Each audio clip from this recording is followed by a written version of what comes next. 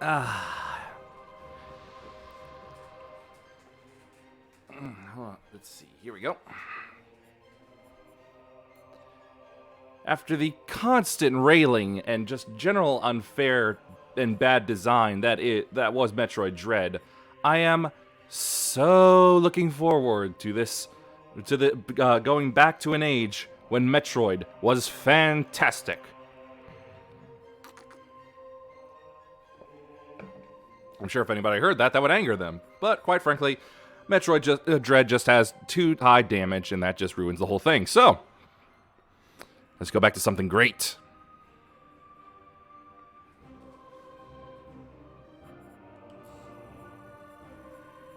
I wish I could do the multiplayer.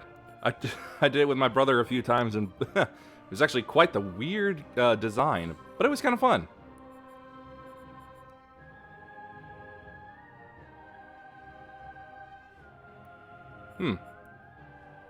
Well, that's a shame. I guess I'll just have to erase it then.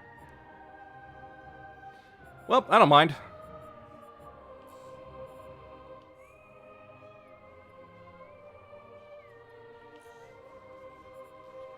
Wait, hold up. That was wrong. It'll be fun to go through it again.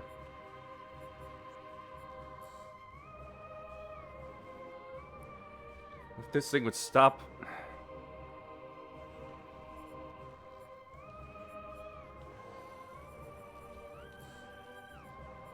Here we go.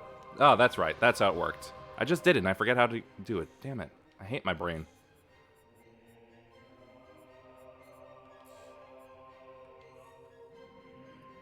I can always perfect them again in my off time. Or nearly perfect them.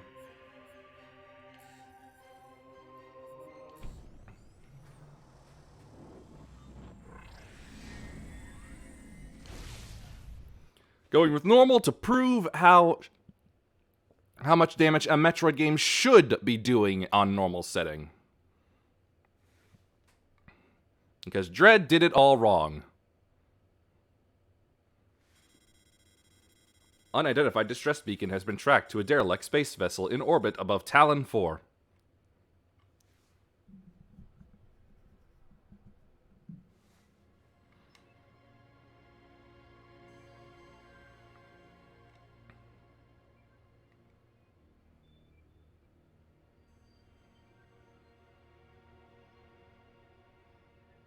Rocks. So many rocks.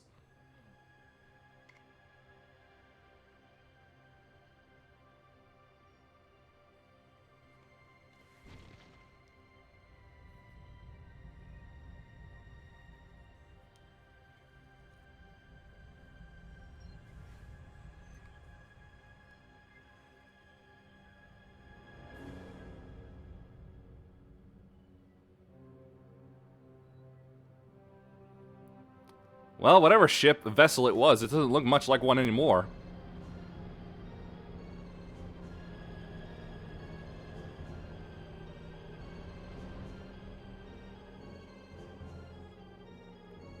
I had honestly forgotten how ridiculous Samus's ship kind of looks in the first game. I mean, look at those under thrusters. It's so silly.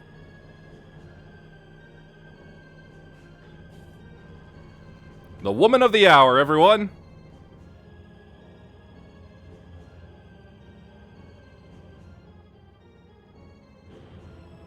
Wait, we're in space. How does that work?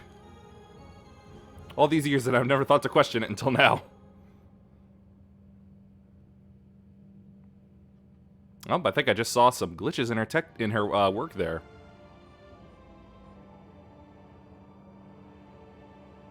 I love that fanfare. Never gets old for me.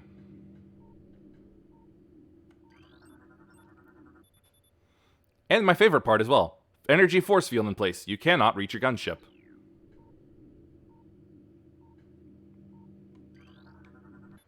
The switch is directly connected to the force field barrier. The force field blocks the entrance.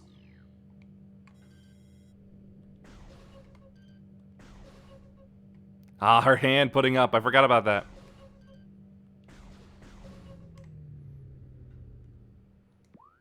Just give me a second. The game noise is looking a little low for once.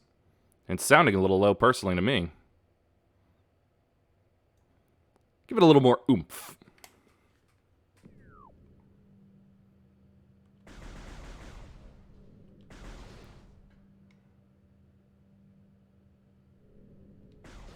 There's the hand.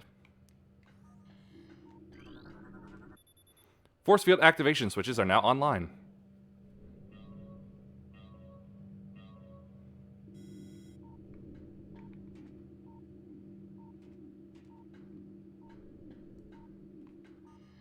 Look at it. It's amazing.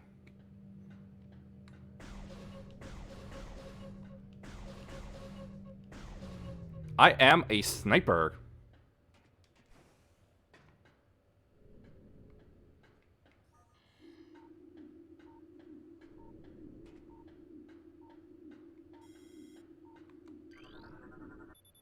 Entrance to main docking bay. Now we got some stuff to really look at. Deck Beta, Biohazard Research. Current status, Environment Normal. Deck Gamma, Reactor Core and Propulsion. Environment Normal.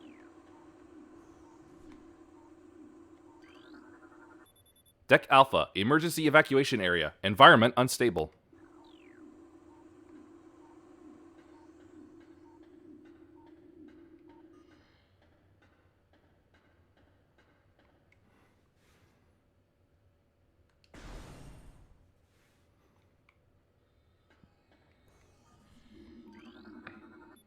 Airlock repressurization successful.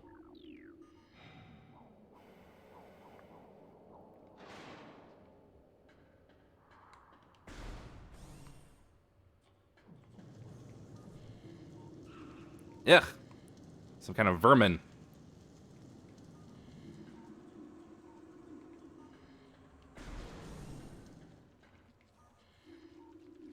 A giant carcass. Morphology unknown. Info. High levels of radiation detected.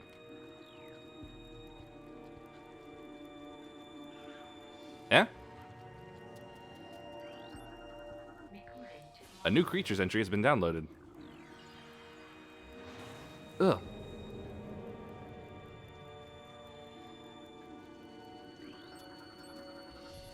Space pirate. Status: death caused by a severing of the spinal cord. Analysis shows incredibly large muscle structures surrounding the jaw area. Biohazardous materials. Phase on batch at 0009A. Destination: Deck Beta. Batch 0142A. Destination: Deck Beta.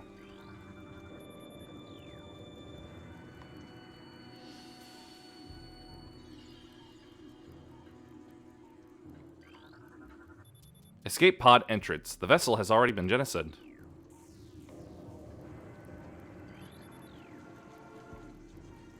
Yeah? Shoot you. Ew! That's quite a splatter.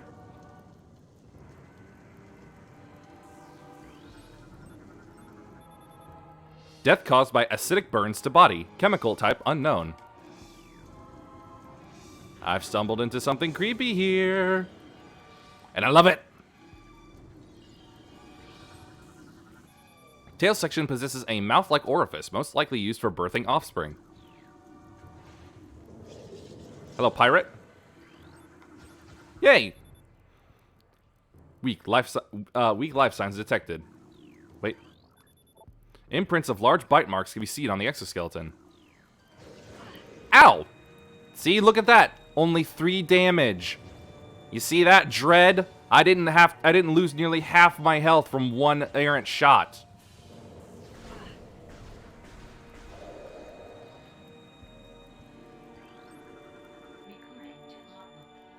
Small energy replenishes 10 units of energy.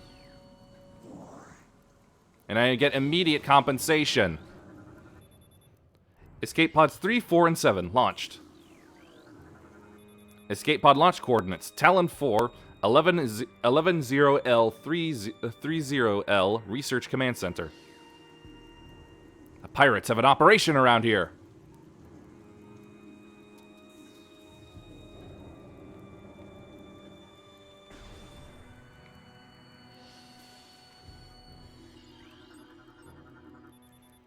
Death caused by excessive blunt trauma to cranium. Although this debris is obstructing the hallway, it looks like it can be easily removed. I love how the gun spreads out for charging. In fact, this is just my favorite version of her arm cannon in general. And I'm glad that they had it for Brawl. I don't like that they replaced it for, what was it, Smash DS, Wii U, and Ultimate? Oh, hey, a hint.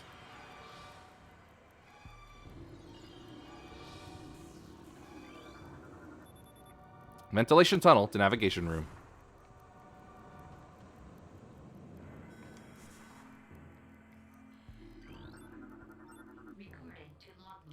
Map station. Walk into map station holograms to download a map of the area you're in. Frigate exterior hull stable and fully functional. Talon 4 ground 0 area secure. Crater radiation readings normal. Parasitic infestation has been detected in the ventilation systems of decks Gamma and Beta. It's kind of funny how the space pirates use the same Greek alphabet that we do. Unless this is translated and just uses an approximation. 2 parasitic queen specimens have become volatile on deck Beta. All security personnel should report to the biotech research area. Well, I found one of them, I assume.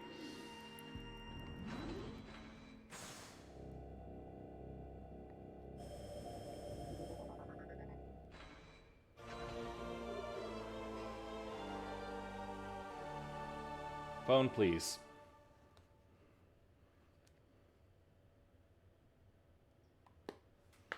It's politics anyway.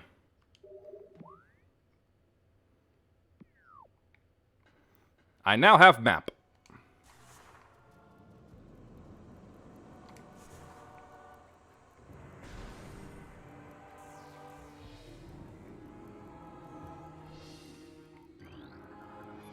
Access to deck beta approved. Please step into the hologram. That is not where I was standing.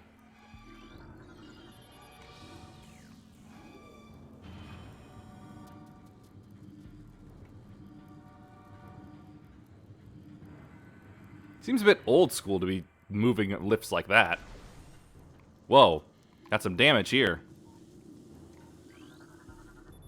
Specimen containment breach on deck beta. All crew report for lockdown.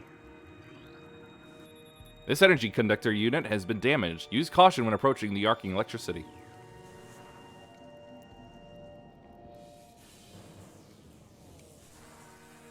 Did it. Easy.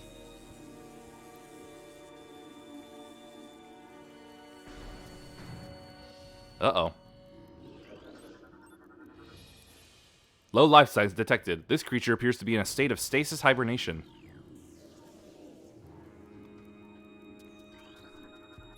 Specimen cell B, status unknown. Rejection of phazon compound detected. Rejection of phazon compound detected. Hibernation. Transference of phazon batch 00810 complete.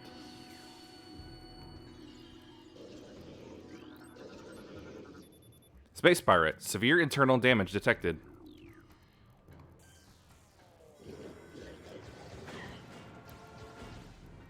See, look, minor damage again. You sure you want to do this, pirate? You're already leaking. Alright, fine then. I asked him, and he wanted it. Both legs of this creature are broken.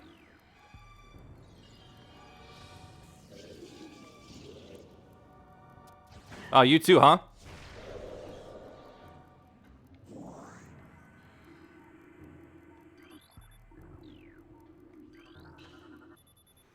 Parasite egg in pupa stage. The fluid sacs in the mouth enlarge after mutation. This allows for increased production of corrosive bile. After mutation, the carapace of the larva becomes rigid. The carapace is quite resilient, able to resist the attacks of many predators. Combat mutation applications are complete. The primary legs of this creature possess galvanized tips, allowing it to penetrate any known alloy. I don't like the look of that.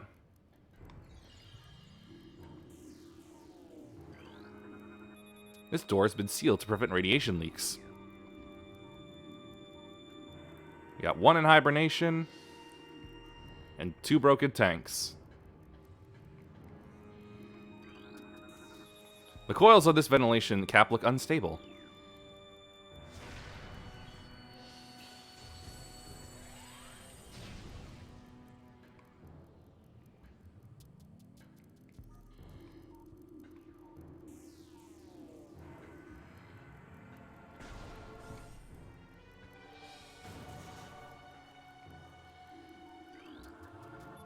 Ballistic support needed in Specimen Block F.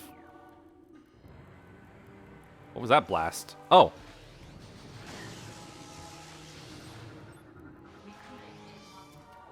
Auto defense turret. Use missiles to break outer casing. Ouch.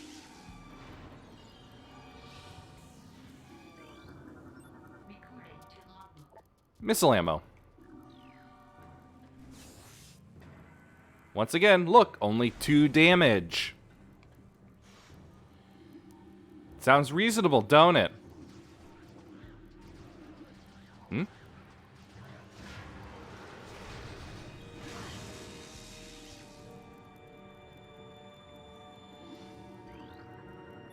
Phazon infusion, stage 3 mutation initiated. Larva status stable. Phazon infusion, stage 1. Parasite larva diagnostic. Mass 1.2, length 0.5. Cell structure stable. Phazon infusion, stage 2. Introducing mutagen into tank. Phazon batch 0732C. Status complete. Space pirate encrypted data decoded. Zebes has fallen. All ground personnel are presumed dead, either killed by the hunter clad in metal or the subsequent destruction of the underground facilities. Our research frigates Orpheon, Syriacus, and Vol Paragon were in orbit at 0 hour and managed to retreat. Frigate Orpheon is now docked at Vortex Outpost. Orpheon's cargo appears to have a 100% survival rate. Metroids are healthy, but on restricted feeding schedules due to uncertain supply status. We are ready to begin research on the Metroids and other promising life forms. Security status remains at Code Blue. No signs of pursuit from the Hunter. No, Nat, it's very not good. Also high. Perimeter defense turret, malfunction. Parasite larva, harmless unless encountered in large numbers. Plasmite, native of Talon 4. Solitary holding Phazon, holding 1. Phazon level unknown. Status, xenotropic life form unstable. Use caution. Specimen cell structure failing. Batch 0732 C does not match DNA, terminating infusion sequence. This species has been horribly mutated. There are no life readings. And it looks creepy. Stage 4 larva diagnostic. Cell structure failing. I'm feeling alright. Whoop, come on. I've got this game going, and I'm enjoying it. Because it feels good to play something like this after the brutality that was Metroid Dread. So playing something with a reasonable difficulty curve sounds very good, and very therapeutic. Specimens exhibit incredible strength and body mass increase when exposed to Phazon batch. Infusion analysis. Let's see. Phazon batch increases the acid production in the saliva ducts of parasitic larvae. Yeah, Dread's alright, but it has this very, very bad difficulty curve where you can take like 40, 30 damage from your first enemy, it's probably all tied into the counter mechanic, which I'm absolutely horrendous at. So it really just doesn't feel like a good 2D Metroid to me. But hey, at the very least, I've reached the end of Dread, whereas I had to give up on Samus Returns. Biohazard waste removal may begin in 3 hours. Something tells me they won't be doing that.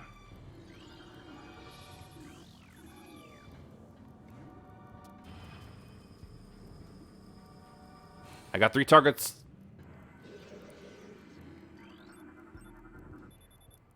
Severe internal damage detected. Zoomer, native of Talon 4. Zoomer. That takes on a new meaning now. Plated parasite larva, native of Talon 4. Hello, who shot at me? Oh, you. Boom! Brain hemorrhage detected. Creature's aim will be hindered. Avoid damage by using quick movements. Good for you. Boom. Me, I think once I beat the final boss, I think I'm just gonna never touch Dread again. Even with its new rookie mode, because the problem wasn't just having the rookie mode, it was being able to switch to rookie mode in the middle of a normal playthrough. War Wasp.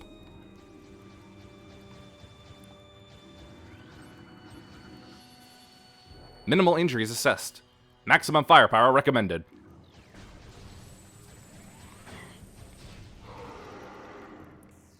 Typical monster growl.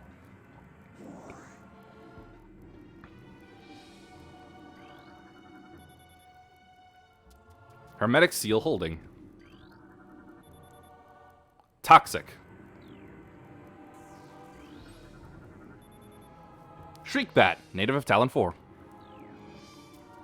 Get a close-up look at this thing. It's ugly, but in a beautiful way.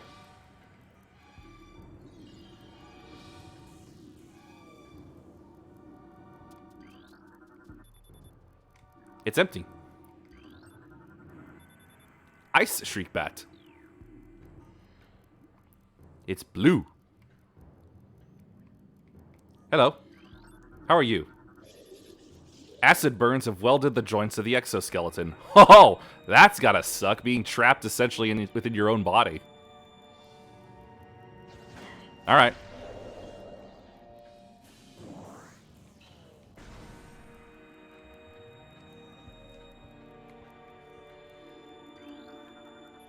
Security codes on auto defense turrets are changed every other lunar cycle.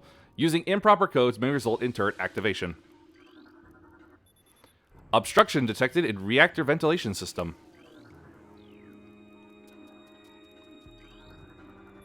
Ventilation covers may become superheated if airflow is restricted. The unusual thermal readings should be reported to the deck engineer on duty.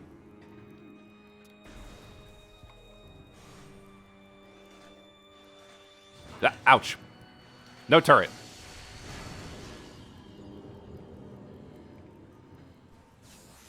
Scratch doing alright? I noticed that she had, like, scheduled streams, but, like, none of them actually happened. Death caused by severe lacerations to the abdomen.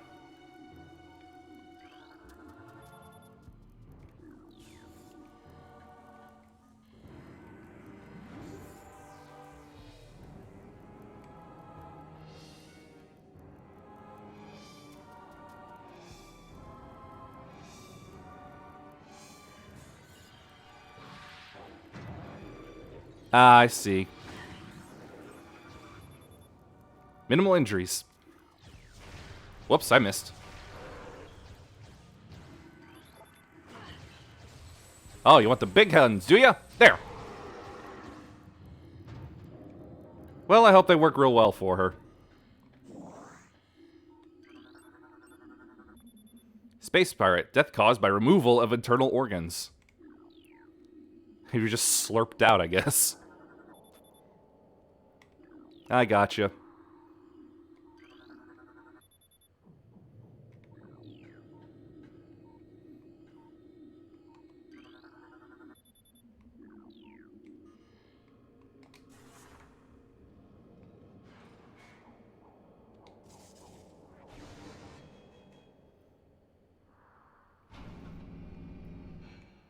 Well, I hope they're strong in the right way for you.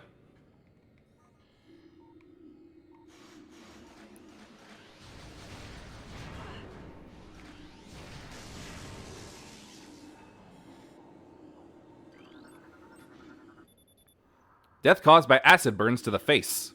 Hey, I recently watched Aliens where that happened. Death caused by severe lacerations. Subject looks like it has been partially eaten. Cranial trauma. This creature looks like it struggled to get through this door. Come on. Got a bit of trouble with where I put the sensor, honestly.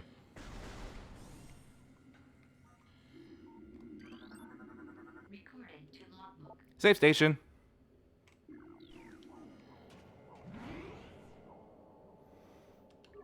I hope she's feeling good enough for it.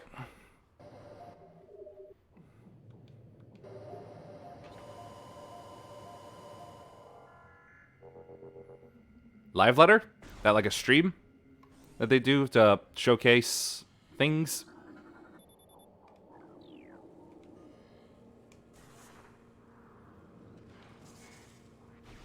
Oh, neat.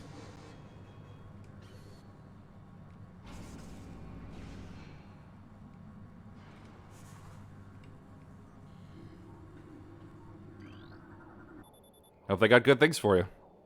Oh, wow, 10 years? That's pretty ambitious. Large amounts of blood missing from the carcasses. These bodies may have been used for nourishment, pattern consistent with predator behavior. No life signs detected. Still contain a heat signature. They have not been here for very long.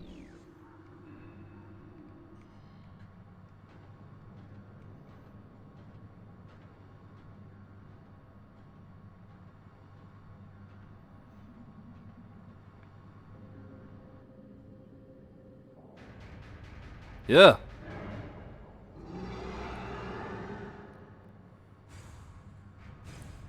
It's big, it's nasty, and it's smart enough to use the reactor shields.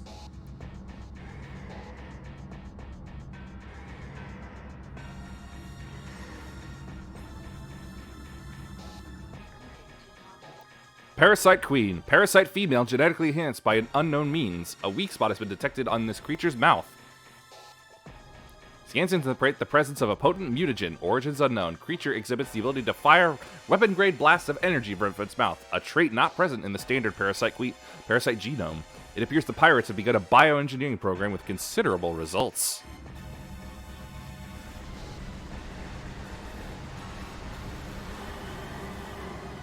I do a little hop, and a hop again.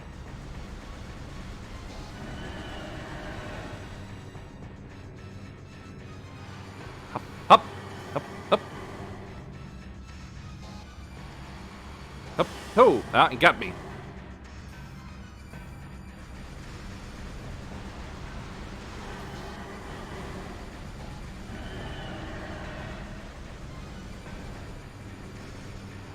Hey, I managed to slip one in, ow.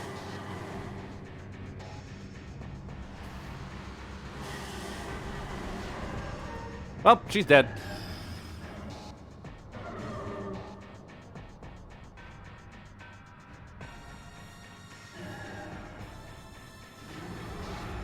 Come on, get sucked into the reactor already. Evacuate immediately. It's funny how a pirate ship would, a space pirate ship would be speaking English. Evacuate immediately.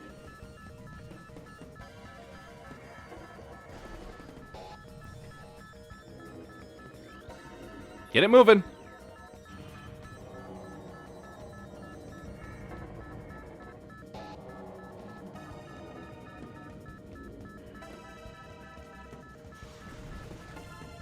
Not you. Don't have time to deal with your nonsense. Oh, hey, it's awake now. And now it's dead.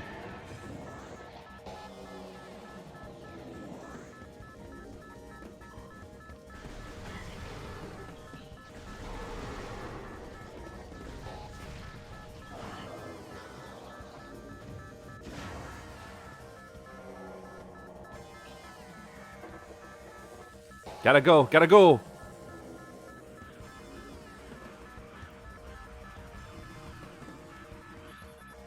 Yep. Yeah, you nasty little things. Ow. That's icky. Icky! Get off!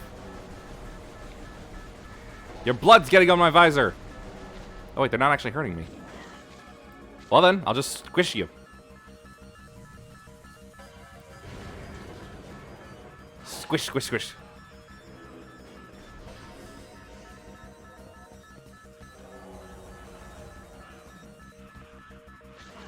Silly things. Oh wait, now they do hurt me.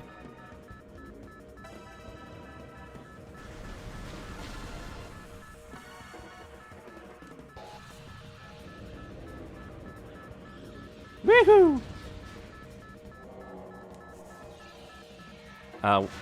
Right. I love the morph ball physics.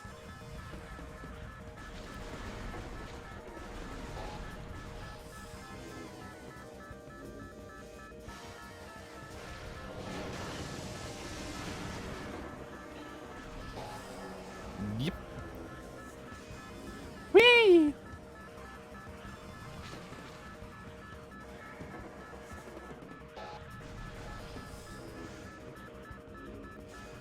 I do love how dirty the space pirate ship looks. Run away! Run away! Run very quick. Whoa! Piston.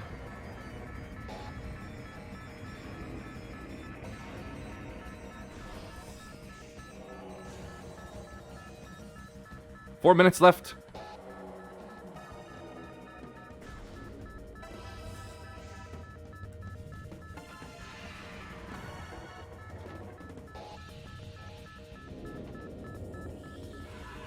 Hello, Ridley.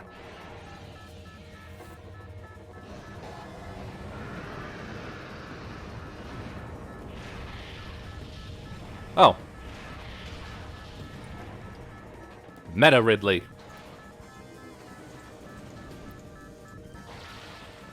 I love this. Whee! It turned Samus into Indiana Jones. Perimeter defense turret disabled. Good, don't have to deal with it.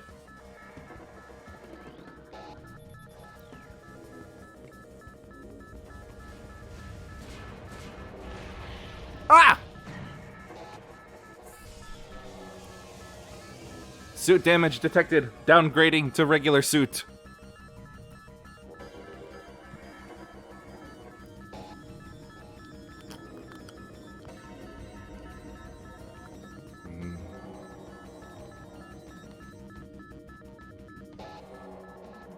I can't charge. I have no missiles. I've just got my beam.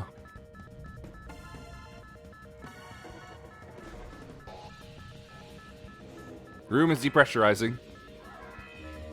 Depressurization complete. I can't even morph ball.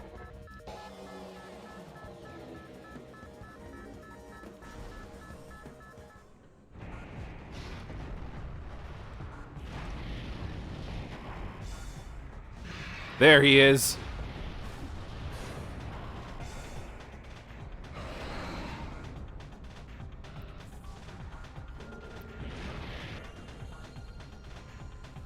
Yeah, just basic pew-pew gun. Gotta chase him down.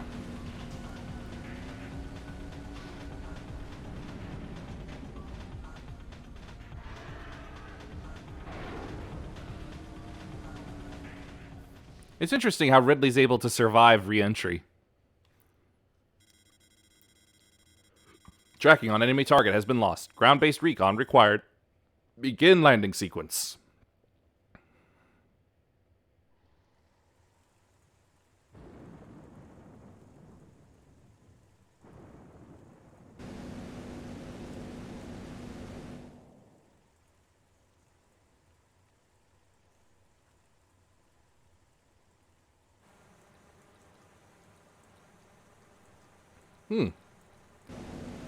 That was actually a bit that was actually a bit pixely.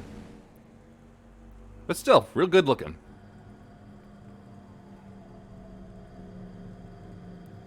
Talon Overworld.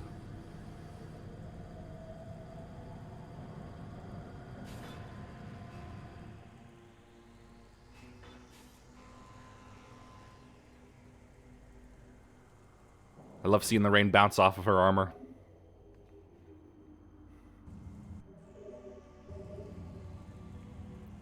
And now we get to some of the best triumphant Metroid music that there is. Best way to start a Metroid adventure. Hunter class gunship registered to Samus Aran. You can return to your ship to recharge energy, reload weapons, save progress. Ah, I can't even double jump. That's gone too.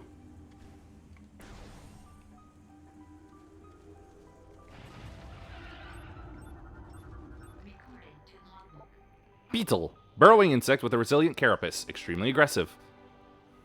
Tunnel through solid rock at high speeds. Above ground, beetles can cover short distances rapidly. Dead bugs.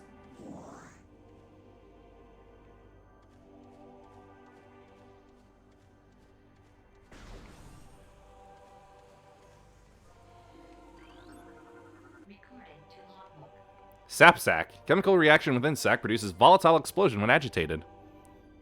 Best kind of bug. Yes, indeed. Because of its irresistible odor and sweet nectar, the sap sac was nearly eaten out of existence. The evolution of an explosive chemical sac saved it. Now only brave or ingenious creatures dare to devour it.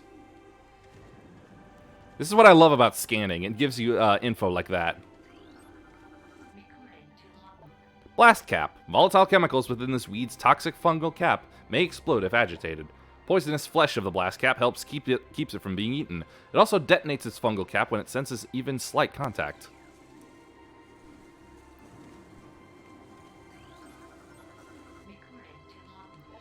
Zoomer anchors itself to walls and other surfaces. Never leaves the home. Only TikToks. Avoid contact with spikes. A basic nerve center located directly above the Zoomer's mandibles detects nutrients. Sharp spines protect it from casual predators, but the lack of a reinforced carapace makes the Zoomer vulnerable to any kind of indirect attack and mean comment.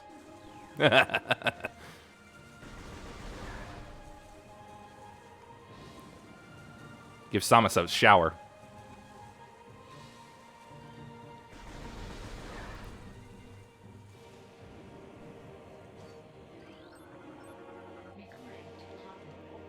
Geemer, wall-crawling mollusk with retractable spikes. The Geemer is an evolutionary offshoot of the Zoomer family. When threatened, it extends lethal spikes and retracts its head deep into its armored carapace. Lichen seems to give off low levels of radiation, no match found in Flora and Fauna databank. That's it. That's how I cancel out of it. Hup.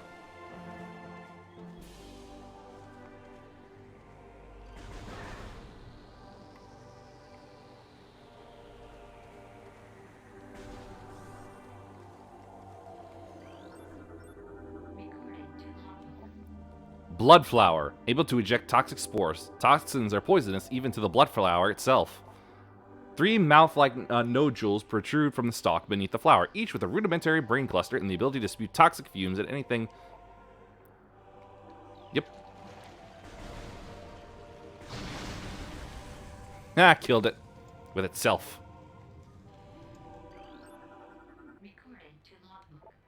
Tangleweed, plant life with basic sentience, retracts into ground if threatened. Tangleweeds are only dangerous to small organisms. They are covered in tiny barbs designed to trap potential meals. Tangleweeds lack the strength to do anything more than hinder larger life forms. And they know better than to try anything with me.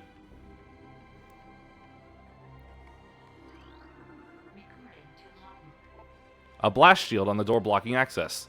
Blast shield is invulnerable to beam weapons. Explosive weapon may damage it. Well, I can't go there yet. Alright, I can't charge. I can't draw that into me. Not like I need it anyway.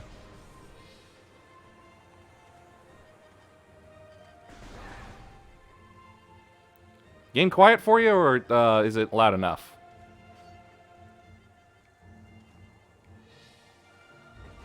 Ah.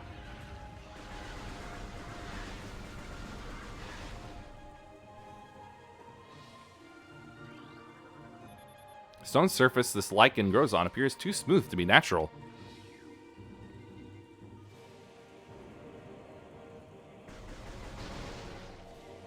Couldn't remember if that actually needed to be blasted or not.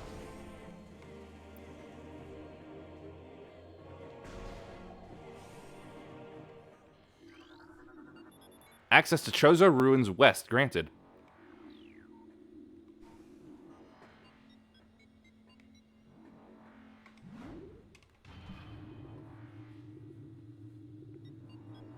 You spend so much time seeing Samus in the Varia suit, you kind of forget what the basic power armor looked like.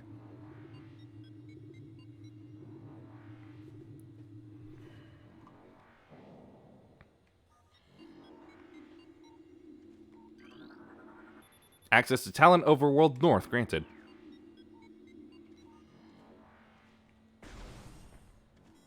Data received. Abnormal seismic activity detected. Seismic disturbance at ruin site.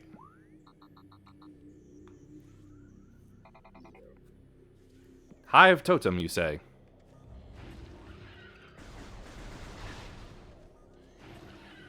Would you stop? I'm trying to scan. These pillars have collapsed from erosion. Carbon dating cannot determine the age of the structures.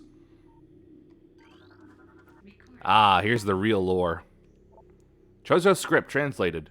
The history of the Chozo stretches back into ancient times, so far into the fog of the past that we know not where our ancestors came from. One thing is clear, however. The Chozo who colonized Talon 4 made a conscious choice to eschew a civilization of advanced technology. We Chozo chose to live in harmony with nature, guided by the providence of the universe. We believe we will spend peaceful days here, and plan to leave our words from time to time.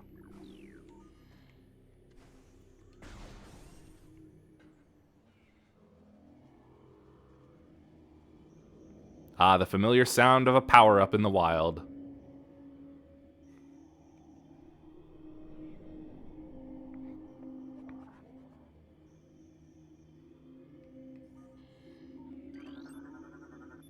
This tree seems to be weakened due to cellular decomposition.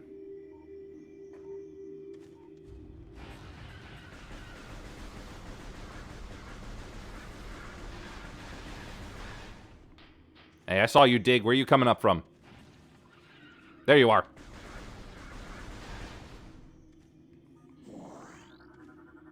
Passageway to shrine.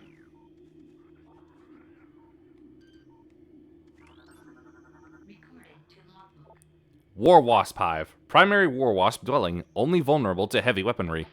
War Wasps build their homes over existing crevices using whatever materials are close at hand. They carry building fragments back to the construction site with their forelegs and glue them into place with adhesives secreted from their abdomens.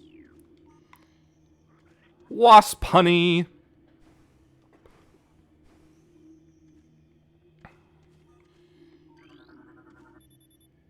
The ledge this object rests on cannot be reached from this room.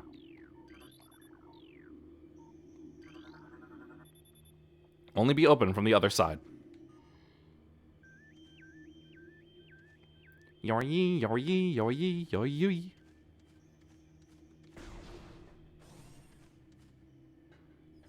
yoy. They skewed high technology, yet we still got this, hey? Scarab. Exploding parasites that can embed their bodies in solid rock. Scarab think nothing of sacrificing themselves for the safety of their swarm. When a hostile life form is sighted, they block its progress by embedding themselves in floors and walls. Embedded scarabs violently self-destruct when threatened. But if the entire swarm does that, then they're just killing themselves off. As I have just proven.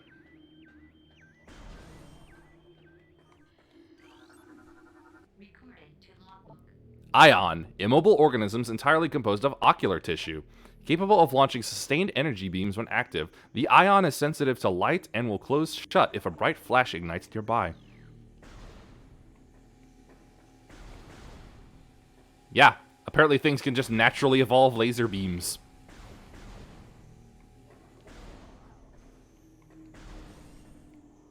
Laser beam. Many long years have passed since we Chozo first took root in this land. The passage of time has always been a source of fascination to us. It is the belief of many Chozo sages that the truths of the universe hide within the tumbling currents of time's flow. Even as we search for answers, However, we find illumination in other unexpected places. We know not how the ability has come to us, but recently many Chozo have begun to sense things beyond the realm of ordinary perception. Strange sights and inexplicable sensations flood our minds, filling us with visions. We take this growing ability to be a sign of our burgeoning harmonization with the infinite. Perhaps, finally, the universe's secrets are becoming known to us. Chozo, basically, space Buddhists. Elevated toxicity levels found in tree bark. Eh?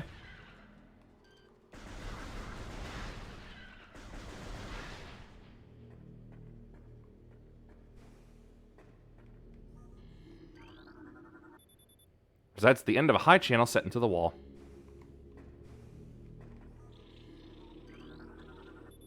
Ornate wall hanging with a highly reflective surface. It does not appear important. War Wasp, airborne insect equipped with a venomous stinger capable of shearing steel. The War Wasp rarely strays far from its hive unless it is pursuing an immediate threat. It attacks with no regard for its own survival, dive bombing its enemy with stinger extended. Fast-working toxins from the stinger can incapacitate most small organisms. Well, I'm not fighting them because I have nothing to bring down the hives. What's that noise? The only translatable symbol detected on this sculpture is the word Chozo. Chozo sculpture crafted in honor of Talon's star.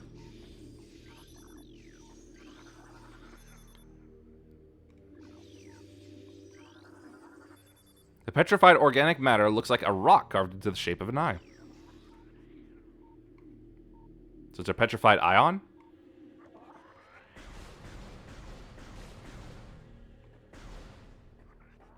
Ow. But it did not really ow. Said it didn't take any actual damage. Nah, not again with you bugs. Go away. Hey, what are you? Plasmite. Small insect capable of storing and releasing thermal energy. Plasmites are attracted to sources of heat, thriving on the energy present there. They emit light when hunting and will expel small bursts of thermal energy when threatened. Basically, a dangerous firefly.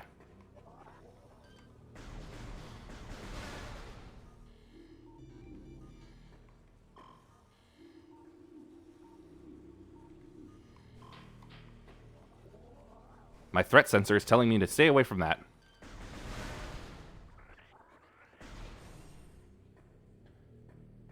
I've made it to the hive totem.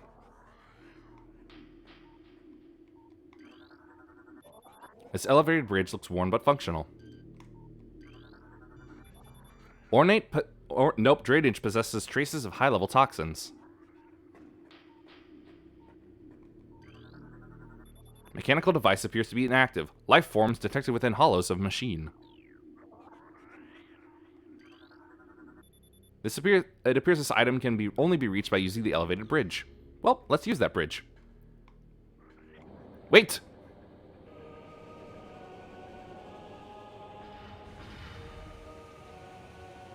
Uh-oh. I stepped into a trap.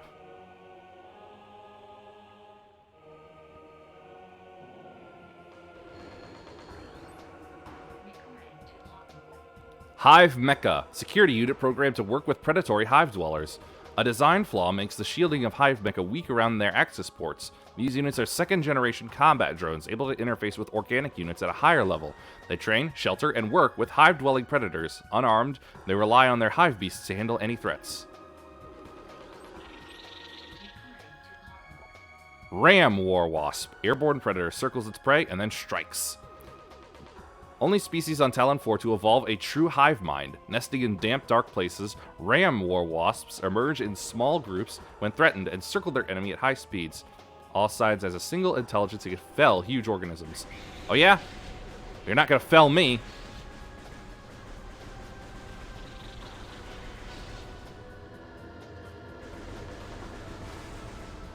Take that!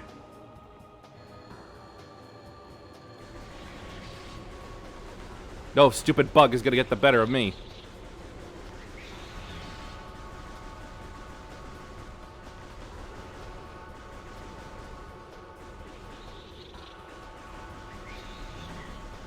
Ouch.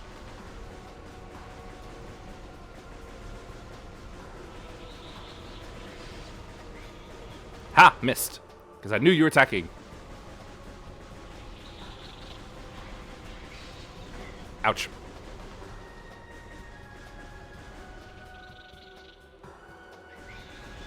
Ow.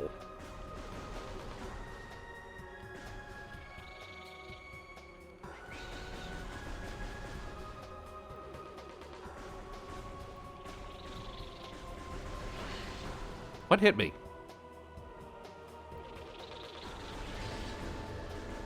Boop, boop, boop, boop, boop. It's like I got 4 mouths to work with.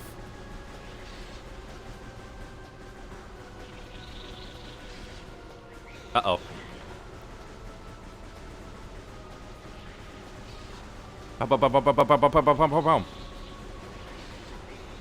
Ow. Would you stop spinning? You're gonna make somebody watching this dizzy.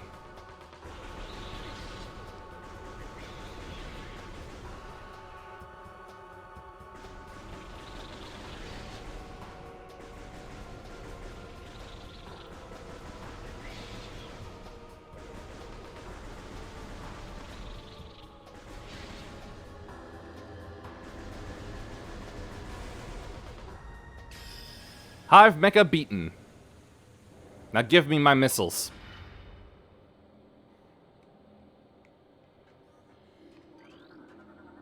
Missile launcher.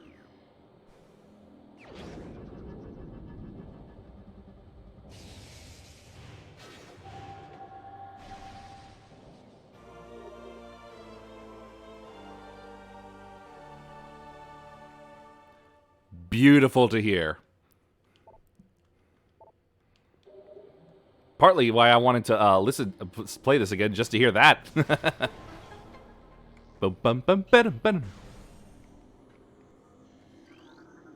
Energy tank.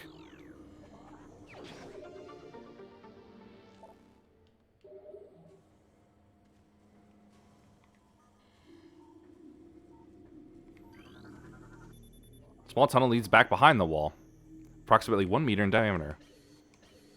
But I can't go that way. Because I've lost my ball.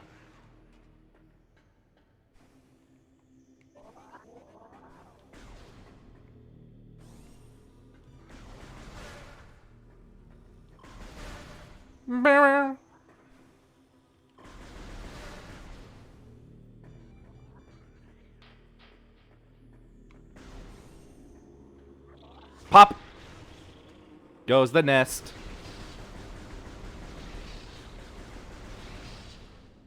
Now then, there are things to get around here.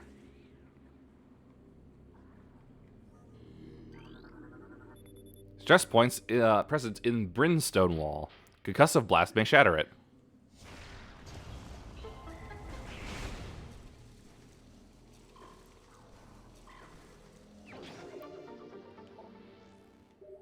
Oh yeah.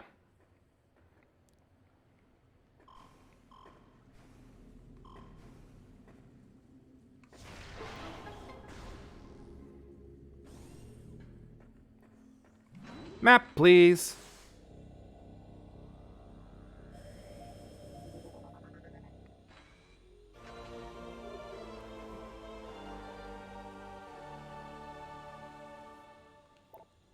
Orchestral choir. Never gets old.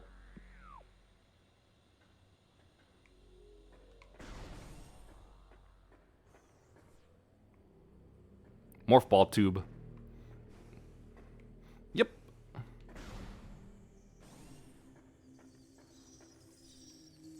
Do your thing, you silly nuts.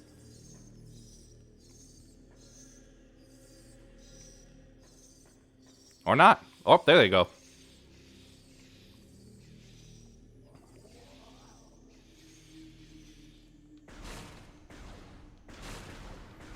Such ridiculous bugs. Hold on a moment. Oh, nope, that was the save room. Right. Launching.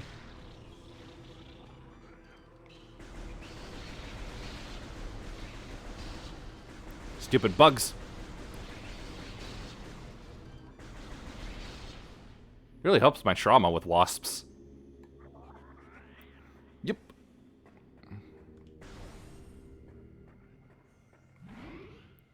A save to refuel.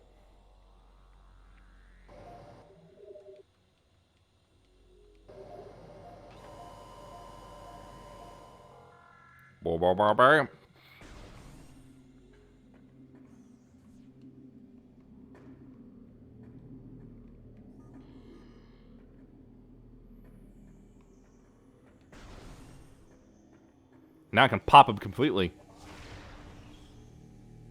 Or not. I could have sworn I could.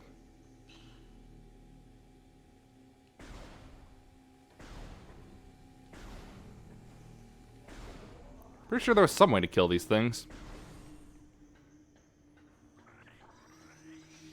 Oh!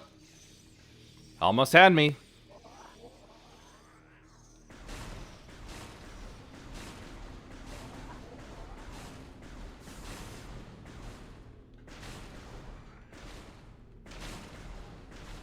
Ah. Well, can I get some preemptive shots out? Good hit, good hit. Shut up. I didn't ask for your opinion. There's another one I gotta hit somewhere. Okay, I walked right into that one.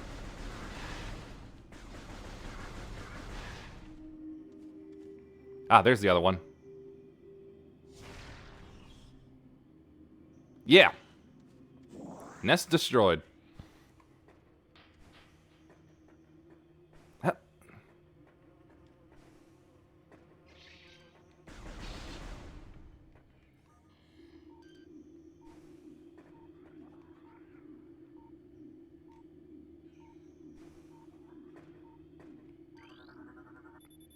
Ah, grapple point.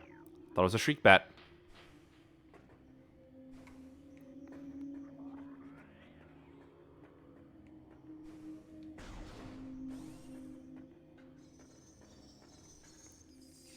Well, Morph Ball. Can't go that way. But I can't go that way. Whoop, come on. Right after I deal with you.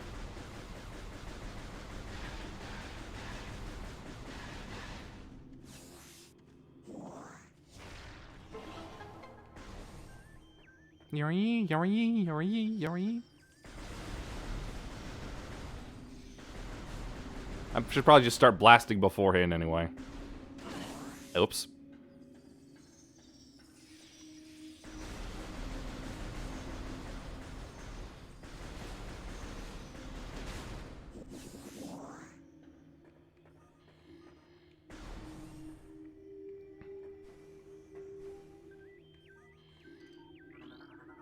Morph Ball.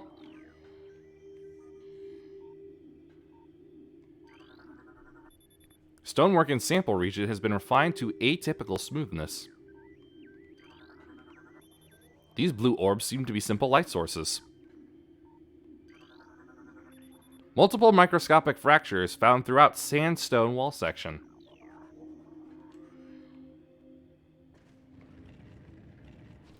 Why must you do this to me? Ah!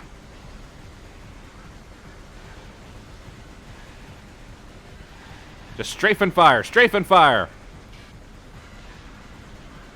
Treat it like an old boomer shooter.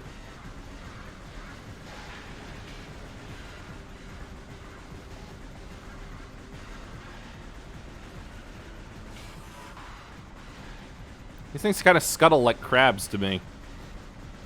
Makes them seem less like bugs. But they go splat! Which makes me more inclined to believe they're bugs. Ow, I thought you were dead.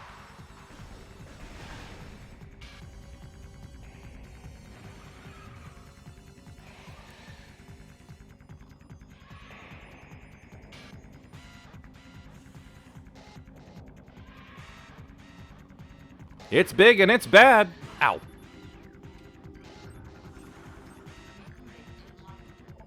Plated beetle. Well-armored burrowing insect. Vulnerable only in the rear abdomen. Creature's thick cranial plating can repel frontal attacks. This gives it an advantage in combat, allowing it to make ramming attacks, only surfacing when it detects vibrations above. Then it maneuvers itself so as to always face its rival, keeping its exposed abdomen protected. Reminds me of spider ants.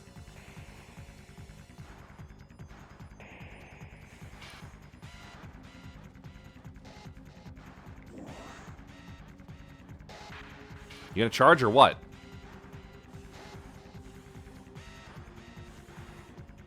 Good.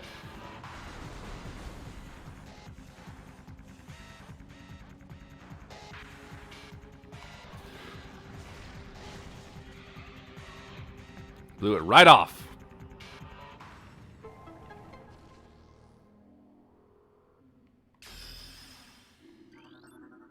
Recording to logbook. Large energy. Yep. Alley-oop.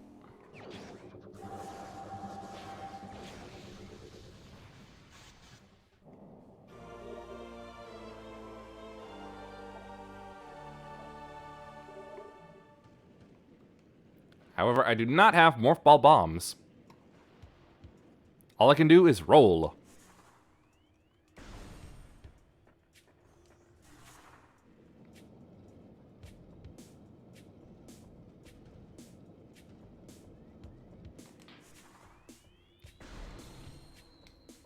They see me rolling, they hatin'.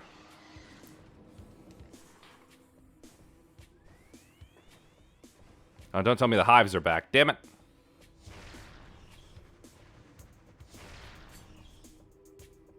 Still got it.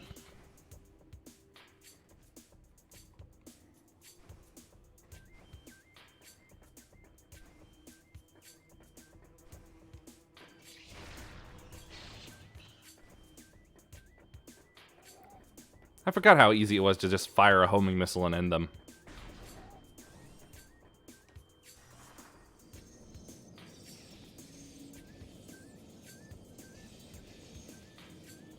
Little ball speeding through.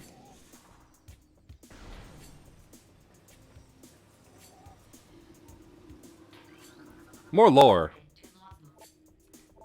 The surges of negative energy brought by the meteor far exceed our expectation.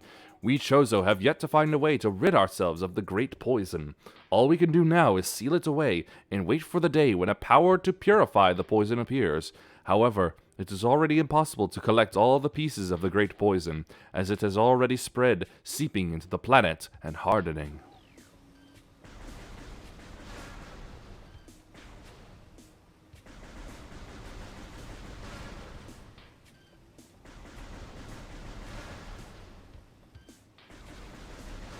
And now it's dark. What's you? Fountain choked by overgrowth. Toxin levels are high.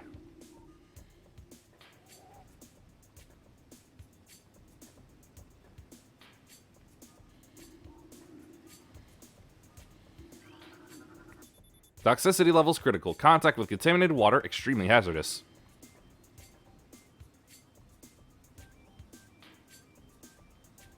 Oh hey, spider ball tracks. Magnetic rail system track detected. It appears to be active. Spider ball technology required to access track.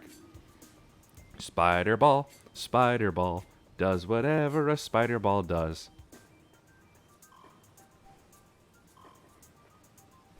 Ow! Stupid bug.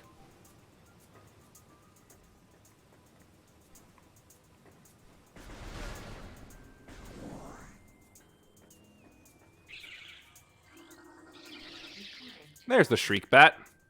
Territorial ceiling dweller. Body temperature peaks at 121 centigrade. Shriek Bats have high internal temperature, making them easy to spot with thermal imaging. They roost on cave ceilings while hunting for small prey. Fiercely territorial, they dive bomb anything that wanders near. And they miss horribly.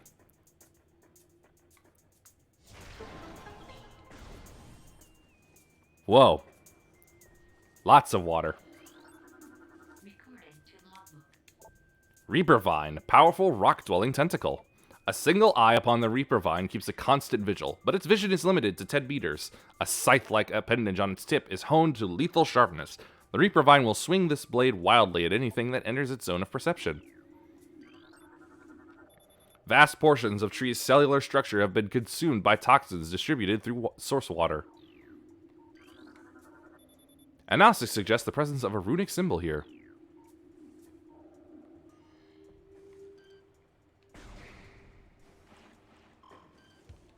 Move it.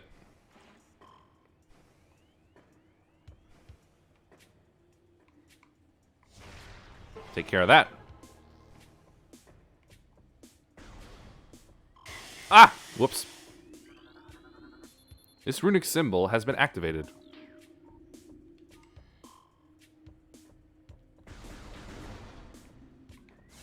Ah, yes, that was another thing this Prime series has over Dread. If I'm ever low on health or ammo, I just have to kill enemies in Dread. But in here, I can destroy things that are in the environment and get pickups. Ow!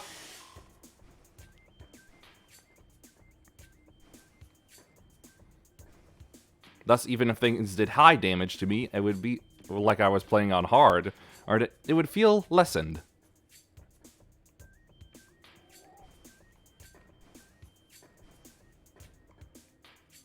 Oh, that's another bee. A beehive. Good riddance to you. 4 runic symbols in this room must be activated.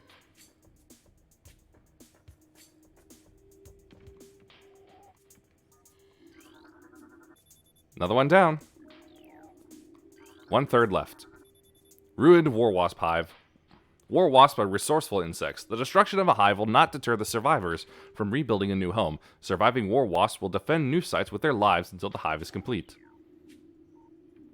Explanation for respawning enemies.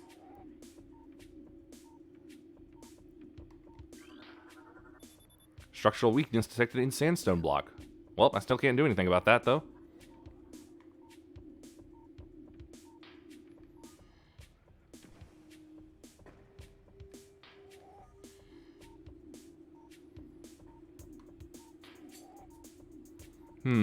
Trying to remember how this works.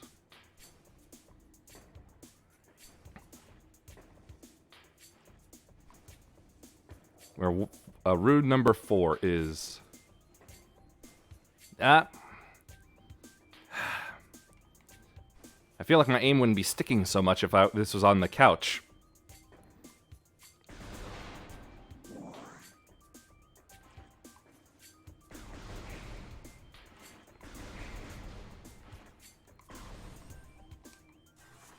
Oh wait, I don't have to.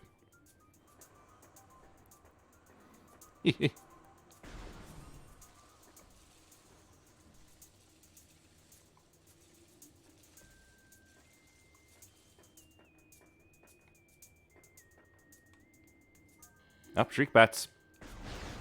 Recording to logbook. Missile ammo. Derelict mechanism once controlled the water pump. Currently, non-operational. The path of corruption leads even higher.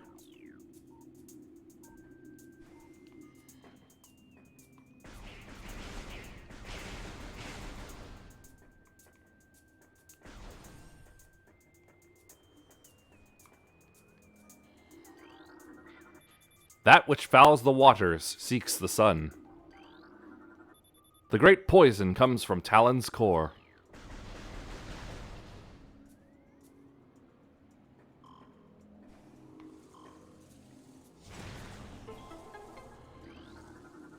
Missile expansion.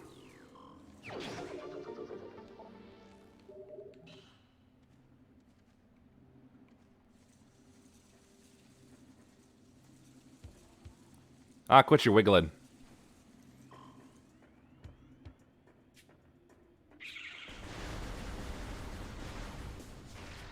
Wasn't trying to open the door.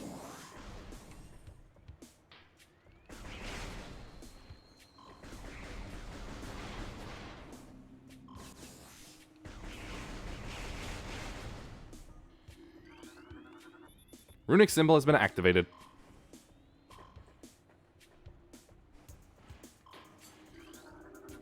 Runic symbol has been activated. Hop around and look around.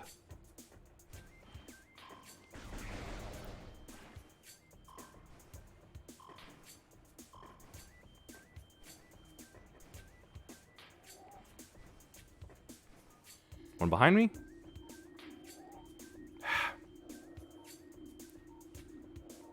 Oh, hold up.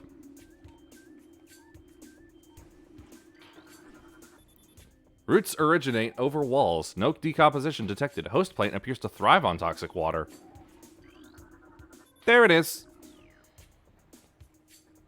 Just need a third. Don't get in my way. Here it is. Large metal gate blocks entrance to area beyond. 4 runic symbols adorn its surface.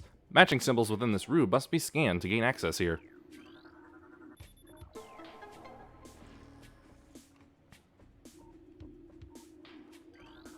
And then scan the 5th.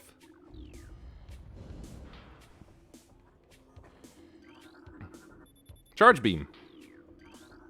Recording to logbook. Disaster struck suddenly. We had a vague, dark foreboding, and it became truth. A meteor appeared from nowhere, casting a dark shadow of debris over the land with the violence of its impact. Its destructive force spent. The fallen star burned itself out rapidly, and the incident should have faded into memory. But the meteor brought with it corruption. A great poison burst forth into the land, a strange energy that clawed at natural life with a ferocity. That strange negative energy emitted from the meteor expanded to encompass Talon 4 in a night as a spider weaves a web. So something crash landed.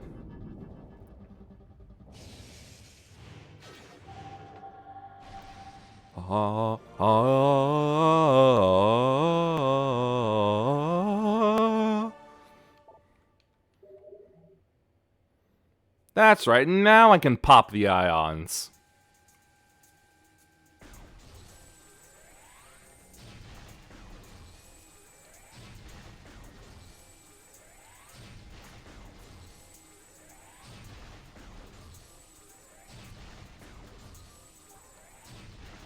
However, unidentifiable obstruction approximately 1 meter wide blocks the hole. No, nothing I can do about it. Yep.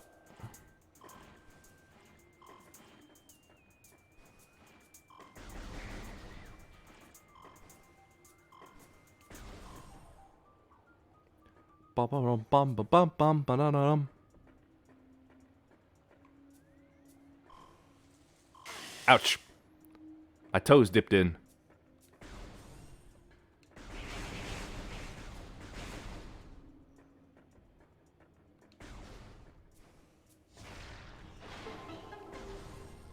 Another save room.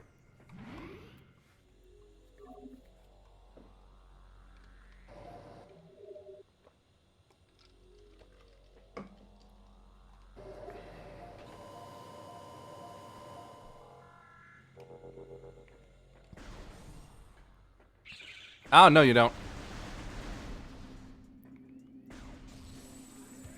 Now I can finally draw it in.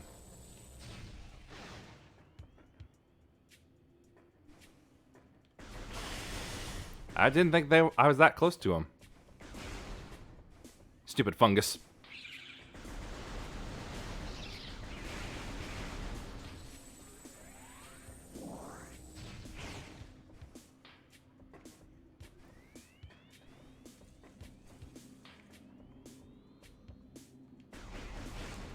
I hear the sound of a wild power-up. Whoa, hold up there.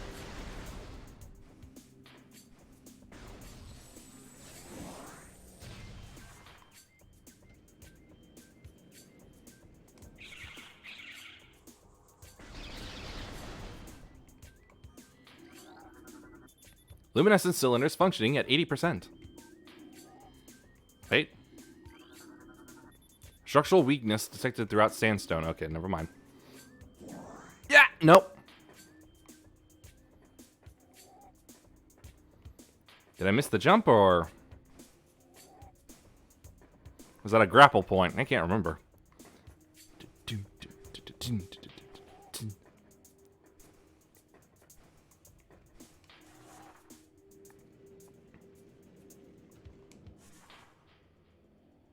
Yep. Alright, I just missed the jump.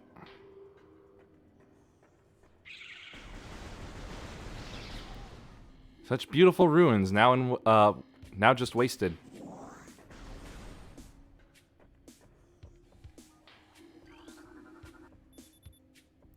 Sandstone, yep. I'm popping some eyeballs. Oh, no need.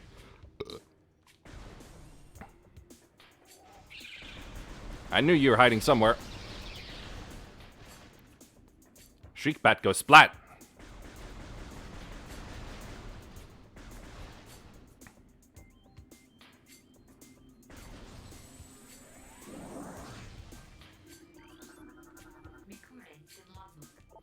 Lock system engaged. Secure the area to unlock the door.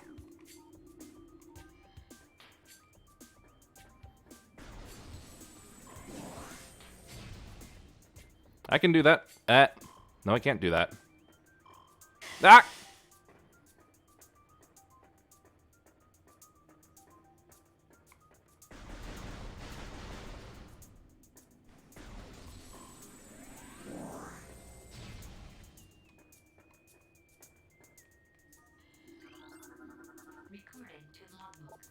Stone Toad. Preys on creatures smaller than itself, vulnerable only from within. A stone toad is able to remain still for days. It preys upon creatures smaller than itself, inhaling them whole. Anything it finds indigestible, it regurgitates. Stone toads use their tusk as the last source of combat. Freaky thingy.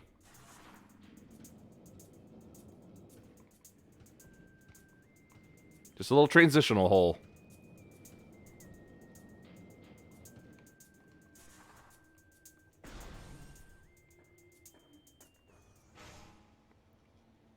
Oh, great. That's a big one.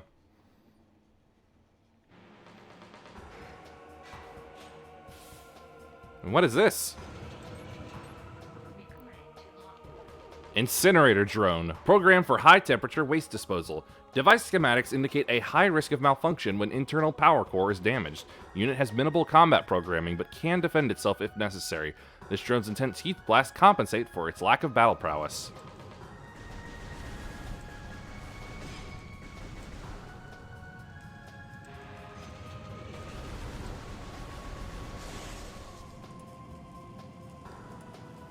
My guess is it knows the hive is there. Barbed War Wasp. Airborne insect with the ability to launch its stinger at prey.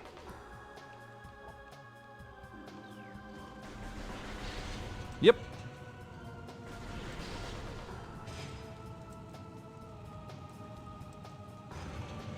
Up. Just a nice little hop over. And then just let it go. Yep. Ouch. That was a dodge. Should not have done that.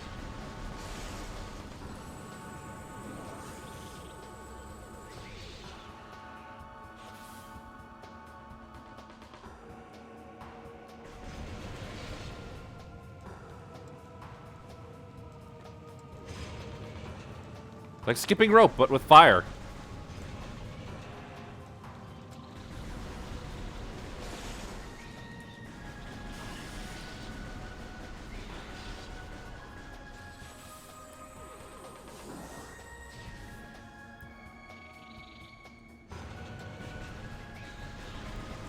Stop that. Yep.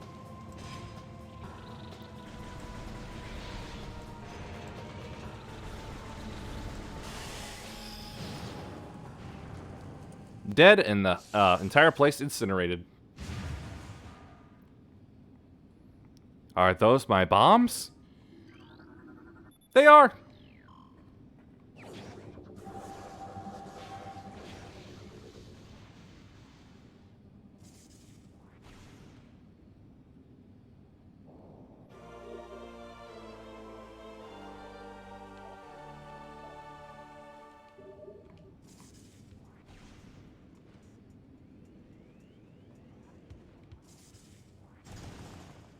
Going in.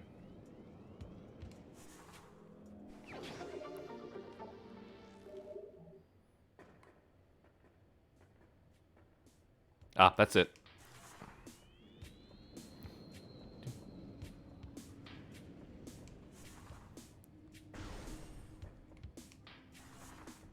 Jump. Also brings back my jump.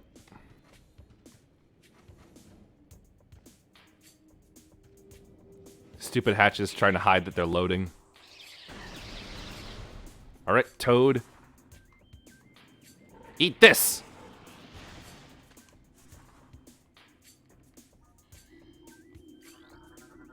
Basic systems appear to be operational. Device should operate once power has been restored.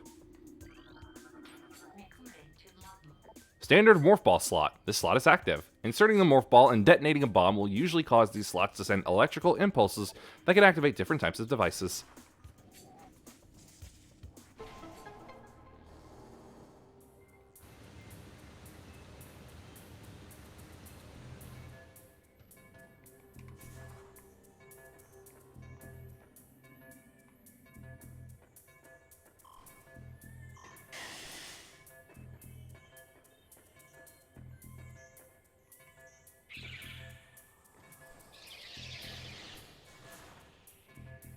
Jump. Come on.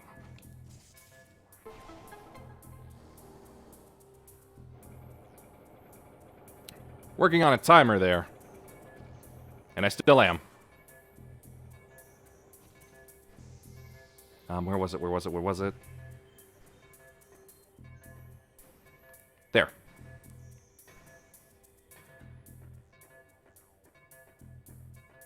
Nope. Here we go.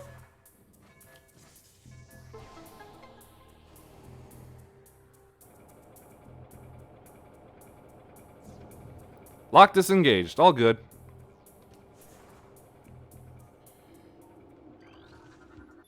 This machine is now fully functional. Machine connected to the slot is currently functioning. Slot has turned itself off.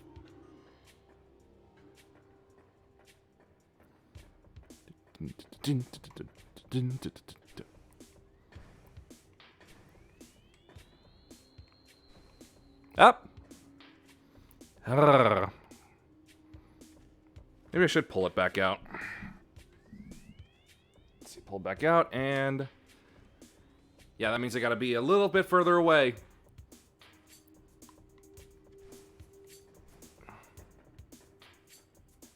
But it might make for a smoother experience.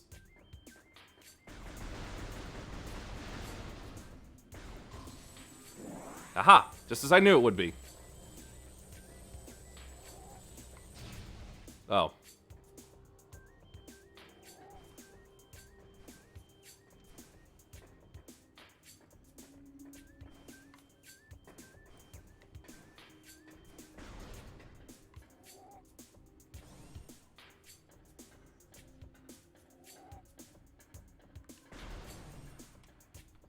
Another track, but I can't do anything with it, so into the hole.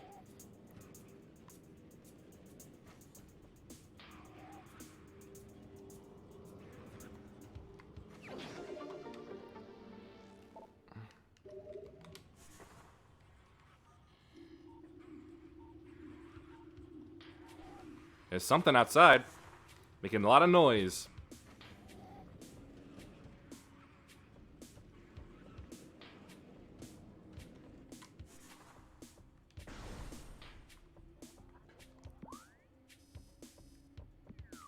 Hold on, what was with the map? Oh, right, yeah.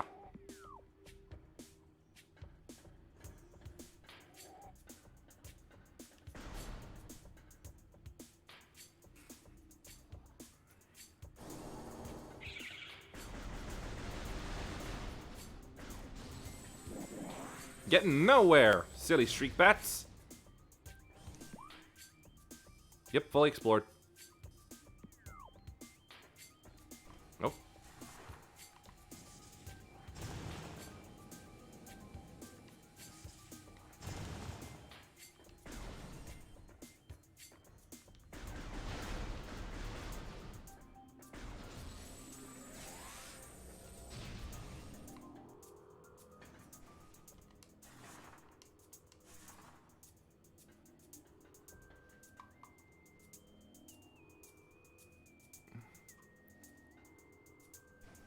How do I get that? Something, something, something.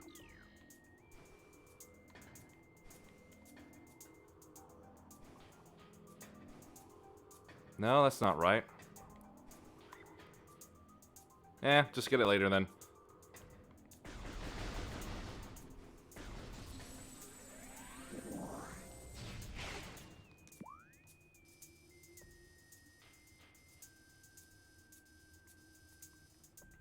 That's a good spot to start, I suppose, down there. Whoop. Uh-oh. Ouch, ouch, ouch, ouch, ouch. Ow! Stupid shrooms.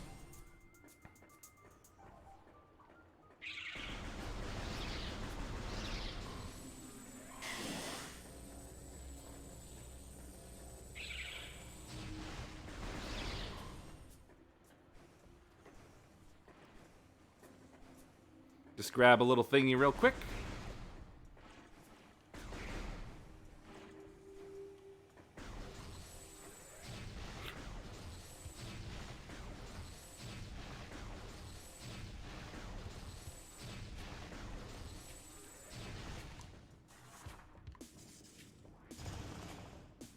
Into the pipe.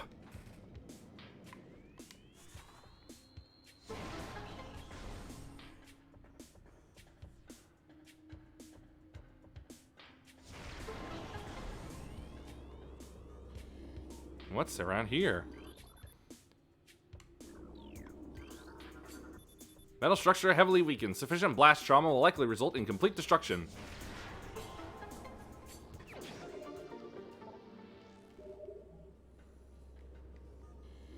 Oh yeah, otherwise it was Spider Ball.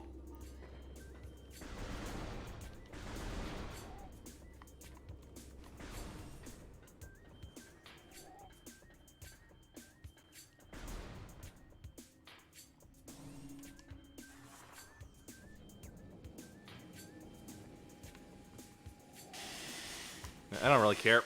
Yeah, I've got the health for it. Whoops.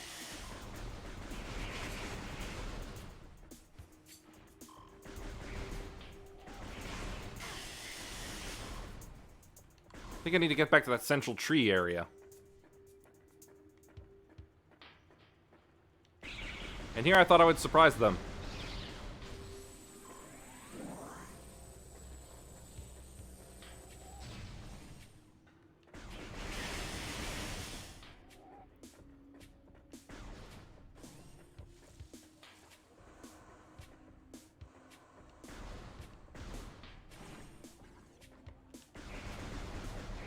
Ah, yes, now that I have the Morphball Bomb.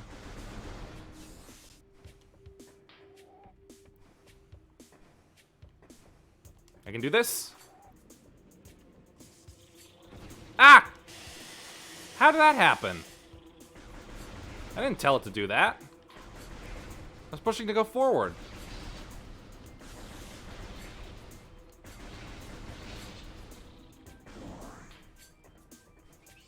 Where's that hive again? There it is.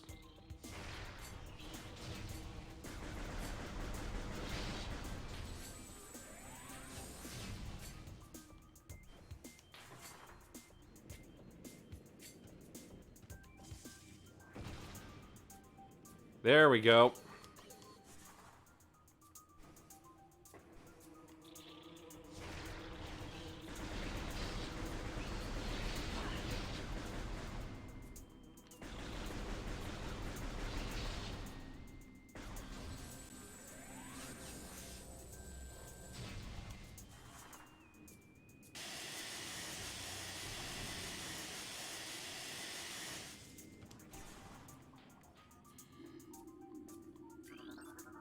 Recording to login.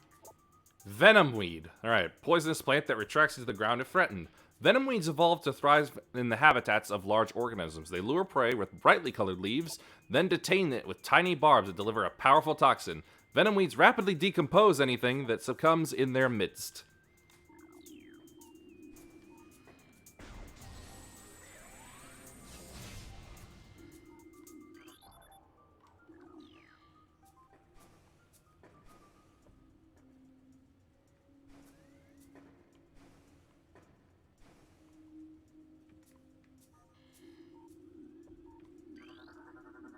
Wall appears to have been constructed with extreme delicacy around tree limbs.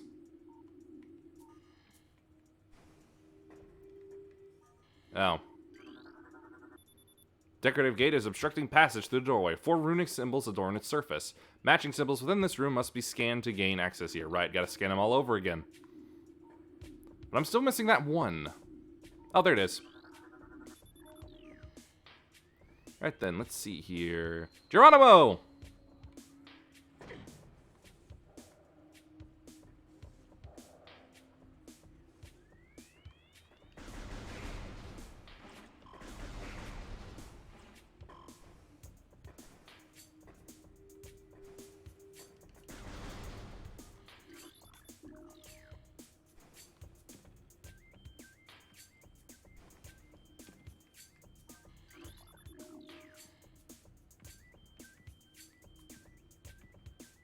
Number 3, where was number 3?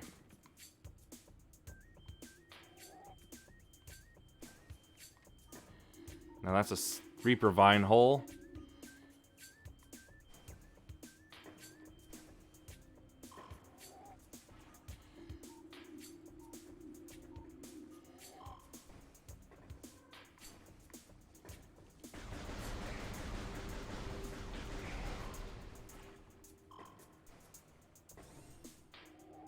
Ah, this is my memory way too often. Overwhelming toxin levels have rotted all leaves.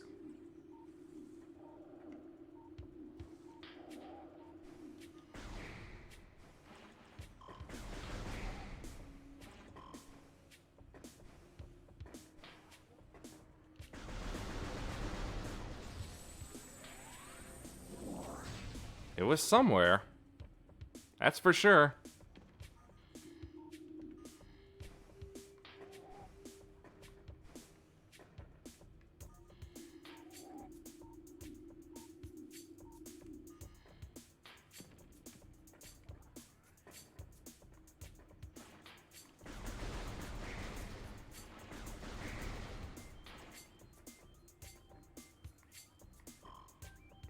Ah, it hurts that I can't remember where it was.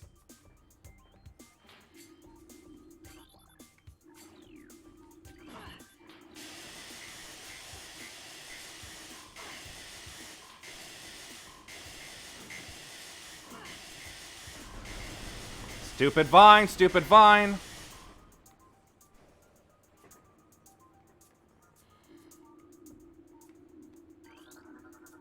Toxicity levels critical. Contact with contaminated water extremely hazardous. No kidding.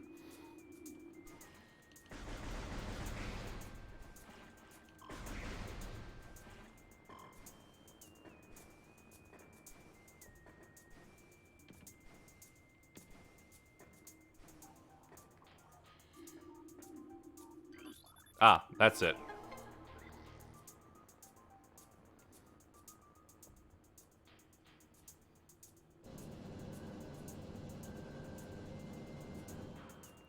Won't have to do that ever again.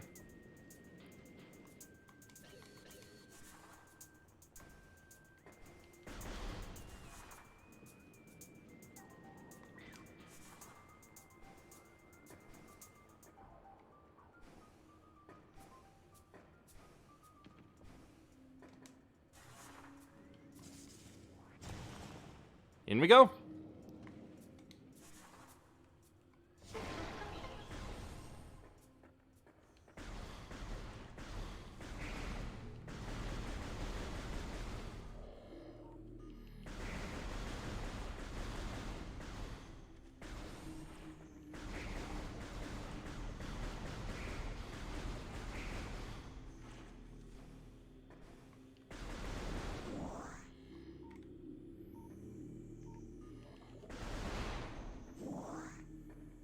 Feel like I'm preparing for something.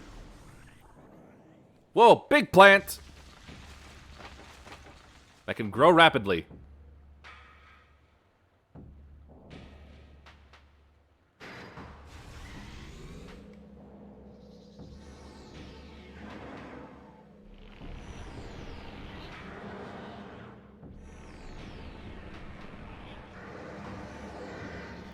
Flagra.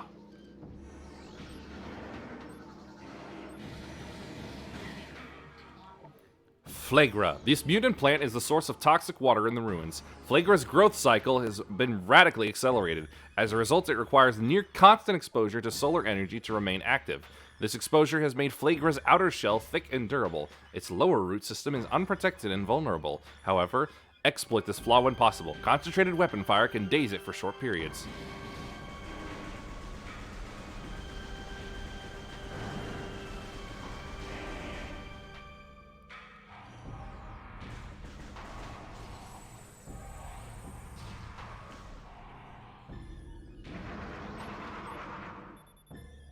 Focus sunlight onto the creature. Looks like it can be tilted, possibly to take it offline. Ah, yes, now I remember how this fight goes.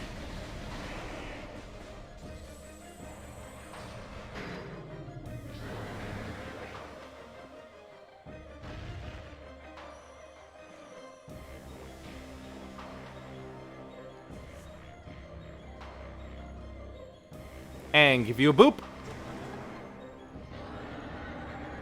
You like it hot, Flagra?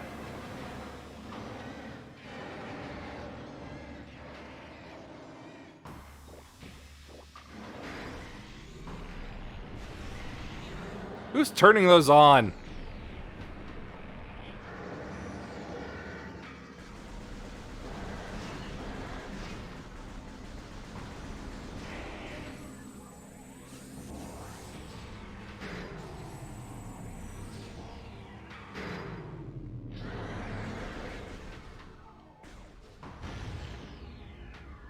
Over there.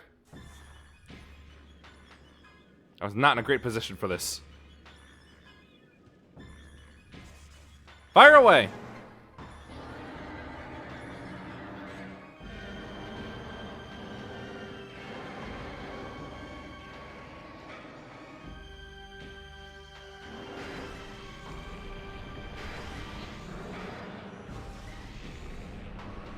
That little light of yours, I'm gonna turn it off.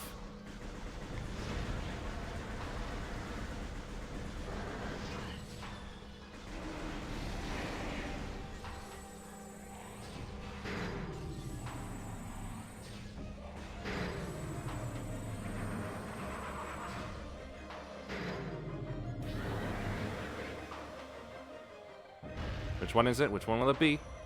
Either one. Good. Perfect for me.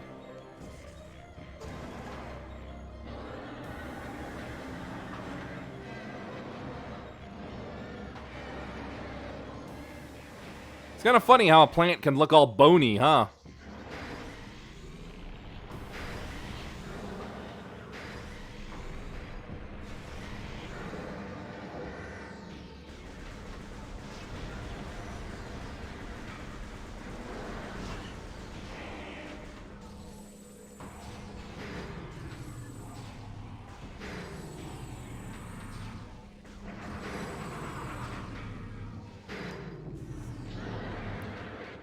Moving with speed.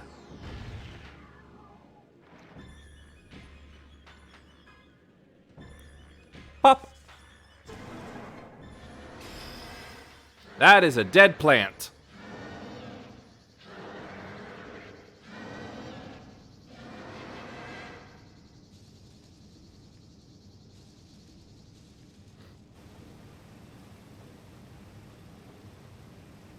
Hey, water looks clean now.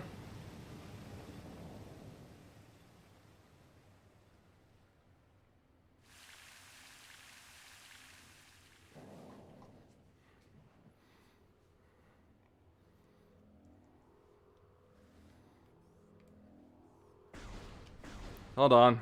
It's lost. Lost it. There we go. The Varia suit. Huh, I got it back so quickly.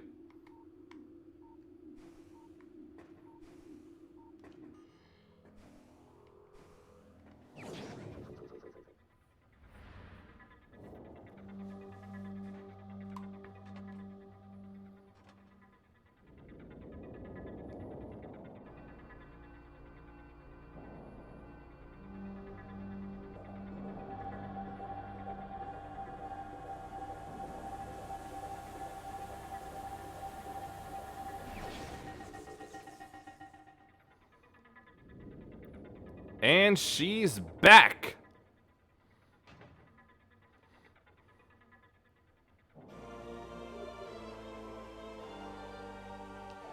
Dangerous areas of heat are now accessible.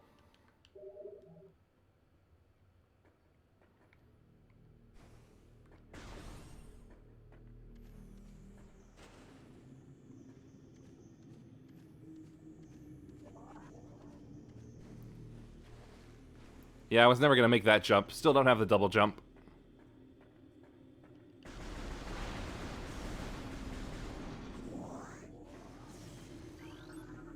Recording to logbook. Pulse Bamboo. Life form of raw energy periodically releases explosive segments from its body. Pulse Bamboo are energy beings, invulnerable to most known weapons. Electrical energy can harm them, however. They lack any intelligence beyond an instinctive attraction to other charged energy sources. Pulse Bamboos produce energy constantly. All excess energy is shed, regardless of who or what may be nearby.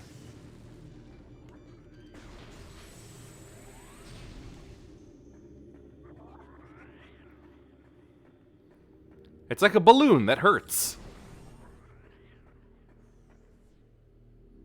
Down I go. Bugs, bugs, bugs, bugs.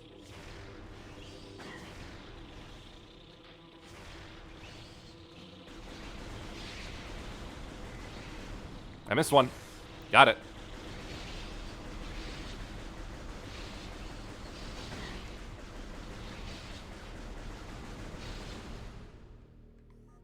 More Chozo lore. Recording to logbook. The cries of this dying land echo in our ears as we Chozo watch the great poison seep even further into the living pulse of the planet. The dark energy sinks into the trees and waters, devouring all life. Peaceful beasts die by the thousands. Some creatures survive, but their forms grow as twisted and evil as the force that fell from the sky.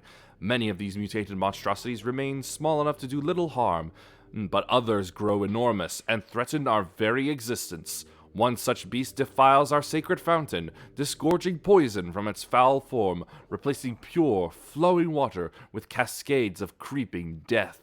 Even in the face of such horror, we Chozo do not turn in fear. We are all that stands in the way of this great poison, and it is our duty to contain it. Oh, they mentioned Flagra. Flagra!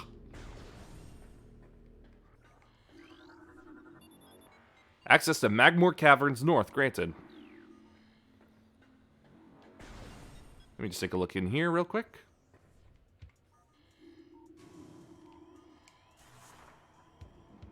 Hey, come back down here.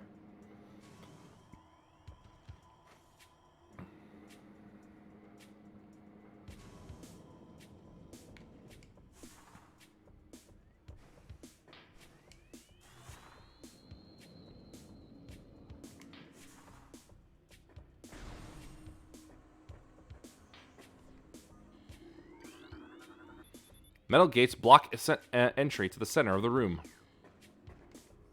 More lore. Recording to logbook. The future is a vague thing, ever-changing and always in doubt. Even if we Chozo could gain the ability to foresee the future, it would be a hollow gift, for we can never hope to control what is yet to occur.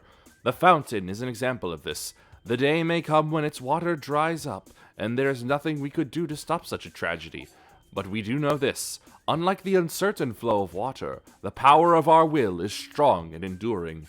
The will of the Chozo will never run dry. I love Chozo for being this, like, quasi-mystical species. It's amazing. Third of 3 lock mechanisms that seal the gate. Active and its key slot is open.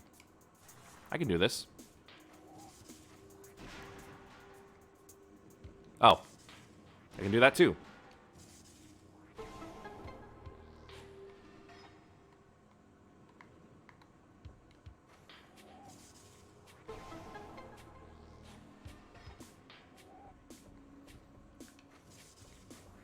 There we go.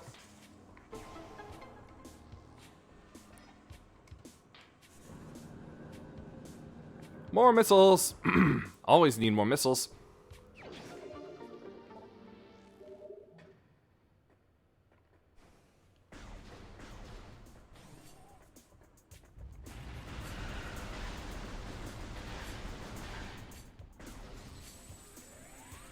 I suppose I should have also asked how Valentine's was going. For others. Aha!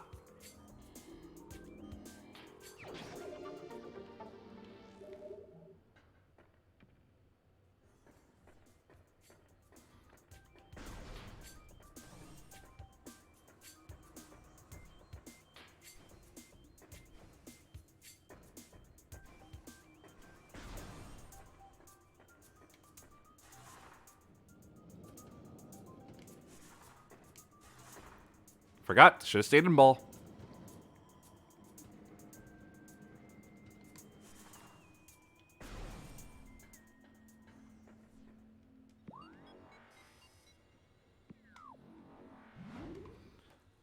While this is happening, I think it's time I get myself a Reese's.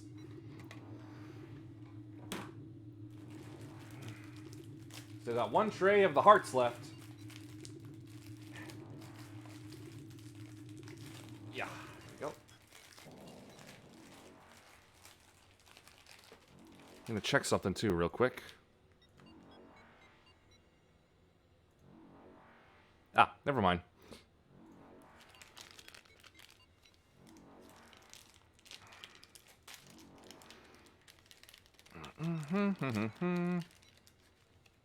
Oh.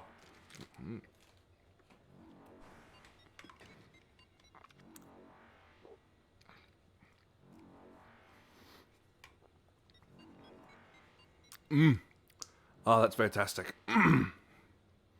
Oh, fantastic.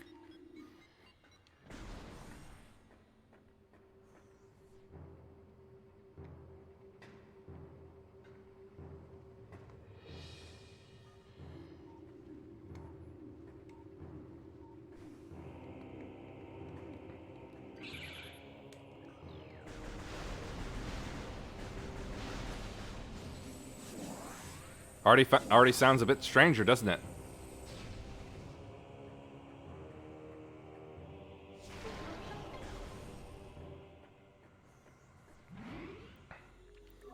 Looks like a very hot place.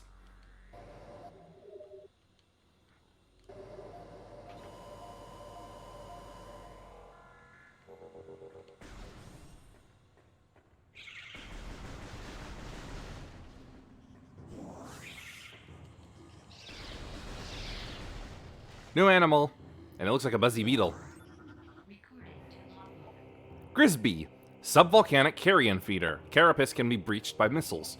The Grisby's carapace has been fused together by superheated air. This barrier stands up to everything but concussive blasts. Its intelligence is limited to instinctive scavenging patterns.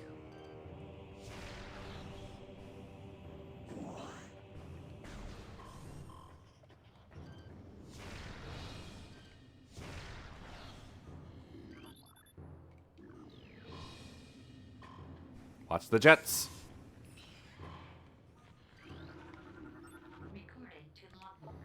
Burrower, tunneling insect predator. The Burrower is similar to the Beetle, though it prefers to spend more time underground. It seeks seismic disturbances, then surfaces to attack. It has enough cunning to realize when something is too large for it to handle. Beyond that, it is fairly ignorant. What it lacks in brains, it makes up for with aggression.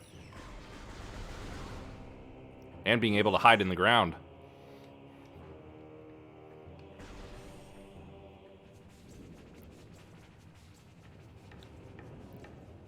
One of my favorite tracks in the game.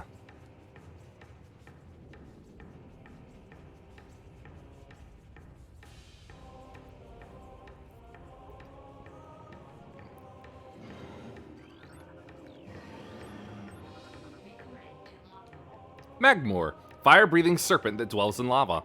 Magmores prefer extreme heat zones and are susceptible to frigid attack forms. Sightless, they navigate the lava currents using their sonar receptors. Magmores have a keen sense of smell, enabling them to pinpoint targets with startling accuracy.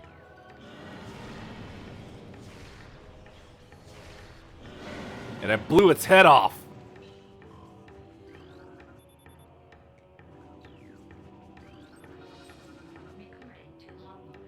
I mean, just imagine, you can see dwarves basically working to the tune of this music, can't you? Like a whole group, like a whole massive cavern of dwarves working to this. Puffer, unstable gas-filled organism, will rupture on contact. Puffers fill their bodies with lethal metaviprium gas and float about in search of food. If ruptured, the gas within the puffer is violently released. Despite their fragile bodies, puffers are aggressive hunters. The gas cloud they release upon death is often fatal to the creature that brings them down as well.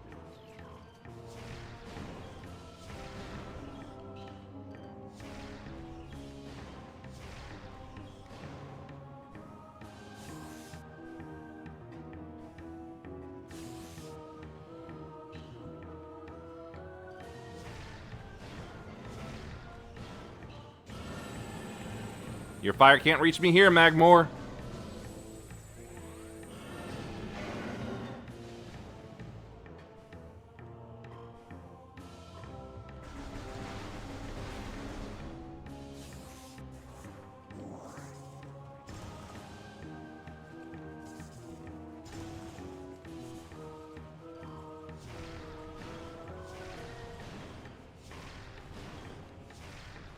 Oh. Oh. Oh. Oh.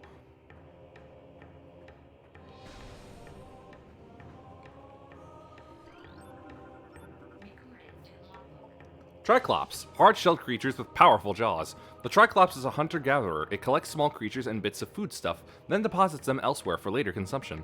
The hard, tripartite mandibles it uses to move earth and rock are quite strong and difficult to escape once ensnared.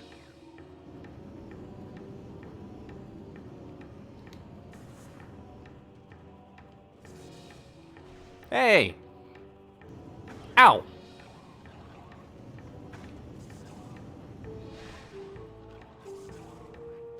Haha! Stupid things. Come here, Buggy. There you go.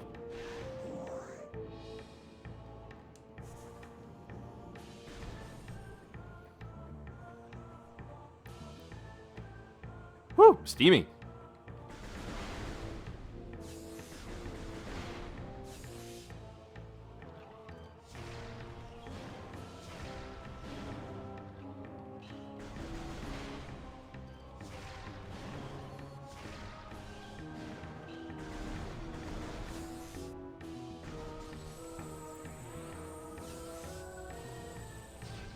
Got it.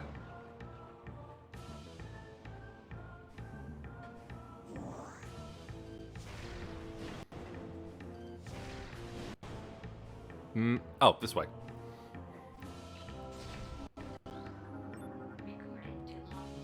Ultra energy.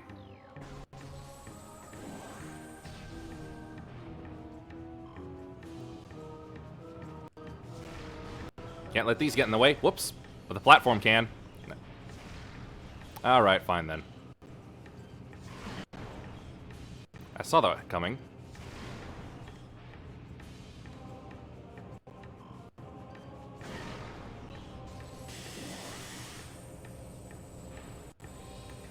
The music's starting to go a bit funny on me. Is it alright for you?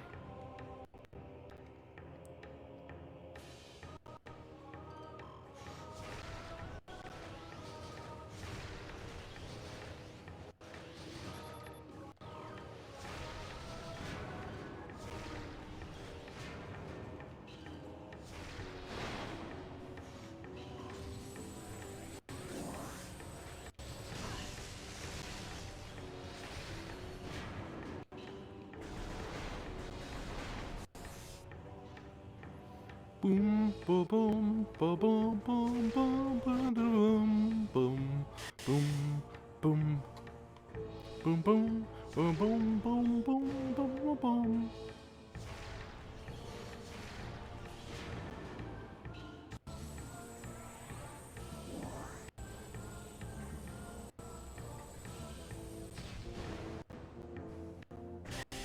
Need to stop jumping in that. Yep.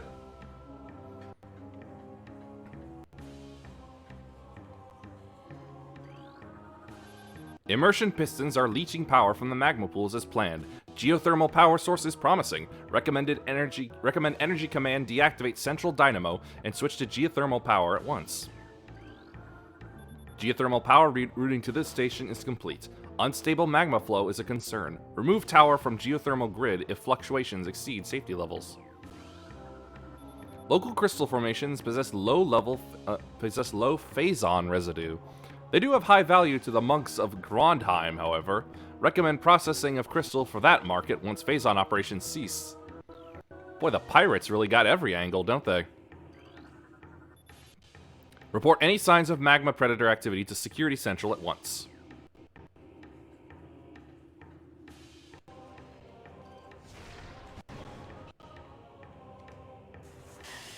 Alright, that had a bigger hitbox than I thought. Oh no.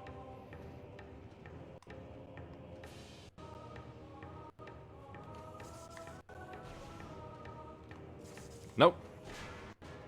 Don't want to blow that. Yep. There we go.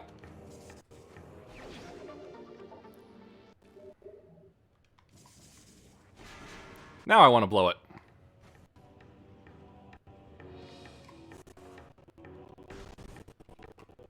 Oh yeah, that's some real bad. That's getting real funky in my ears right now.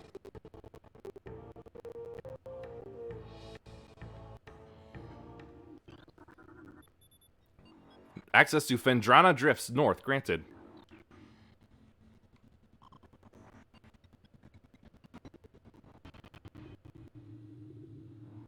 If this doesn't get any better in Phendrana, I may have to stop or something.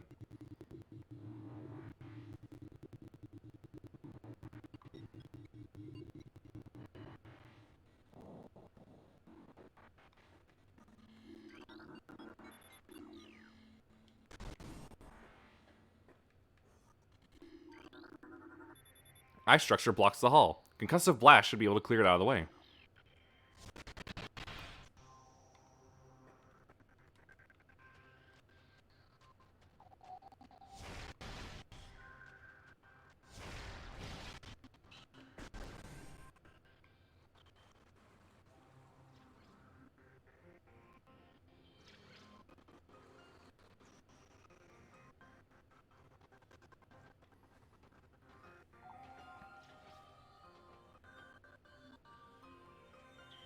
Ah, Phendrana. One of the more beautiful places in the game. At least in terms of ice.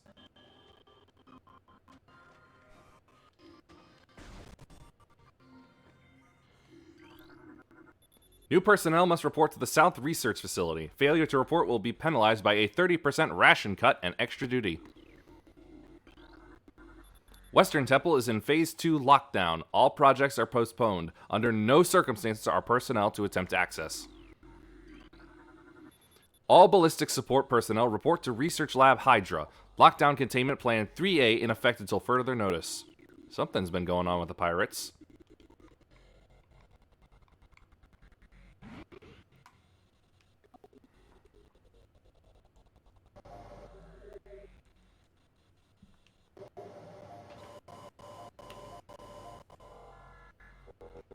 Jeebus cripes, what the hell is going on? Just a moment, let me try something.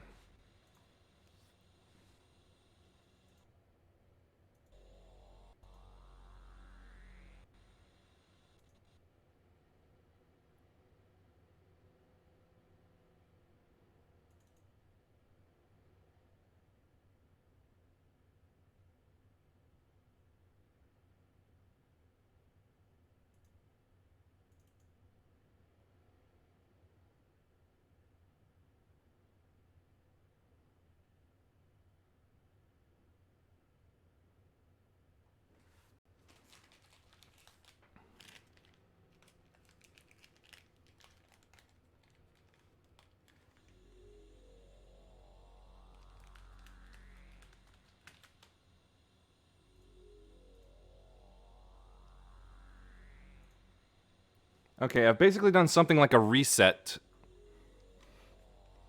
to the capture software itself, so...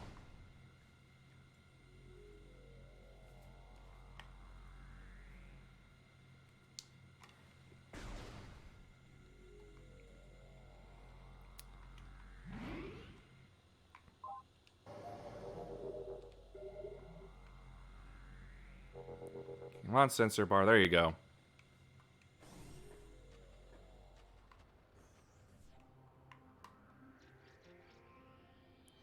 Hey, Shadow.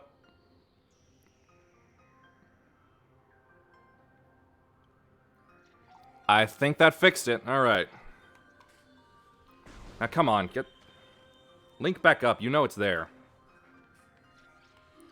Okay. Recording to logbook. Crystallite, territorial cold weather scavenger. The shell of a crystallite reflects beam weapons and can only be cracked by concussive blasts. They hang upside down in an ice cave during their larval stage.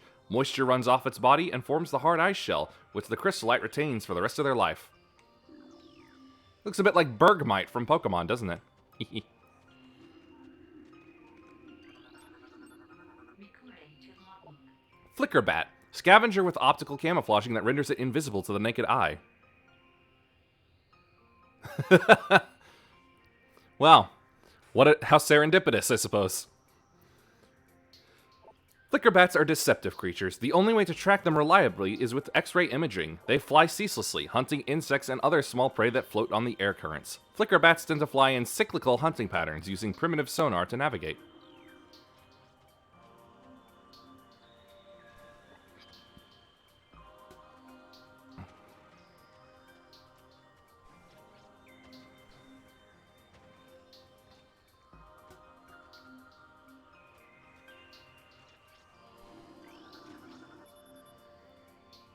Our traces of Radion detected.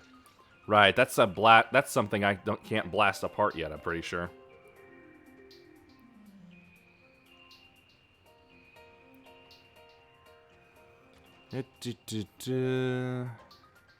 Am I able to actually do anything here, or was I supposed to stay in Magmore a bit longer? Oh wait, there's a path. Sorry, Crystallite, but you gotta go. Rawr! Be very, very quiet. I'm hunting pirates.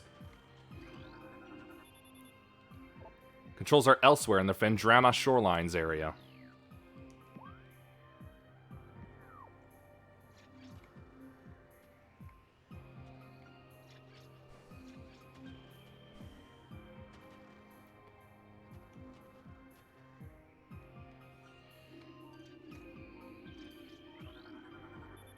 This platform is kept aloft by a gas-based propulsion system attached to its underside.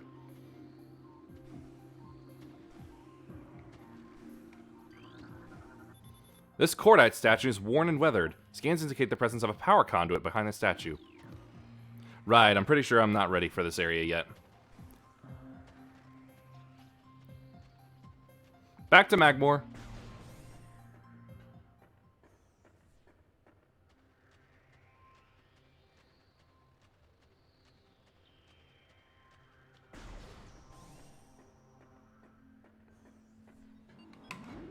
Huh, all my ice is gone already.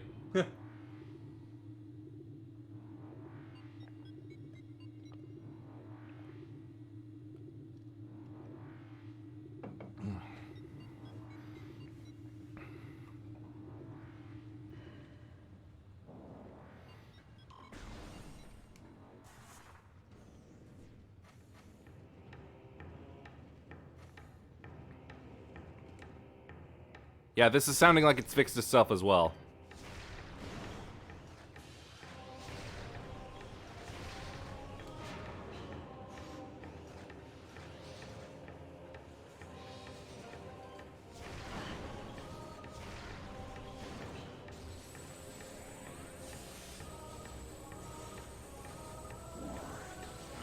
Ah, come on. Focus, focus, focus. Get sense again. Sense. Oh, for crying out loud. Come on. Up, down, left, right. Zoom out, and back in. Okay. That's apparently what it wants me to do.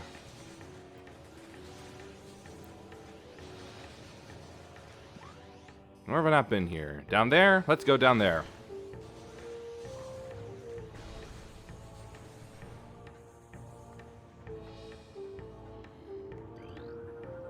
Scan shows stress fractures in Bendesium frame.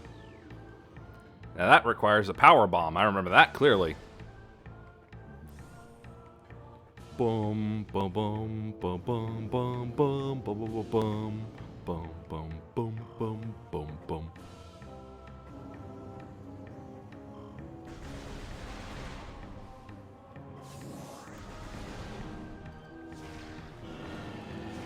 You can't hurt me, Magmore. Yikes, yikes, yikes, yikes, yikes.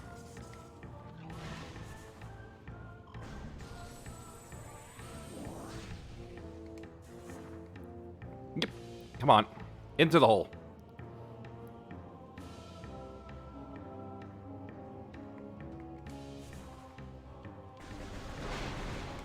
And now it's down here. Yep. Hup. Ho! Gotta be careful. There's no railing to stop me here.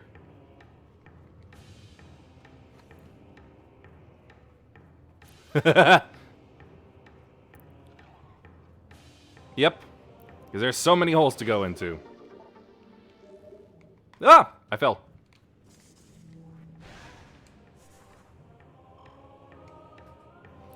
Backing up. Zooming in.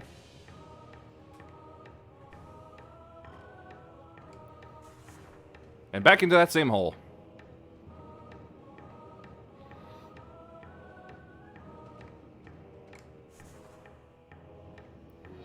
God, I wish this game series was somehow in VR.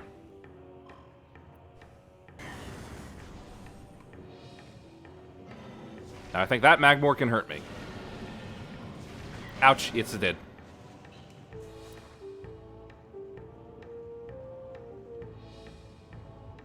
Like, I want to look down at my right arm and see that it's an Samus's arm cannon. Well, I mean, if you go into Morph Ball, yeah, but like, if a Nintendo was able to like actually go into what's already commercially available VR hardware, just to give it a try. Talon Overworld West. Like, I know they won't because they love to stick to their own hardware, but it would be pretty cool. Like, maybe they'd probably have to cut out Morph Ball segments, yeah, but it would be amazing to have, like, use the right arm cannon, actually, like, I don't know if they want to swap the... Well, either that or they make their own VR system. It's like use the arm cannon, use, like, the grapple beam the way Metroid Prime 3 does. Please stay on my leg. I want to eat a Reese's.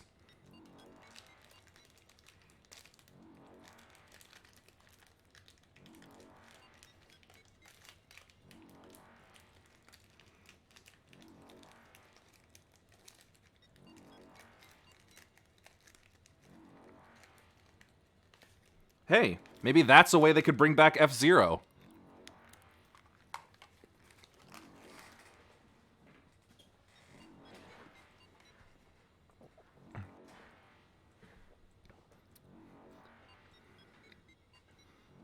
Put it in, make it have a VR option, so you're inside the cockpit of, like, the Blue Falcon, the White Cat, the Red Gazelle, all of that stuff. Because I know that's the big problem with F-Zero at the moment. It's like, how are we supposed to innovate? Ow, what hit me? Oh. The big problem with F-Zero is that, like, how are we supposed to innovate on this racing game when F-Zero GX pretty much did just about everything we could think of at the time?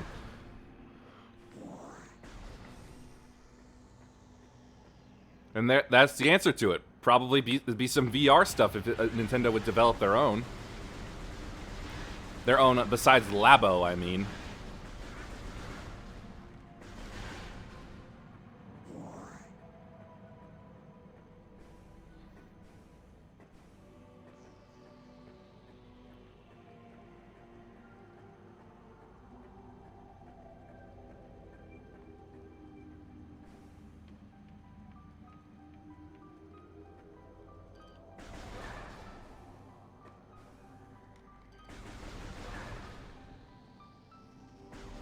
Yeah, I'm pretty sure most people have already forgotten about the Labo.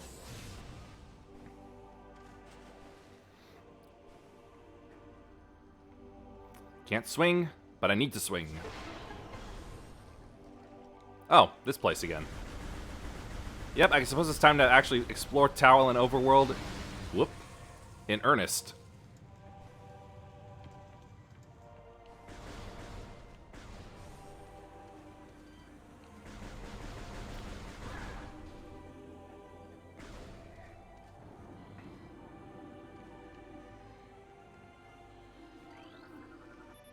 Tree appears to be healthy. Age ring dating approximates age at over 200 years. Huh, that's cool.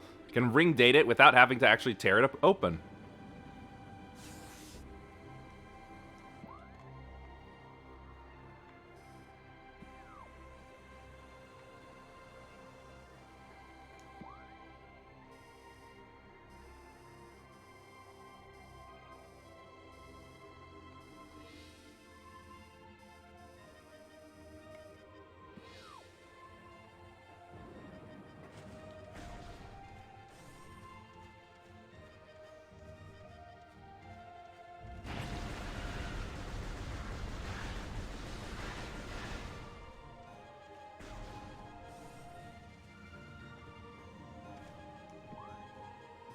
Right, time to find some new entryways.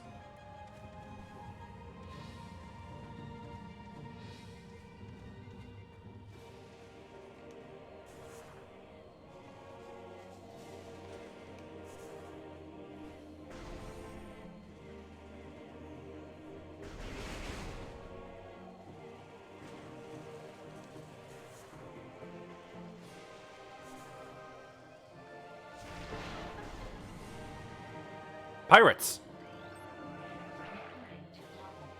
Flying pirate. Pirates trained and equipped for airborne assault. Flying pirates are extremely agile in the air, but the heat signatures of their jetpacks can be tracked with thermal imaging. While their missiles are extremely potent, their jetpacks can be even more so. If the pack fails, they will make a suicide strike.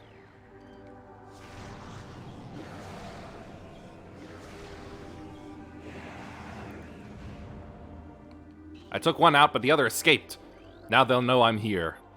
This crate appears to be the same type of container found on the Space Pirate Research Frigate. The material seeping out of the ruptured metal is highly toxic. Analysis indicates that this may be the Phazon compound the Space Pirates were using in their biological experiments. And there we have it. What is essentially the MacGuffin, the very highly dangerous MacGuffin of the series. Let's see, yeah, the frigate crash side, I can't do anything more here. Yeah, space pirates. They fly now? God, that was so stupid.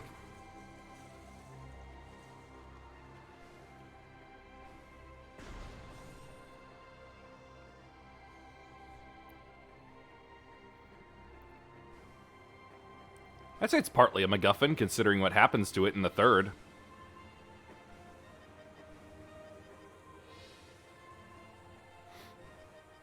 And where do I go now?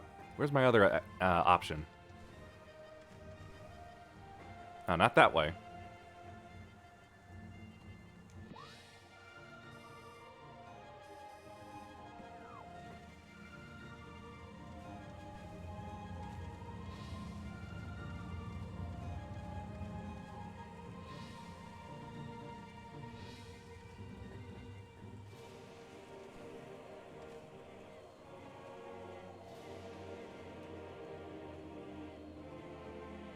Yeah, I suppose so. Ah, here we go. This is what I wanted. Behind the waterfall.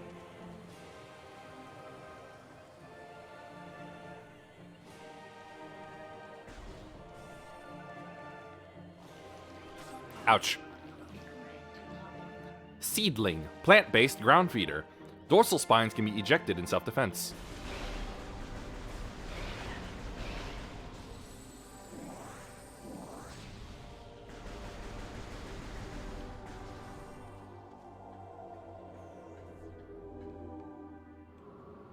Ah, right, here we are. The impact crater.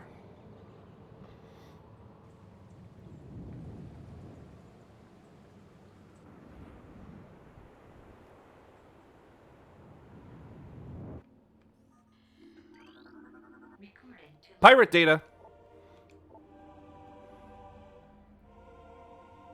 Oh yeah, it did.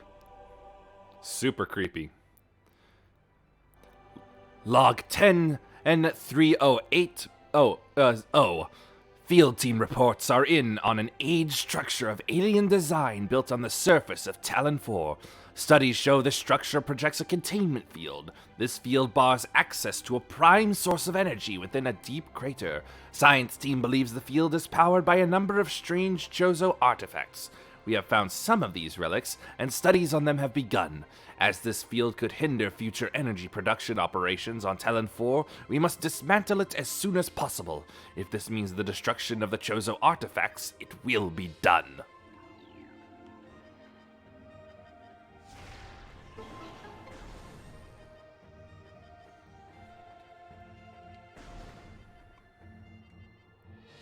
Really drives home how while they're called pirates, that's kind of a misnomer considering how they have like entire science divisions.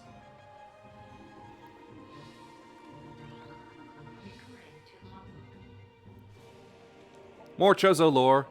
The containment of the great poison. This task has fallen to the Chozo, and we will not flee from our duty, even as we suffer with the land and its creatures. We will pour our will into the 12, the artifacts that, when brought together, form the lock that holds this great evil at bay in the depths of the planet. This lock must stand up to all who might come to assault it, to preserve the power of the seal, and to protect it from those who would meddle for their own designs. We will spread the artifacts across the land, hiding them from prying eyes. The lock must never open until the day comes when this disaster can finally be put right.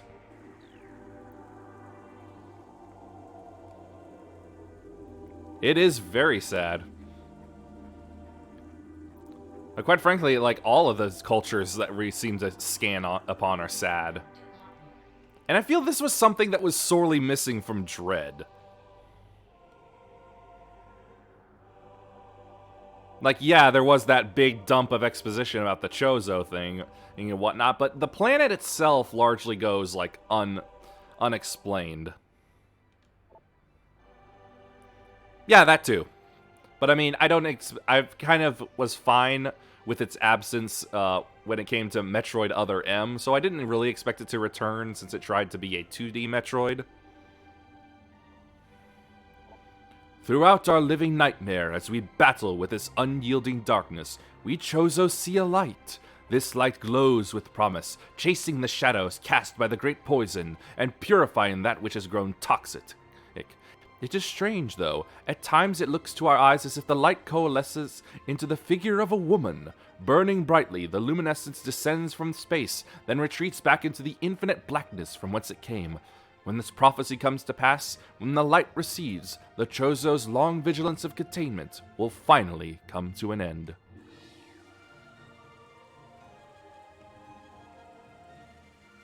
Yeah, I suppose so. Though I have gotten to the final boss fight and found it to be like, that's a pretty good twist that they've put on the entire game.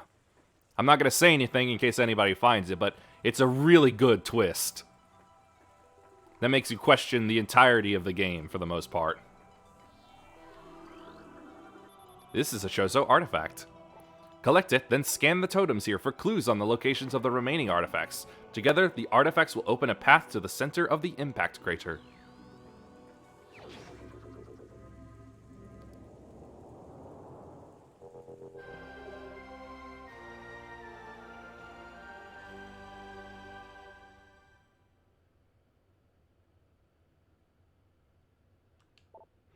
This is the Artifact of Truth, the first of 12. Collect it, then scan the totems here for clues on the locations of the remaining artifacts.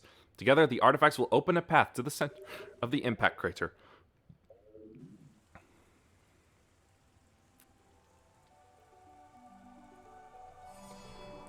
I feel like this and Prime 2 and Echoes were the only ones that actually forced you to look at the at your logbook at times.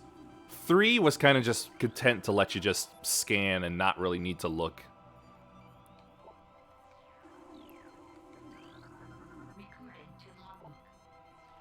In one of Talon's far corners, a grove of life lies. Reveal the pillar beneath the waves to find the artifact of Chozo. The heat of Magmore was a test for many warriors. A shrine in their honor holds the artifact of strength. Well, that and also, you know, I still have to hunt down MacGuffins a bit like this here. Recording to logbook. A sun chamber high atop our ruined home became the nest of a great beast and a source of corruption. Many Chozo spirits have been drawn to this tainted place, release their bond to the world to claim the artifact of wild.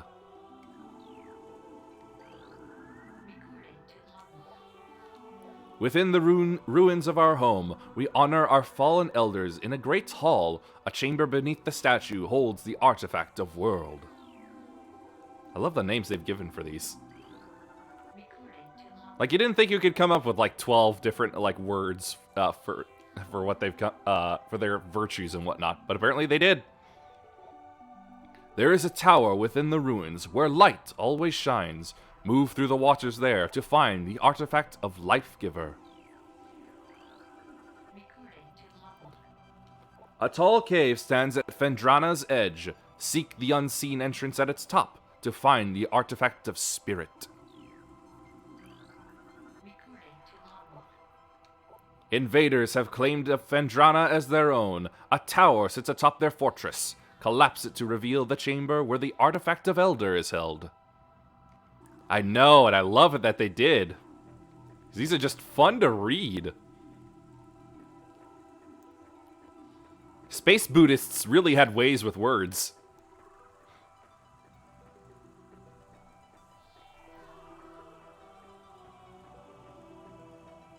Well, I call them Buddhists, but hey, these guys created power armor and weapons and stuff, so...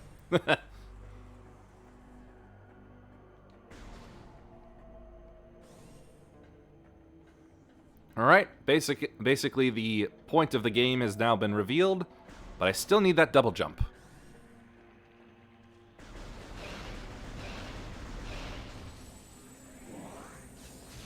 Yeah, the birds knew how to talk, and quite frankly, I'd like that part in Dread where Samus speaks back to them in their tongue. Where it's like, oh yeah, of course she would know.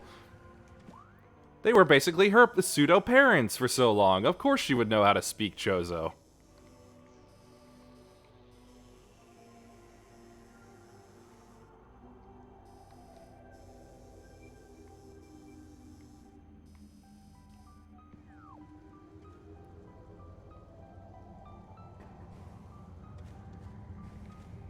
Come on, did I really need the first? Nope, I didn't. Okay.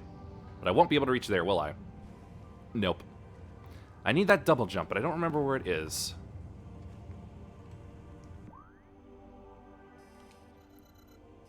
Let me take another look at Chozo Ruins.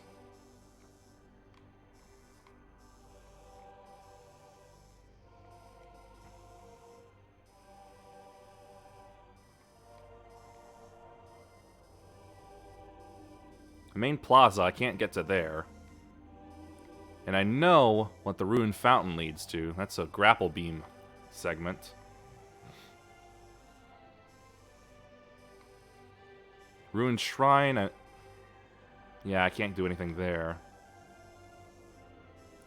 I've honestly forgotten at this point sort of how it goes. Let's see. Yeah, purple door is definitely some sort of special lock that I don't have access to yet.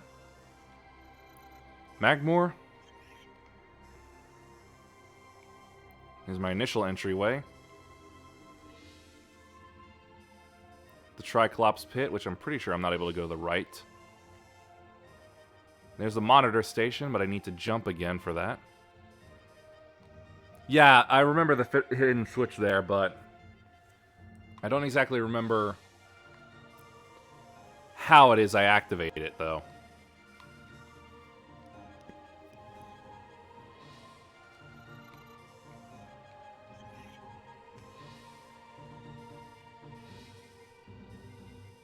Oh, wait, right. I just didn't... I think it was just another door I should have gone down. Right, so which way to Phendrana again? Let's see. That's Chozo Ruins. That's Magmore Caverns East.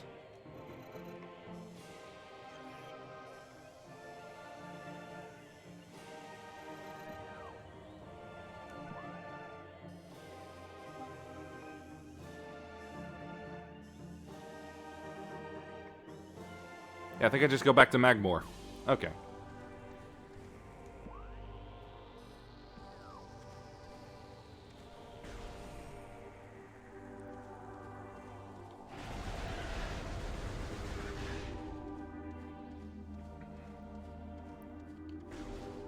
A bit of wayfinding at times. Always fun.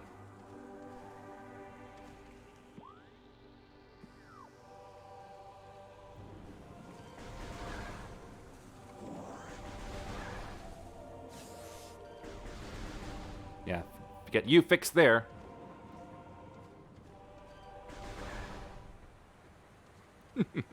It still tickles me that these are called zoomers, and of course with today's, without today's, like, words and whatnot, that takes on a completely different meaning. Down the tree we go. I don't care, bugs. Leave me alone.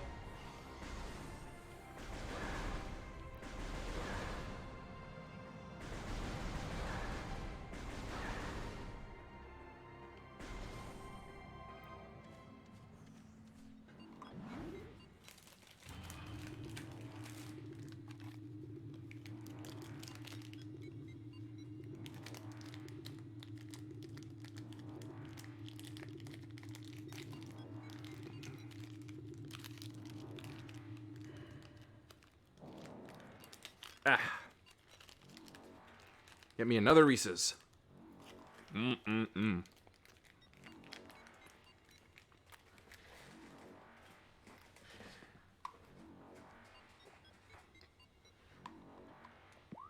Right, here I am, Magmore.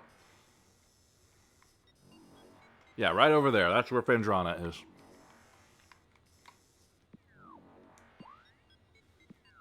And I spun to look the wrong way.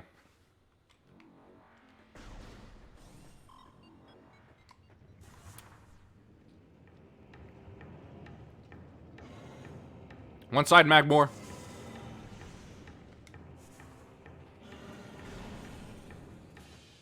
Oh, fire!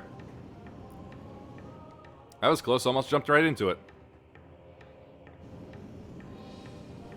Ha! Snuck around the fire.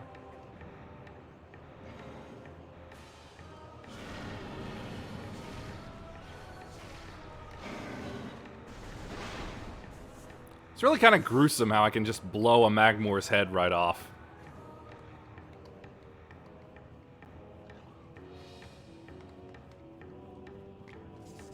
No, no, no, no, no, don't you throw me out! You stupid bug!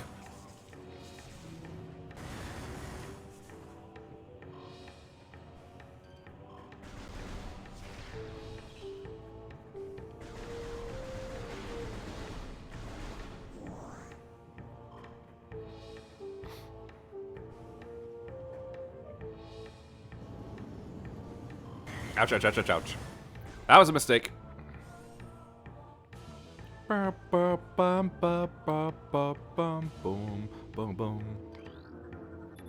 Ice spreader.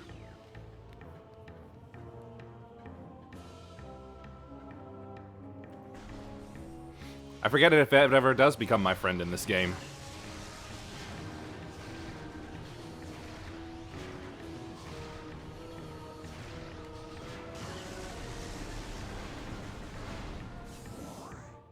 Phendrana is just straight ahead or up and around. It's up. Nah!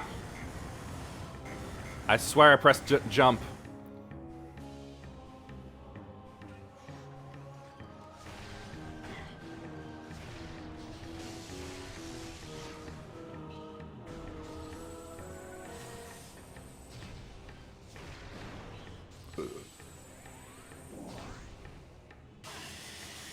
Ugh, those gases stay around way too long. You know what? I'm just gonna leave them alone.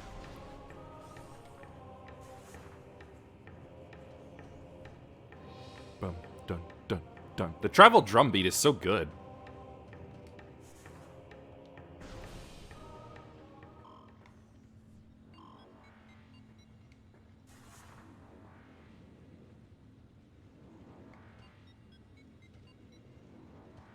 Alright, couldn't remember if there's a thing back there or not.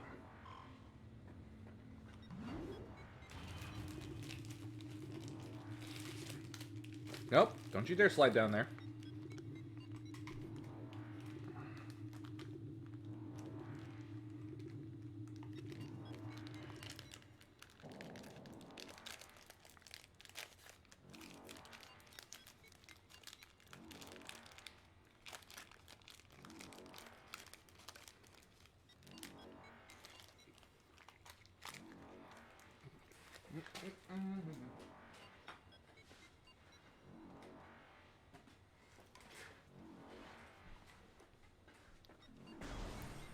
I think I've only got one more left. Or two. Yep, two.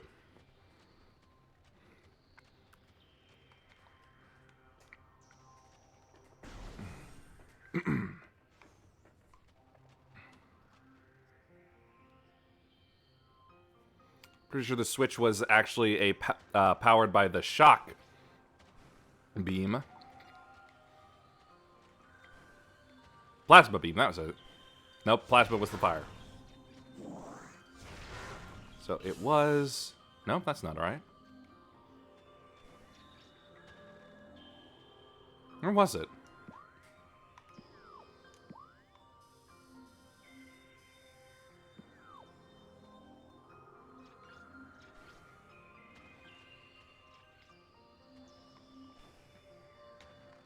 Above me? Yeah, definitely above. Wave, that's it. Yep.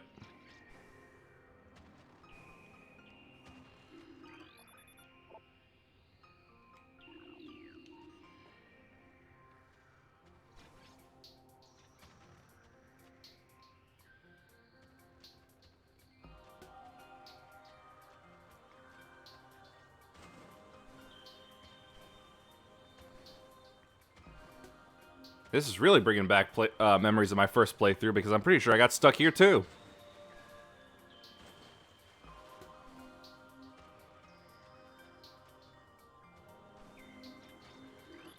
Radion. Maybe that was Missile? It was Missile.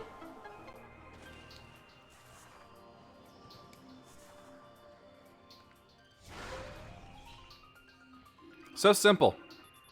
The door directly above has been unlocked.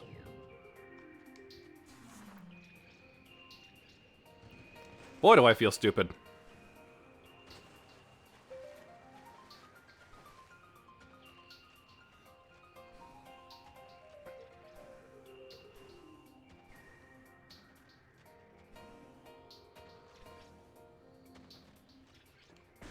Yep. Pop. Recording to logbook. Scatter Bamboo. Pulsing tendrils of energy extend from creatures' body. Like all bamboos, these creatures can only be harmed by electrical energy. Proximity to these life forms may result in electrical visor interference. It is possible to avoid engaging scatter bamboos by rolling into the morph ball and slipping between the rotating energy streams. Nah, I'll just roll through and take the pain. I either miss or I don't. Doesn't matter to me. Here we go. Baby Sheegoths. Glacial Predator. Ice Shell protects vulnerable dorsal area. Young Sheegoths grow a resilient shell of ice on their backs, which serves to protect a layer of vulnerable flesh. With this being their only weak point, baby Sheegoths will turn quickly in order to not allow predators the opportunity to strike at their backs. Powerful hunters, they fire bursts of ultra-cold gas at potential prey, then feast on their frozen victim. One of my favorite monster designs.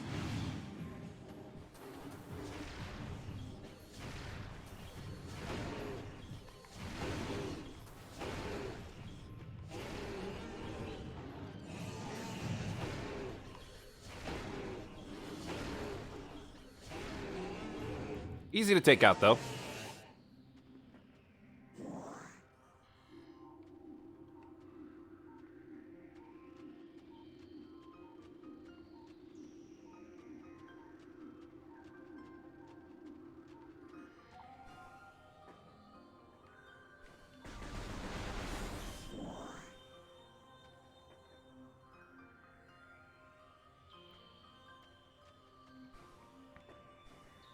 pretty sure the plasma beam probably has like the highest damage output of the 3 beams.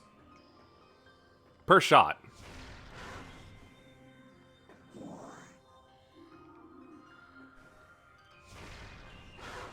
Two for one.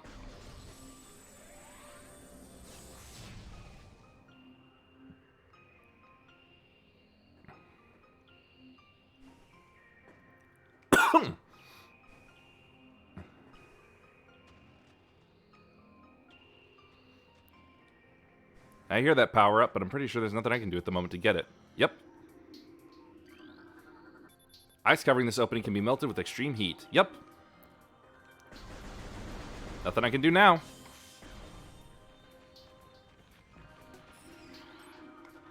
Recording to logbook. Ice Burrower. Basically the same.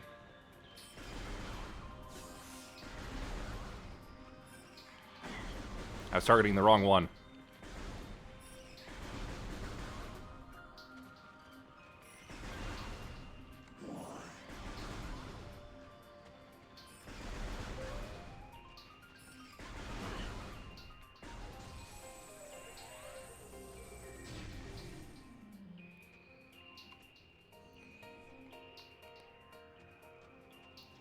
I don't think I was ever really big on charge shotting a lot of enemies. I kind of preferred like just rapid spamming shots. Get away from me, Bamboo. More she-goths. Ah, nuts. Come here, get closer.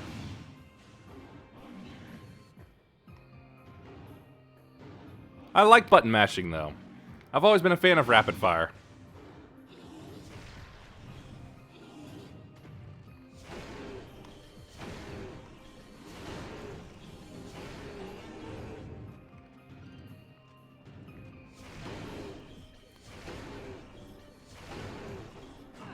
I forgot that final shot. I kill so many babies.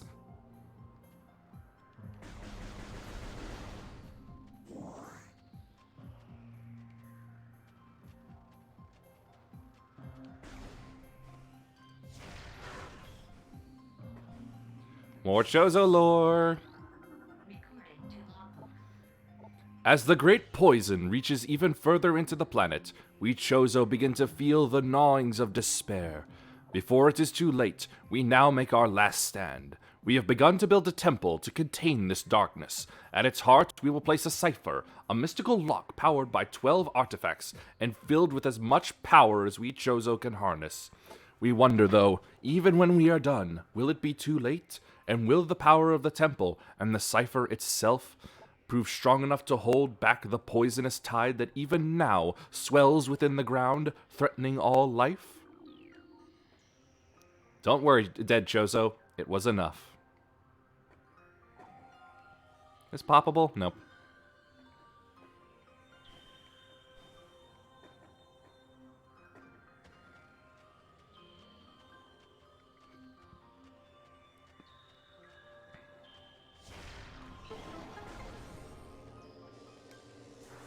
Ouch, ouch.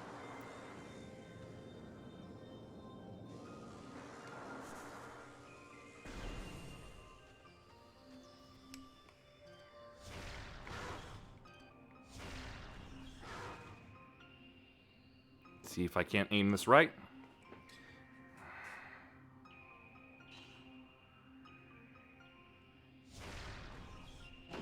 Got him!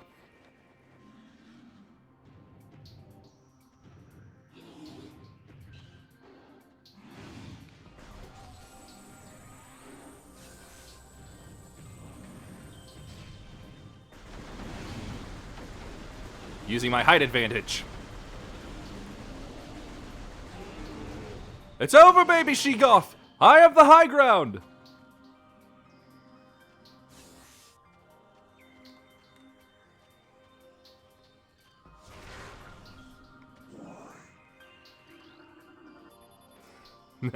Platform realignment successful. I forget, was this on a timer? No, it wasn't.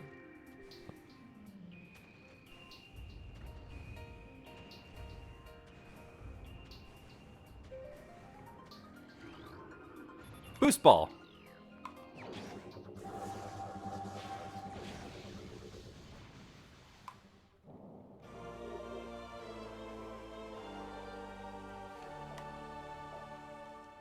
Basically the only form of speed booster that's in this game.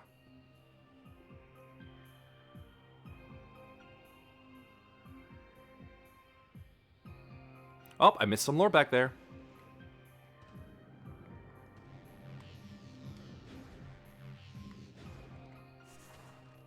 Don't touch me. Hey! Whoa! Don't touch me! Don't touch me!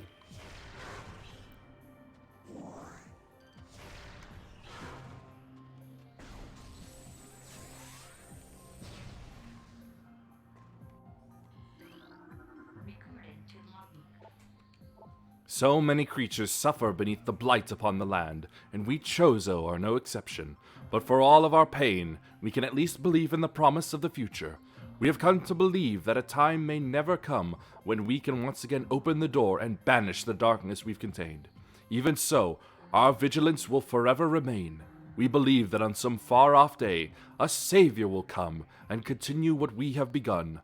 For that savior, we will leave our ancient weapons and armor. The soul who can gather them will be the entrusted one, the only being who can reverse the evil that grows here. She's not technically a prophesied hero, but she kind of is.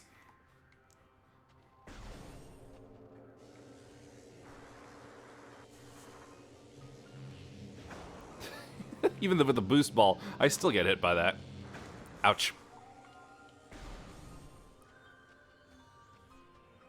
Oh, she got back.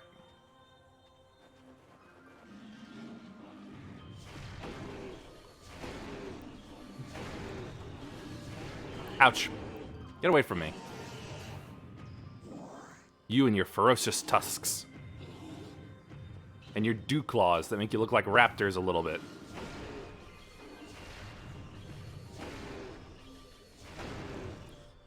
Yeah. Like separate colonists.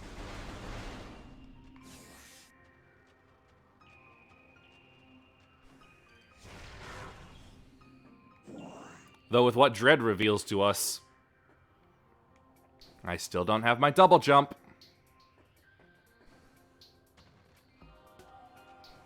Are there any areas that I could go to that had grooves on them?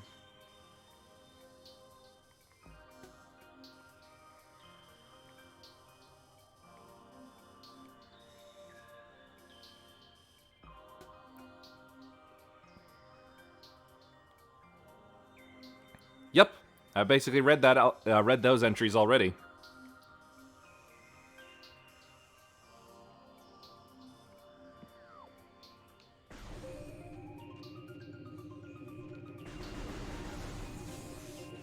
Ouch. Ah, here we go.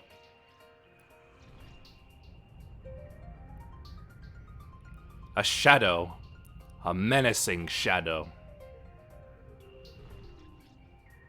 Ridley. A space dragon.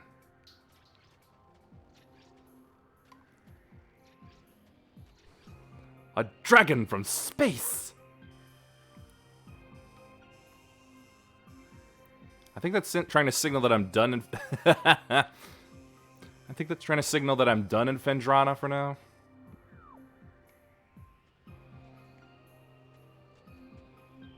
Because I'm pretty sure I can't go anywhere else until I finally get that double jump.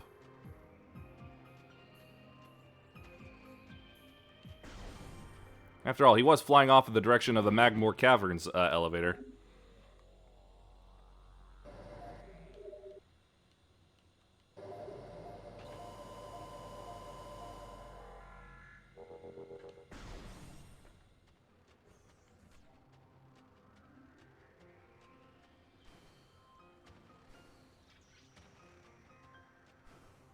Must chase after that ever-respawning monster.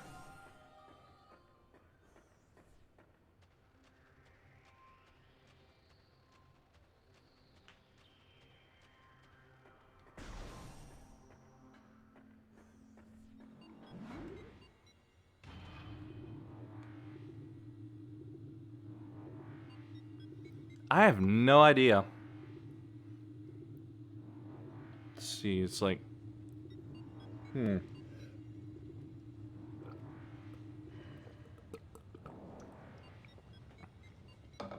Maybe it's not so much that he's actually killed, because, or it's more that we think he's killed, but we never went to ensure the kill, because he's like... he is like,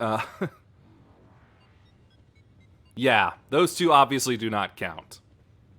Although I still love that bit in Other M when she does encounter Reborn Ridley. Because it just seemed to have, like, it almost seemed like it had a genetic hatred for her.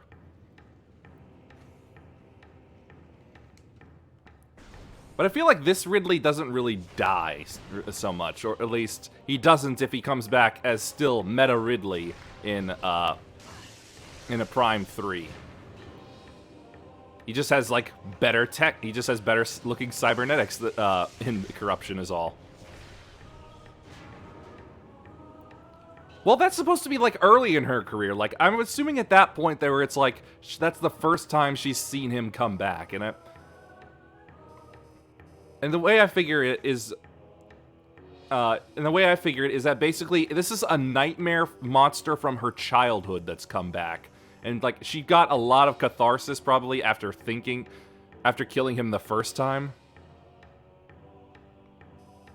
Oh, well. That timeline nonsense. I wish I had that card. I lost it at some point, right? But it was like a card I had that came with my Metroid Prime 3 like metal case. Well, Metroid Prime Trilogy case that sort of had a timeline in it. I wish I still had that.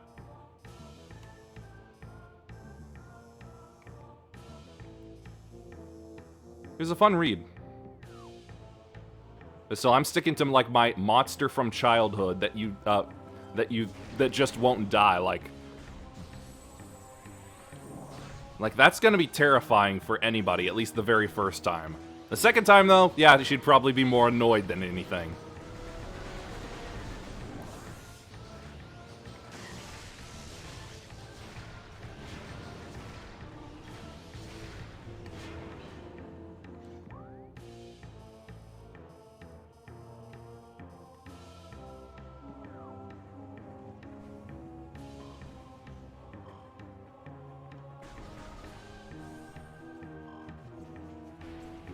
Ugh, all these stinking puffers.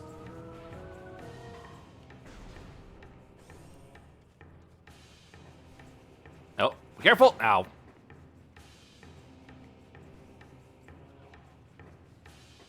Right, the Triclops pit, I'm pretty sure, is where I'm wanting to go. Like, down in these.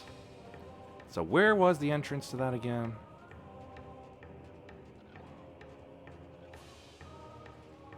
Get lost.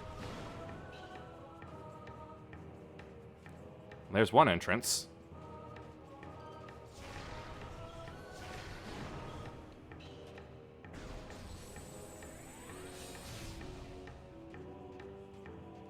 Ah, here it is.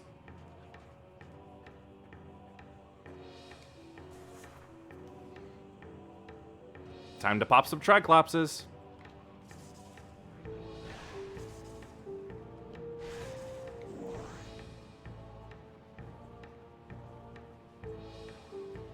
Boom, boom, boom, boom, boom, boom, boom.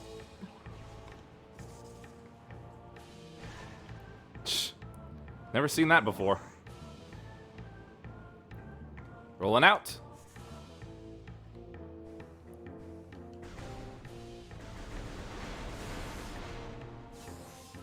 New path has been found. Time to go.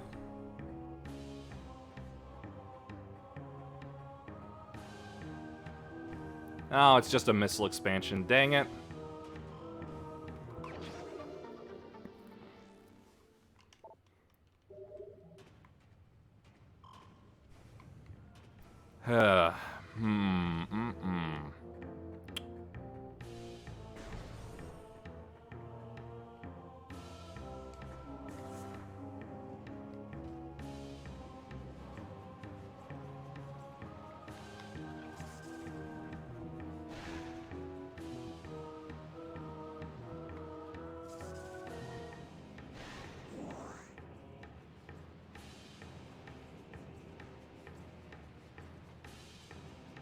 I'm hearing some noise of some sort of power-up.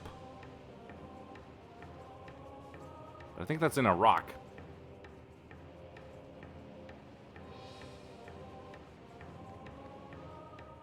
Even then, it'll just be an expansion, not a necessary power.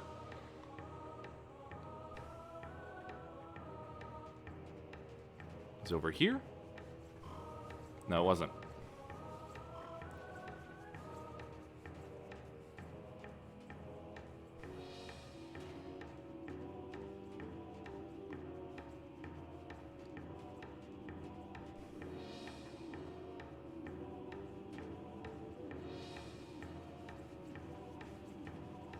Yeah, I've got no clue. Let's see. Back to the map.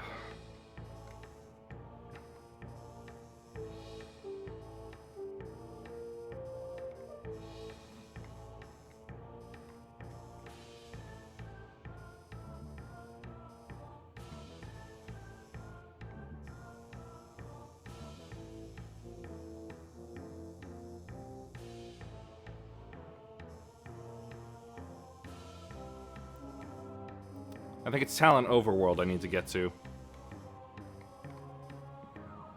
With the boost ball, I can go up that one set of rounded, smooth...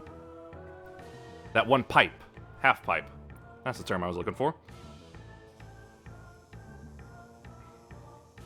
That's Chozo Ruins. That's Vendrana. There's Talent Overworld.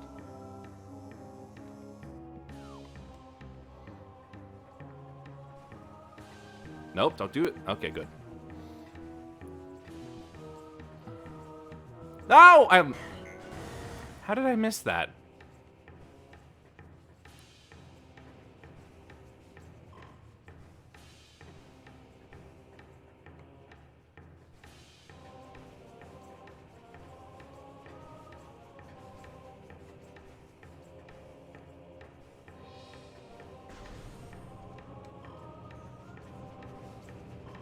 Oh, come on. What blocked me that time?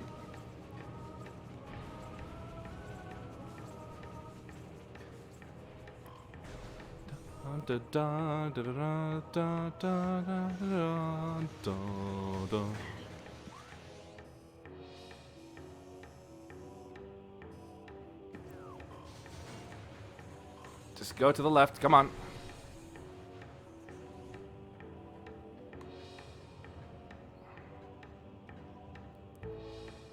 Thought I had to pluck an eyelash.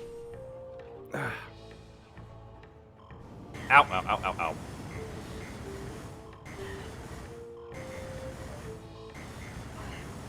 Stupid fire. How do you have force? You shouldn't be pushing me down.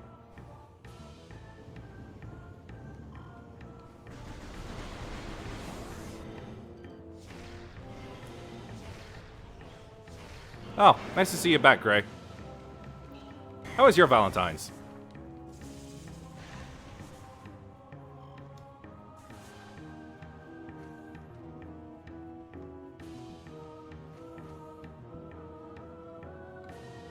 Oh. Gotta hate it when that happens.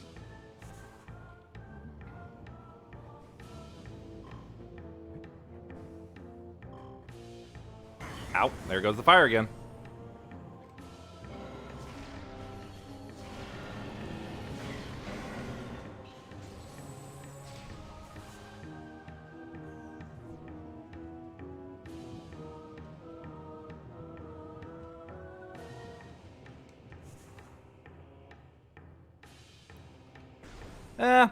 I can half understand the heart-shaped pizza thing. Back in my time at Pizza Hut, we did have that special offer in February.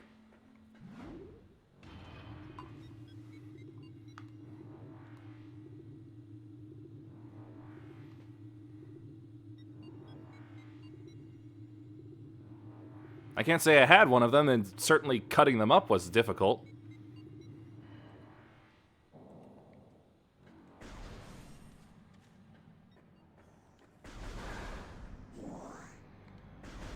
They came out all right.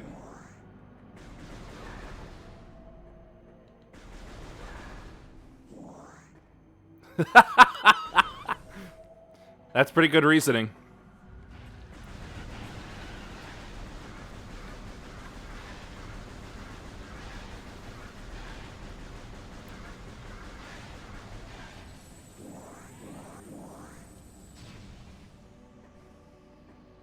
Maybe that was the reasoning behind why they may not have done it at Pizza Hut this year either.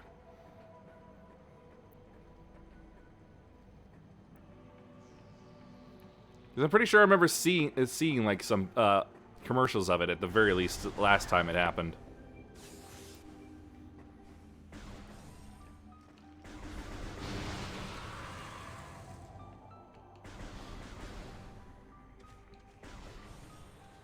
Alright, here I am. Now, where's that half pipe? There it is. Wait, nope, that's not right. This is it.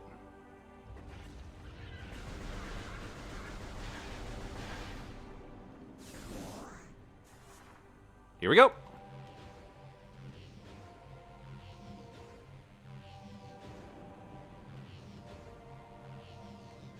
Tony Hawk, eat your heart out.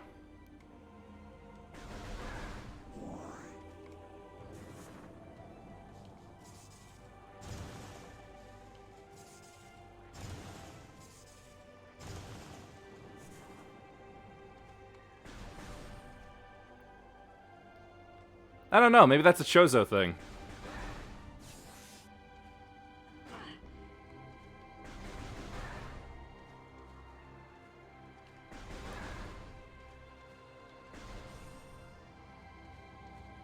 Or some sort of gyroscope in the armor.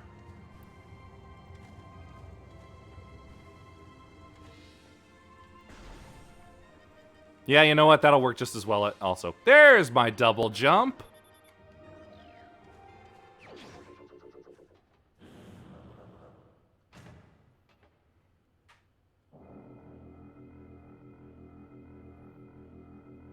I'm kind of glad she doesn't get special armoring on it.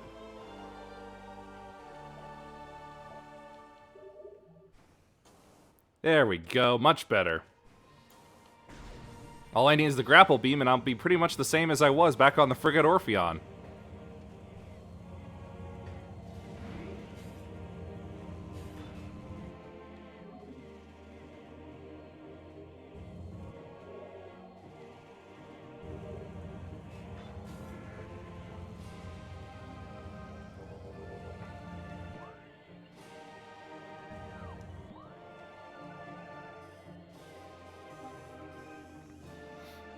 Right, with this back, I'm pretty sure I need to go back to Magmore. Although...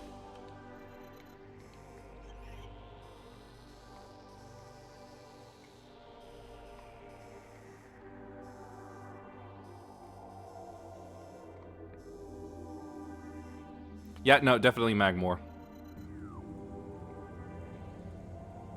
Or was it Magmore on the way to Phendrana?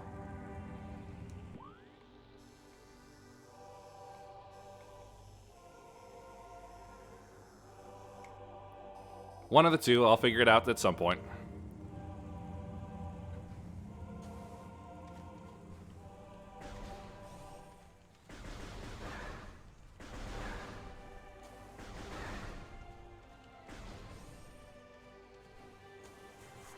Whoops, too soon.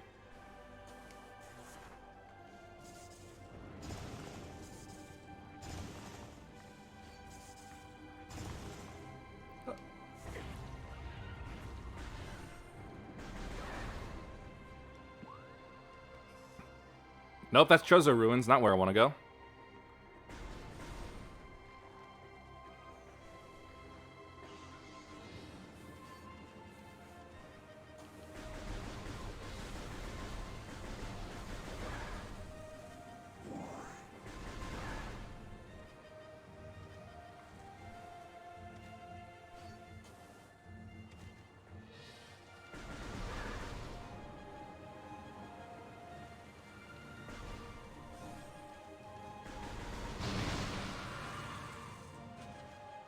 Splish splash.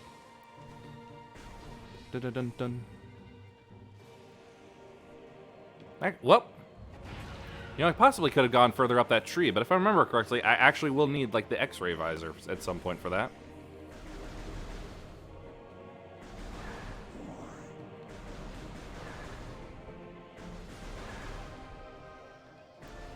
Ah, that's some good cracks. Yep, Magmore Caverns. Gotta get back to that Central Pirate Energy Processing Unit.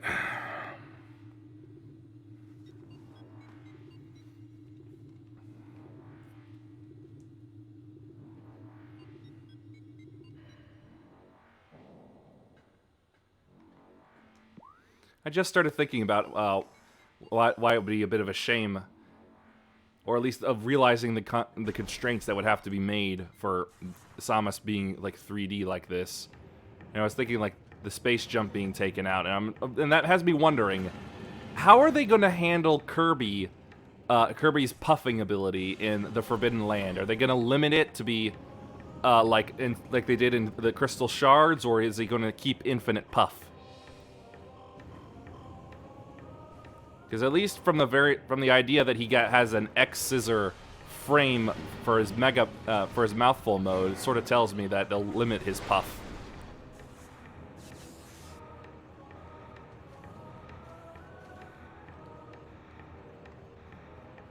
Oh no! Ouch! Ouch! Ouch! Ouch! Ouch! Ouch! Ouch! Ouch!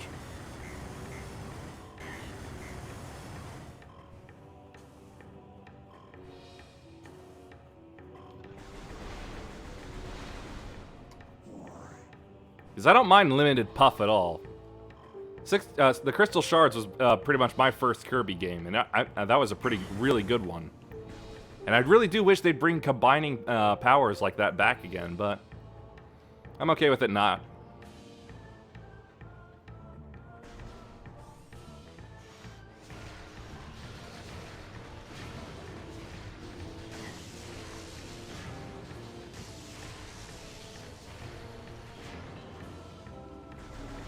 Not exactly like... No, not exactly like that. Not like just adding an elemental power to it. I mean like having base powers that then combine with each other to make new different forms.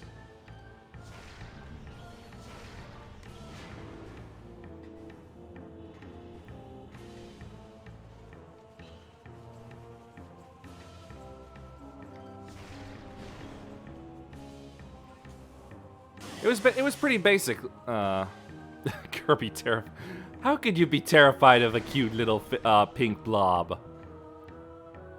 All he wants to do is have some cake and dance for you.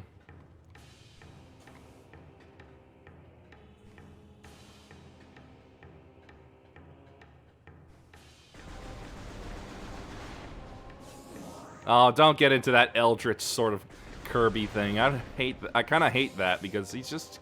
Let us have something cute. Oh, come on. That's Majin Buu for the most part.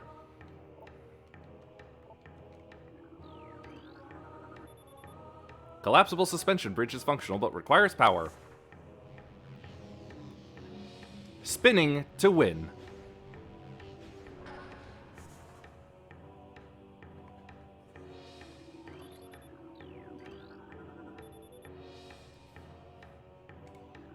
Stop with that. Come on now.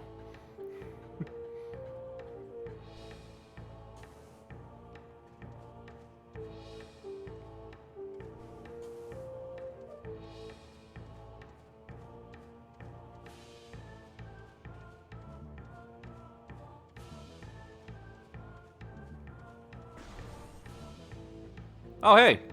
I made it to one artifact already. On accident.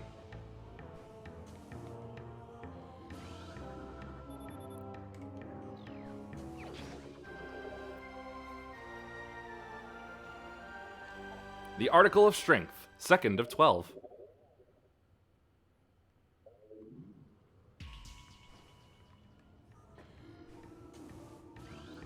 Ah, yes, that's right. A Bendezium portion of the area unstable. That requires a power bomb for later.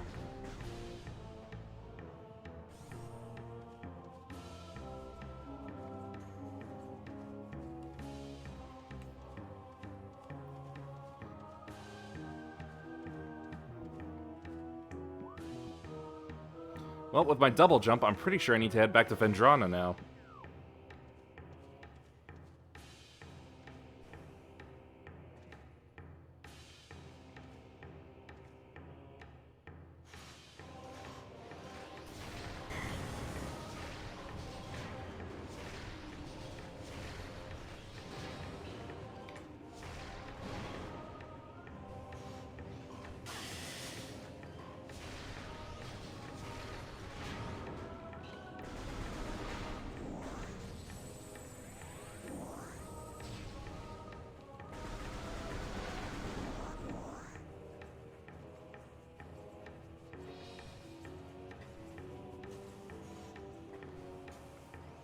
Now that I've brought up Kirby, I'm kind of thinking about if I should stream it, because I decided not to stream Arceus because I find Pokemon journeys in mainline games like that to be sort of personal experiences for the most part. But I don't think I would mind streaming Kirby in the Forgotten Land.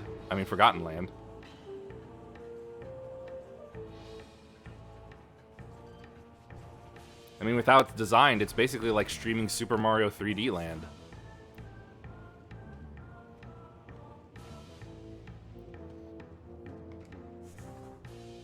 That and I just want to gush over Kirby being adorable.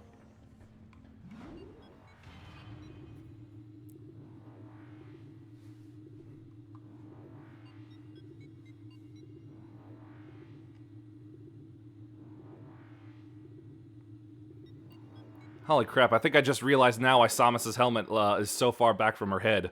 It's for her ponytail.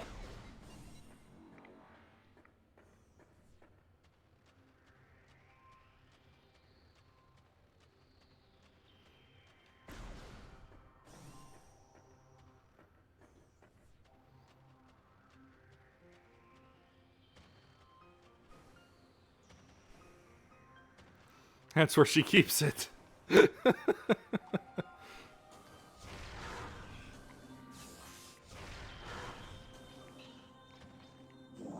Up, up. Ah, just as I hoped.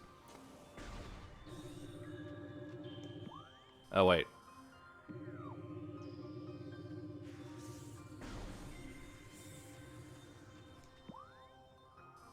Ah, that way. Kirby, the portable black hole. Jump. Jump! Come on! I think I need to do it from elsewhere.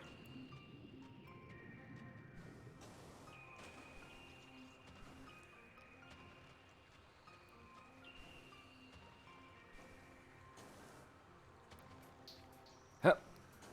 There we go. That's what I needed. Cordite. Nope, that requires something else.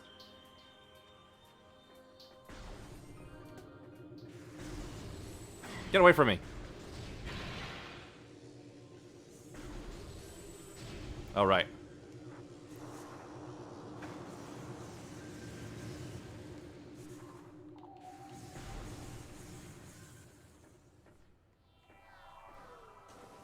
Can't get me from up here, can you? Oh, you can. How about up here?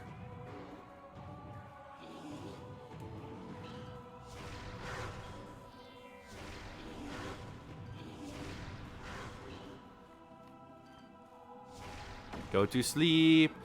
And don't feel the missiles hitting you in the back. What the hell pushed me off? Crystal Light! Uh-oh. No, wait, that's... Oh, something new. I didn't scan it yet.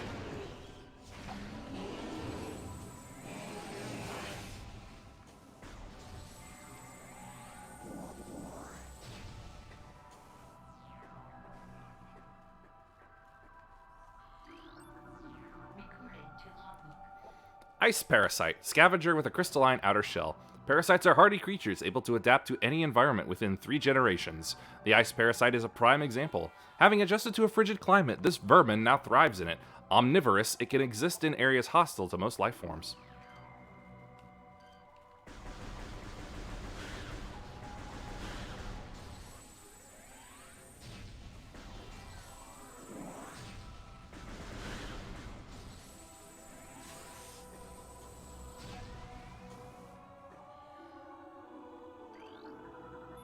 A statue depicting a Chozo balancing the plane of existence in his hands.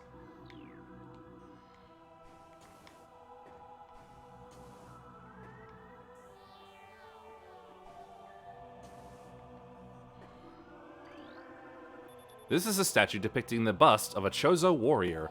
The statue is flawless. This is a statue depicting the bust of a Chozo philosopher. Flawless. Absolutely flawless. Chozo architect. Flawless. Chozo shaman. Several stress fractures can be seen running along the surface of this brimstone object.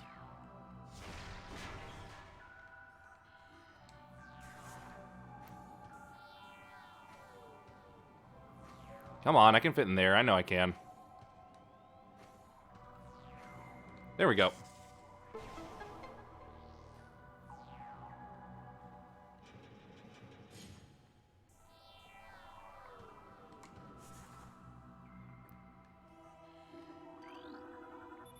This statue's hand seems to be frozen in place.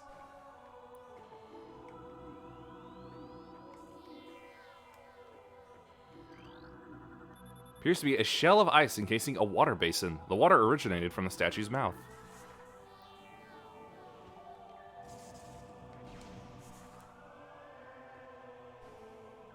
I kind of like also how the Chozo seem to be like all this high concept mumbo jumbo, like in tune with the universe, but they don't really seem all snobbish about it.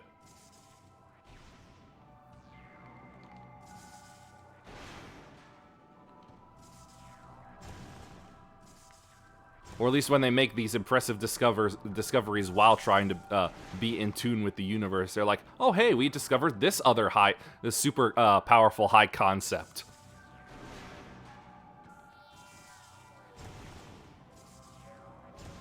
Yeah, well, apparently he was just an errant warrior.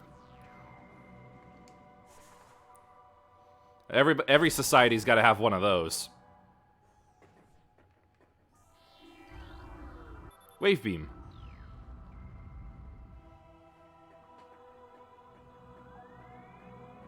Hey, I was gonna grab that. Baby She-Goths.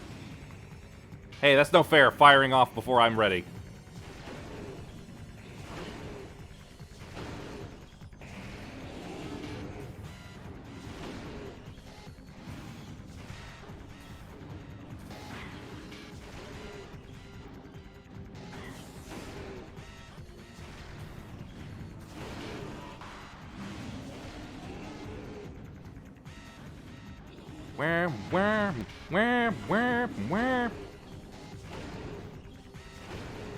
Just give him 4 blasts in the back.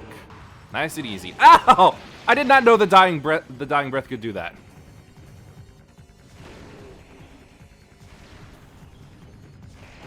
You can't gank Samus.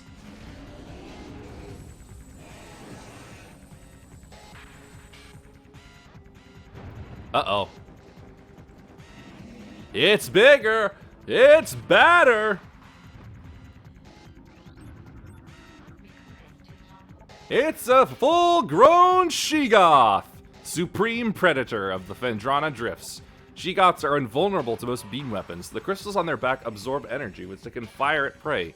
She-Goths have poor stamina. They hyperventilate after using their breath attack, making their mouth area vulnerable. The soft underbelly of a She-Goth is susceptible to concussive blasts. In battle, they expel blasts of frigid gas to ensnare their targets. They're also fond of ramming and trampling their hapless prey.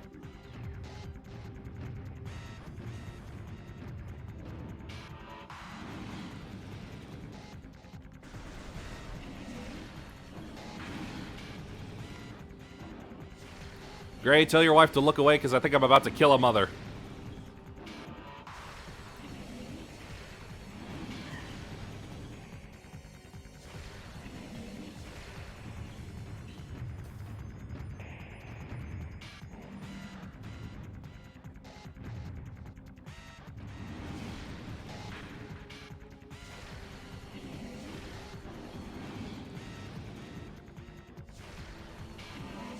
And I'm out of missiles.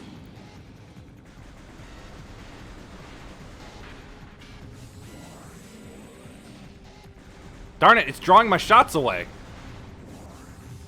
Ah!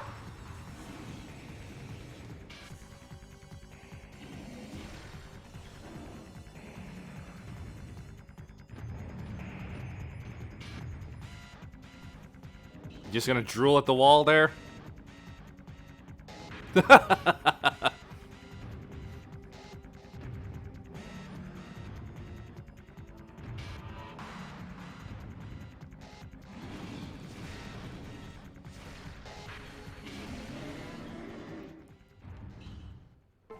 And that's one dead, I assume, mama.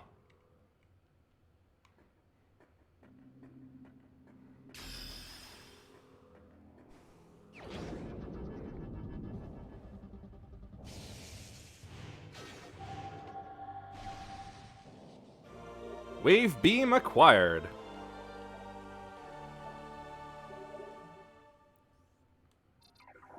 I love how the beams open out. Basic power beam. Opens up to the side. Wave beam. Recording to Magmore. Missile ammo. 10 rounds.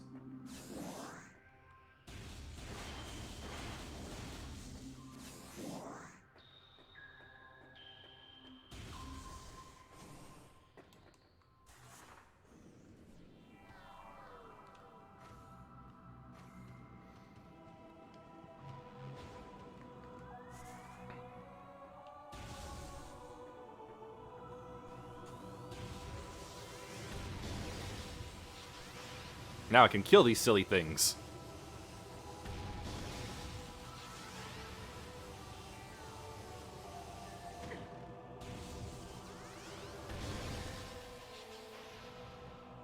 I just deconstructed a purely life form made out of pure energy.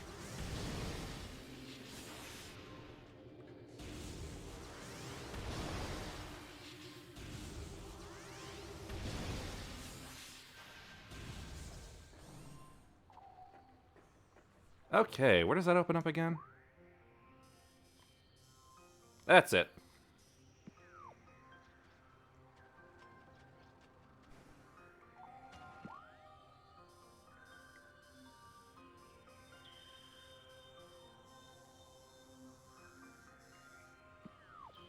And now there's She-Goth, the baby She-Goth in the starting area. Well, I got no time to deal with you. Ouch.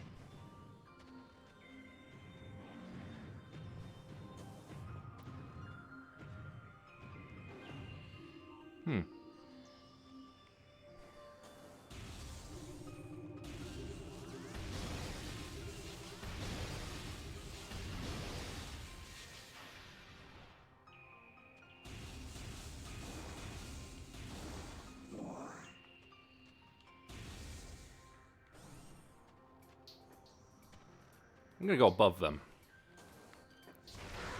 And through you. Ah, it feels so liberating to have my double jump back.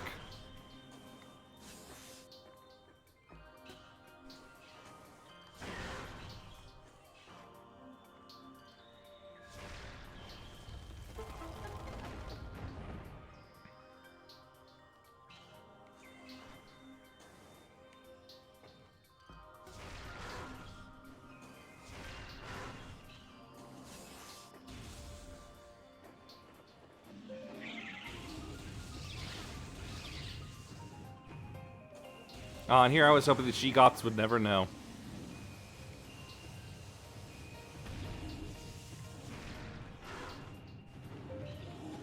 Hup. Ho! Oh, these little guys again.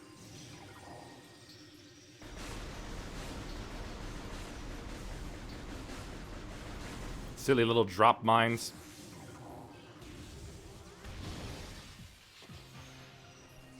Ah, more of them! Just when I thought I was done.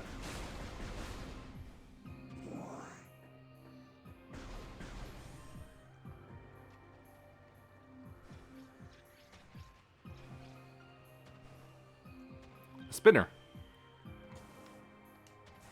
Lock me in and let me go.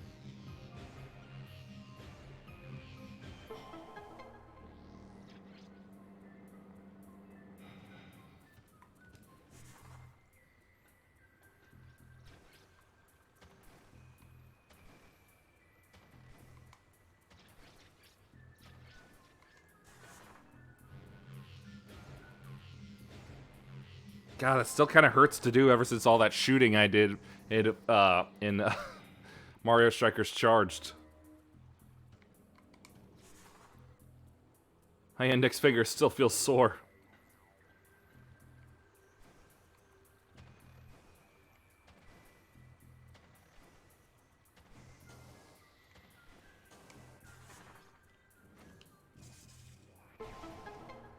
Power on.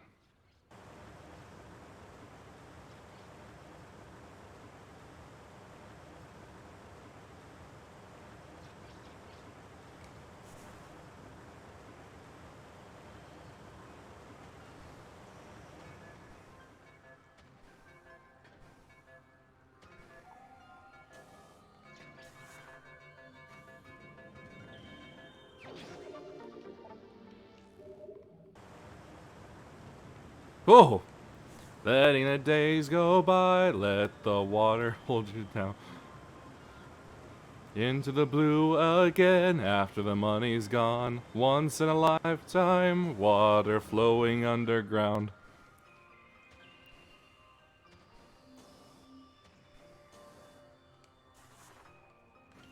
Right, that wasn't what I was supposed to do.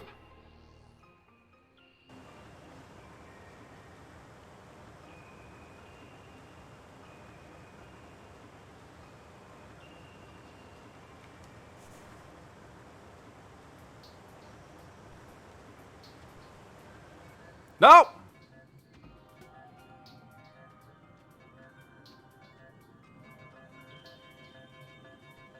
Let the water hold you down.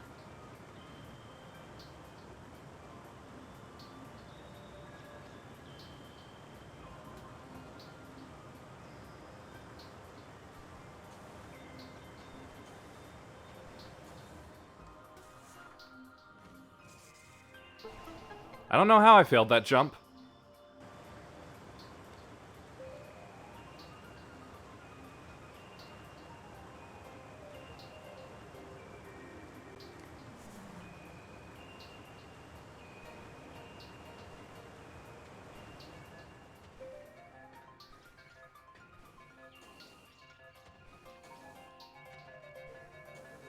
And I made it. Gonna blast that open.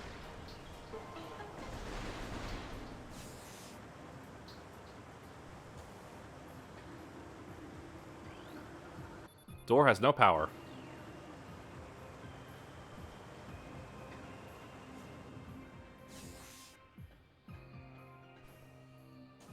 Going this way.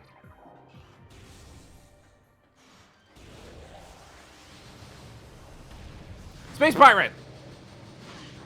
Get off me! Oh, shadow pirate. Forces trained and equipped for stealth operations. A select group of space pirates have access to sophisticated cloaking tech. This gear drains high levels of power, however, forcing them to rely sorely on melee combat in battle. Use enhanced detection gear when fighting these units. Get off me!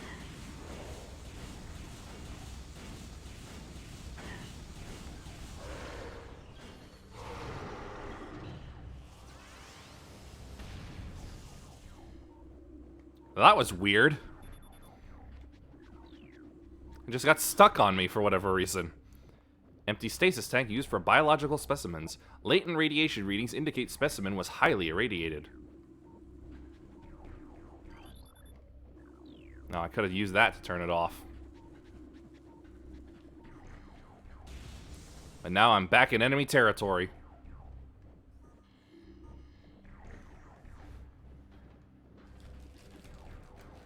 Uh-oh. Now what's this here? Ah, that's loud.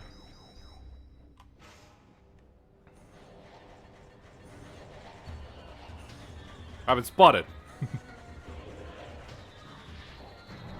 Here comes the classic music. Space pirate. Sentient aggressor species well trained in weapon and melee combat. Space pirates wield galvanic accelerator cannons and forearm-mounted scythes in combat. This species seeks to become the dominant force in the galaxy, and their technology may help them realize this goal. Ruthless and amoral, the pirates care little for the cost of their ambition. Only the results matter, and they take these very seriously.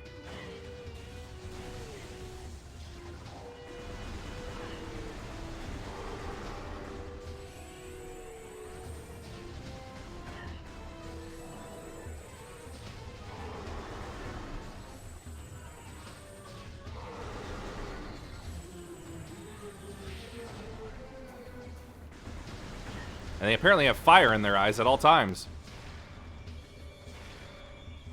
Ha! You can't hide from my missiles. But this also means that they know that I, the hunter, am here. Ow. What?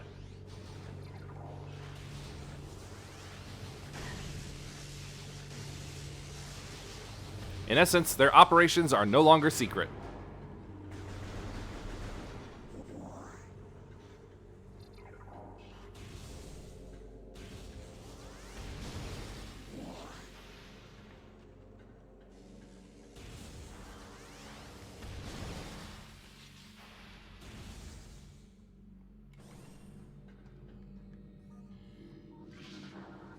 This force field blocks the entrance.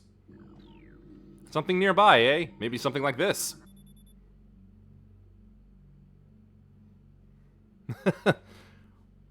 Maybe. Or they could have assumed that the pirate queen had done... Well, the parasite queen had done something. Oh, this is Research Lab Hydra. Ah!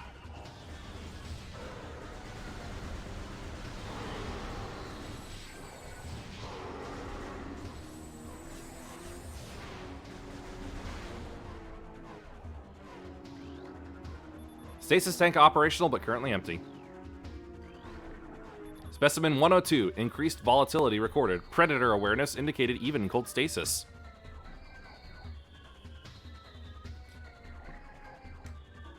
Kerrigan. Nah, it's not ringing any bells. Whether in Metroid or just anything in general. Specimen 02, euthanized after psychotic episode, scheduled for removal. StarCraft. Yep, definitely wasn't going to get that.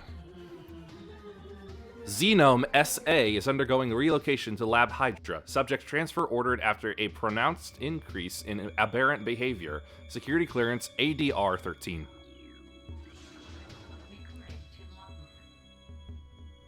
Ah, okay. A new pirate data entry. Yes. Mining operations have begun near the crater where Phazon appears to be most concentrated. Daily Phazon yields have increased 44%, and our mining system becomes more streamlined as personnel and equipment flows increase. Several incidents of Phazon-induced madness have been reported, prompting augmented life support regulations in the deeper chambers. Symptoms include loss of equilibrium, erratic respiration, muscle spasms, and in the most extreme cases, hallucinations. A timeline reassessment for the refinery operation is recommended, as the material proves more unstable than initial analysis indicated. More pirate data, I love it. We have codified the newfound energy source as Phazon, a V-index mutagen, of which we have very little reliable data. Indications point to a meteor of unknown origin expelling Phazon into the environment. This material appears to possess the power to mutate organic life forms sufficiently to withstand its poison. These mutations appear promising, with abrupt evolutionary leaps appearing in single-generation reproduction. Plans to establish a full science team on Talon 4 are being finalized. Phazon infusion within central energy core of Xenome SA is at 70% saturation. Increased dosage appears viable.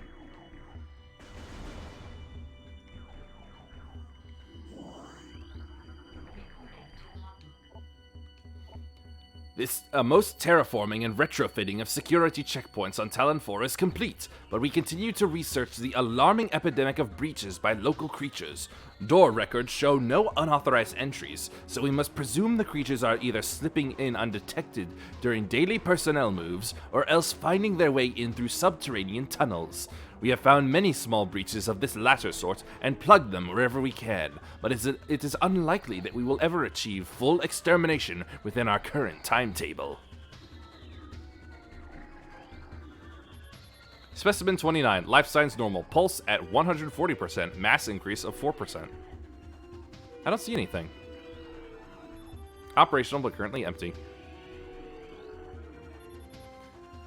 Specimen 43, decreased vital signs, cold dampening appears stable. Turn that on before getting some more tasty lore. Increased acidity levels recorded in Phazon amniotic bath. This is likely a side effect of Phazon ingestion by test subjects. Tasty Phazon. According to Research Lab Aether, limited to Team Slera only. Oh, access. Personnel bound for Hollow Observatory must use West Elevator. Ice beetle infestation in Ice Vault region has been 95% exterminated. Report any sightings to security immediately.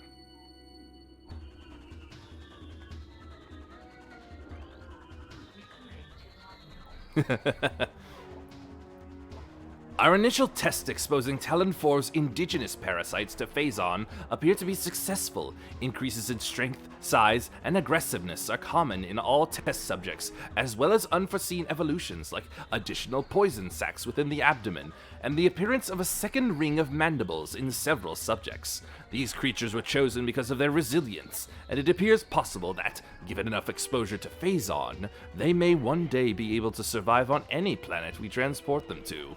Our methods will have to be refined. We currently have a 100% extinction rate after the 4th infusion period, and most survivors of the 3rd infusion stage are so violent and uncontrollable that they have to be euthanized. Even still, we remain hopeful that further experimentation will result in success. 50% of Pirate Logbook already gotten.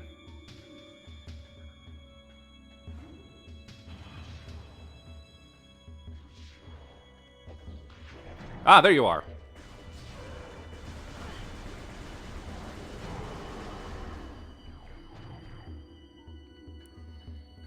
How honorable of him to face me just before his death.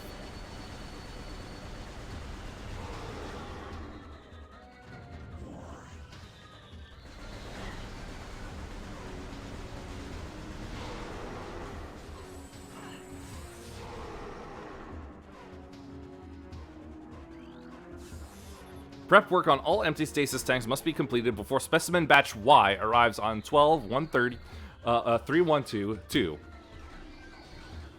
I wonder what those numbers could have been as far as dates go. Transfer of Specimen 344 to Lab Hydra complete. Further infusion suspended pending security assessment.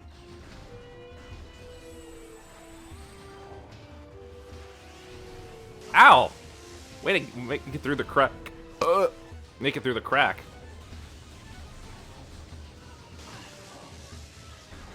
Maybe I should stop killing them with the wave beam. Xenome behavioral patterns show decreased reflex activity at temperatures below freezing. It's talking about Metroids. Mutation strain 776V shows a massive absorption capacity influx. Strain replicant is now underway. Phazon Batch 1734 shows mandible mutation across all subjects. Cross infusion with Batch 1622G recommended.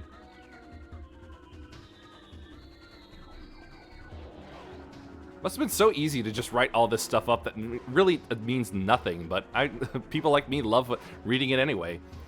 Warning, do not handle sedated xenomes without proper ice containment equipment. Yep, talking about Metroids.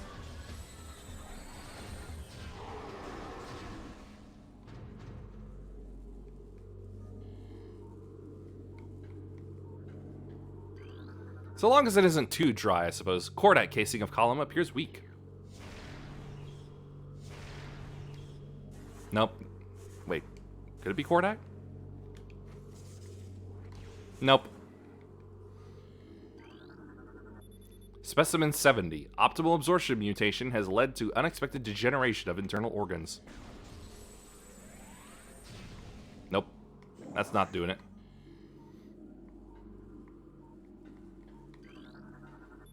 Daily decontamination is now required for all personnel working in Lab Aether. Recording to logbook. Research Outpost Glacier 1 in the Fendrana Drifts region of Talon 4's mountains is operating at 85% capacity. Sub-zero temperatures have made the Metroids sluggish and easy to control, even those well into Phazon infusion cycles. Cold containment stasis tanks are sufficient for the juveniles, but some of the larger Metroids have been moved to quarantine caves for safety purposes. Security doors remain an issue as malfunctions due to ice occur every day. Large predators in the wastes are also a concern, as they continue to kill personnel and breach secure areas. Unfortunately, it's become clear that our containment teams cannot neutralize all of them without a vast increase in munitions and soldiers. Yeah, it does feel... I agree with that. Tissue samples from stasis tanks must be hand-carried to Lab Hydra for analysis. Notify security of all material moves. Viral pathogens found in several xenomes have been traced to Phazon Batch 1664Z. Terminate all subjects. Strain 776V has been successfully replicated. Uh-oh, they got a strain of Metroids.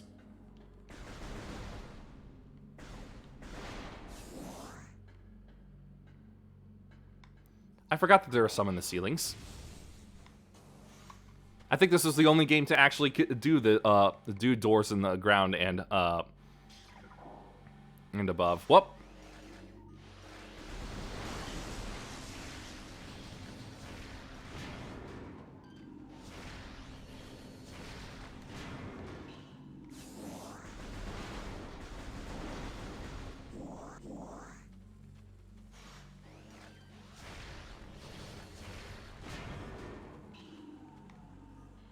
Thought there'd normally be something for the scan to get rid of those. Or at least to turn them off. Ah! Right in front of me. Ha! Go flying.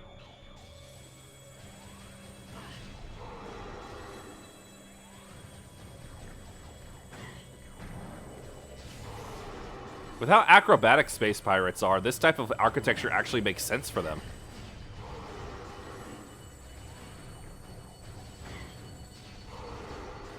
Which I kind of like.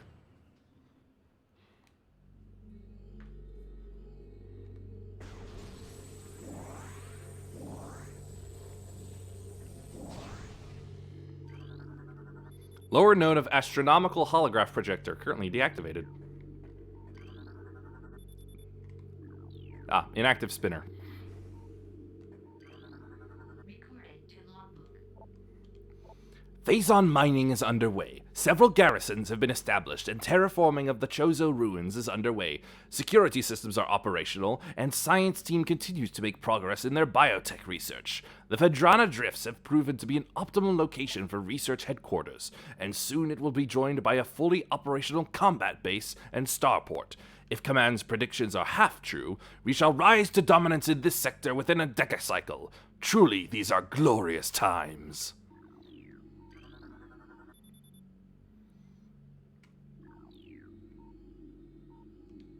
What the? Where did those come from?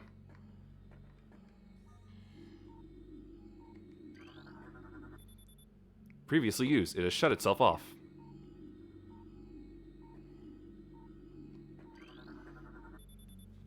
Spatial schematic is in lockdown per Security Directive 223445. Recorded to logbook. Scans of the spiral sector detected a massive energy spike emanating from a Wanderer-class planet identified as Talon 4. Scout reconnaissance was immediately dispatched to the center of the spike, a landmass at heading mark 400802, returning with planetary samples and atmospheric imaging. Analysis shows the energy source to be an unstable, radioactive material of enormous potential. We are unable to form an accurate risk assessment at this time, but we are unlikely to find an energy source this powerful again. Analysis will continue, but currently Talon 4 appears to be a viable secondary headquarters. Time to turn the big thing on.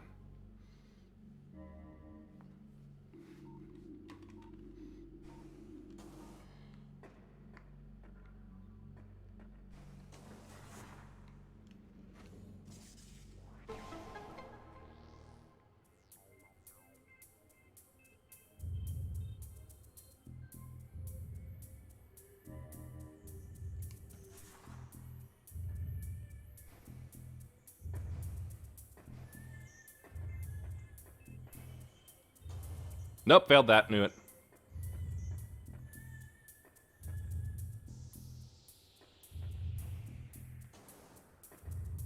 Why did I go all the way around? I should have just gone straight.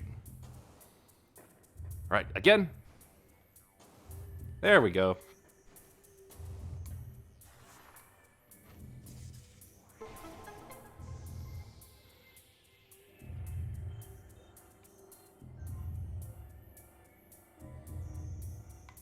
It's on, now to get spinning.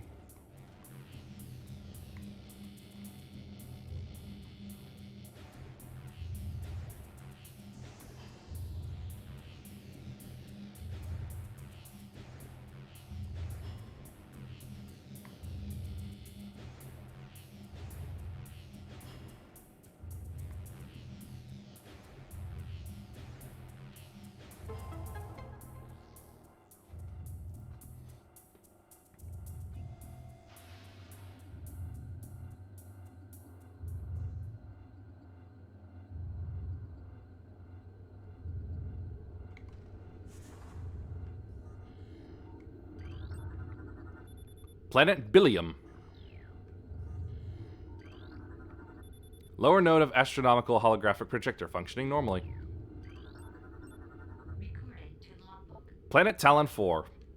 Profile ecosystem studies indicate that Talon 4 was a biological paradise prior to the impact of an extraterrestrial object. What remains of the biosphere is slowly fading due to exposure to phazon radiation. At current rate of decay, Talon 4 will be a barren Class 13 wasteland in approximately 25 years. Planet Dormine 2. An uninhabitable wasteland savaged by nuclear dust storms and constant seismic upheavals. Recording to logbook. Planet Zebes. Planet's crust is primarily earthic ore, making it ideal for subterranean construction. A Class 19 planet, Zebes is inhospitable to most bioforms. The world was considered unremarkable until it became a base for space pirate forces. And then I blew it up. Planet Twin Tabula. Planet is best known for twin fever, a disease caused by a viral strain native to twin tabula. In the early stage of the disease, victims suffer from double vision. When the twin sight fades, the victim is near death.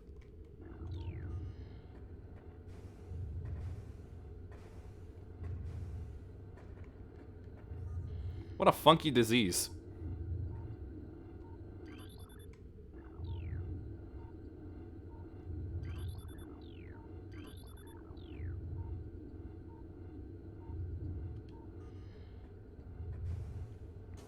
Missed it. Oh, got it. I thought I missed it again. Whoop. Careful.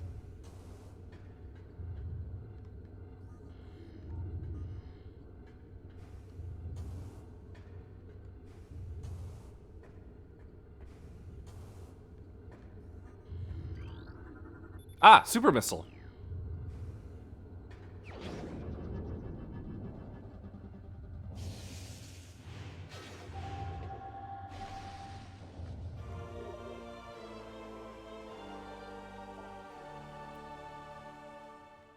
All right, charge. It's a charge beam and then missile.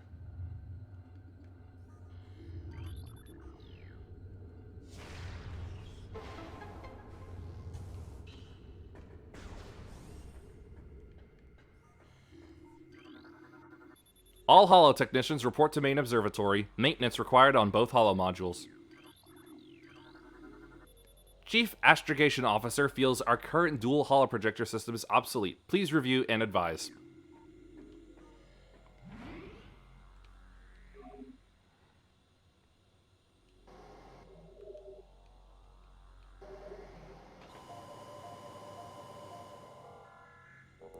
It's kind of like a boot up noise when you hear that.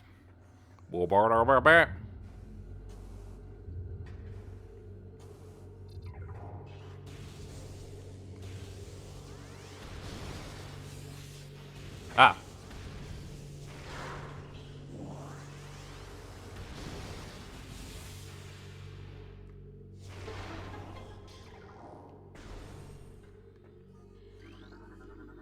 Control tower granted.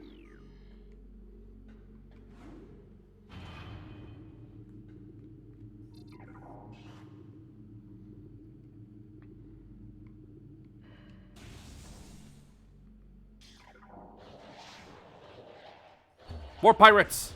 Of course there would be pirates.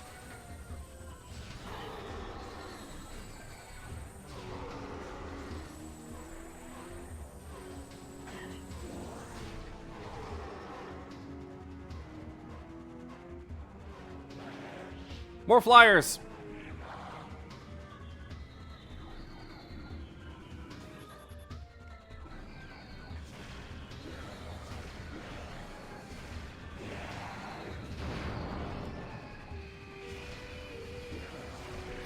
Space pirates is more likely than you think.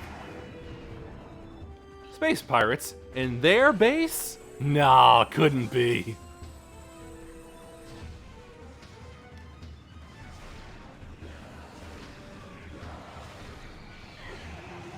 I had to scratch my knee.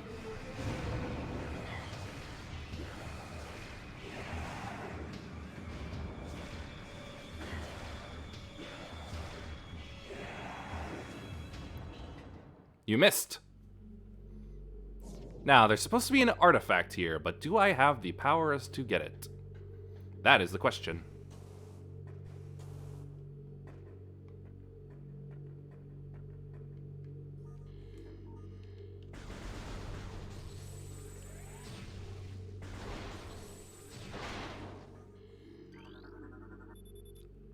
Ice? No. I cannot.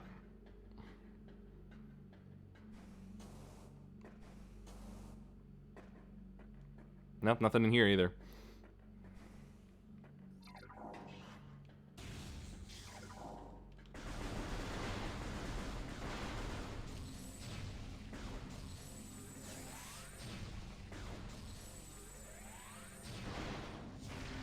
Oh, that's unbreakable.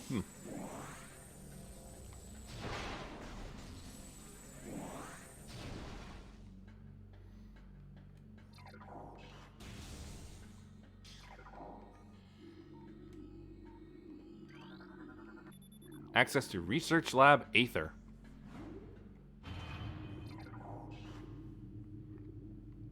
And pirates must be freaking out now, knowing that I'm here.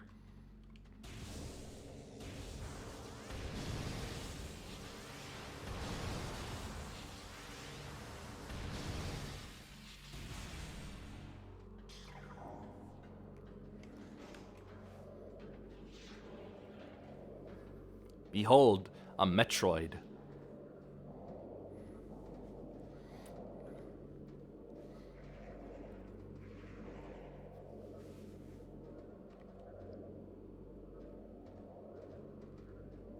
A highly terrifying creature, but apparently docile, thanks to the cold containment unit. Metroid, energy-based parasitic predator. Yeah, probably. The dominant species of planet SR-388, Metroids can suck the life force out of living things. A Metroid will latch onto its prey and drain energy, growing larger as it does. The only way to shake an attached Metroid is to enter Morph Ball mode and lay a bomb. Oh no, it's free!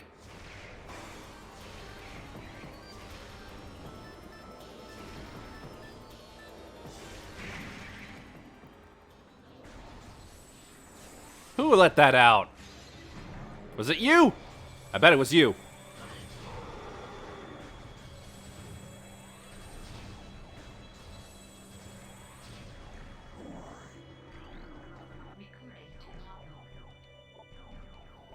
Initial transfer of Metroids to Talent 4 research facilities has been completed. 3 were terminated in an incident at the landing site, but the others were pacified and transported safely. Initial phazon infusion and testing is underway. We are eager to observe the effects of phazon on Metroids, especially their ability to absorb and process the energy given off by phazon sources. Early research suggests a considerable growth in power and size. Whether the creatures stay stable thereafter remains to be seen. Yeah. It's all Bill the pirate's fault. Stasis tank 8118 contaminated beyond acceptable safety standards. Removal squad requested. Phazon infusion stage 6. Subject Metroid 8R5497. Subject's mass at 180% of previous phazon cycle, increasing dosage by 4%. Containment temperature stable at 3 degrees centigrade. Environmental diagnostics satisfactory. Even in space, they use the infernal metric system. Metroid brain scan results in. Studies show accelerated activity in parietal lobe during hunting cycles at temperatures above 10 degrees centigrade. Internal organs of Metroid seem to be limited to nucleonic absorption cells and massive energy reservoirs. The reconstruction of Geoform 187, codenamed Ridley, was recently completed. After his defeat on Zebes, Command issued a number of metagenetic improvements for him. Though aggressive, we were able to implement these changes in a cycle. The metamorphosis was painful, but quite successful in the end. Early tests indicate a drastic increase in strength, mobility, and offensive capability. Cybernetic modules and armor plating have been added as well. We believe our creation, now called Meta Ridley, will become the mainstay of our security force, a job he will certainly relish. So my previous assumption was that something along the lines of Mother Brain was the head of the pirates, but I guess there's some sort of higher command that even Ridley has to answer to, which makes me wonder. Are they all just stationed on the homeworld that we eventually invade in 3? And if so, who were they and did I kill them? The hooked mandibles of the Metroid penetrate the skin of its prey and siphon pure life force energy. Metroid containment fields appear 100% effective after adjustments. Temperatures below 10 degrees centigrade will render Metroids docile. Oh. Eventually. She was killed the first time.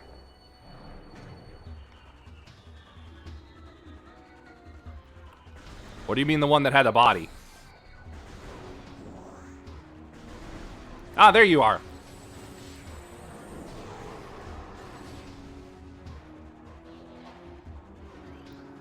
Mother Brain will form the head. As energy-based creatures, Metroids show immediate mass increases upon energy consumption. Directive: in the event of a Metroid attack, repel creature with missiles set to maximum concussion. All guards must use ice containment gear when transporting Metroids. This includes sedated specimens and those pronounced dead.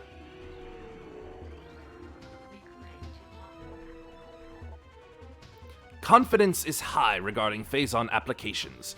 We know enough about Phazon now to begin combining it with space pirate DNA. The code name for this venture will be Project Helix. Preliminary studies indicate that Phazon infusion could produce radical new pirate genomes. Benevolent mutation levels are high in current test subjects. Phazon madness is a concern, but refinement in the infusion process should reduce or neutralize the odds of mental degeneration.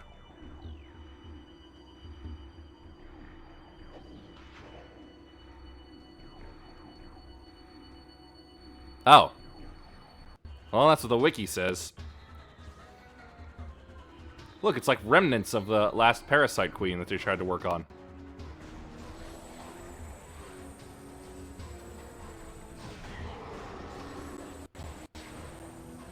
Uh-oh, I think I'm getting the noise nonsense again. There's another Metroid! You will not release it!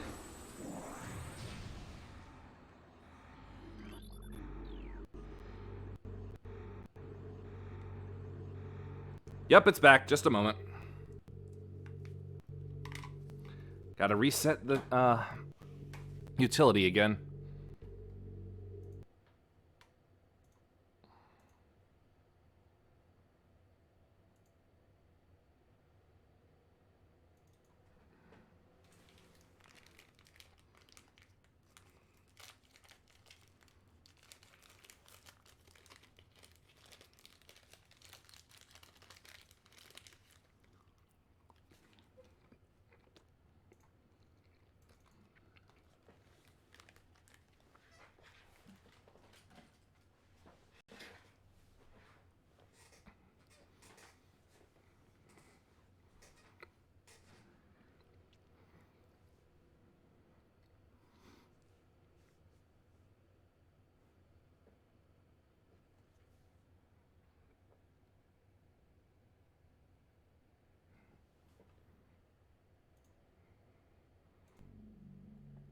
I think it's fixed again. Ugh. I'll have to stop at the next save room.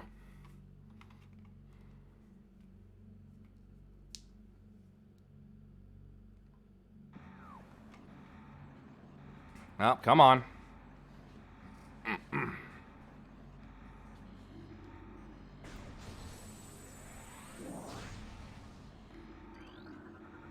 Metroids infused with Phazon strain Vertigo are thriving.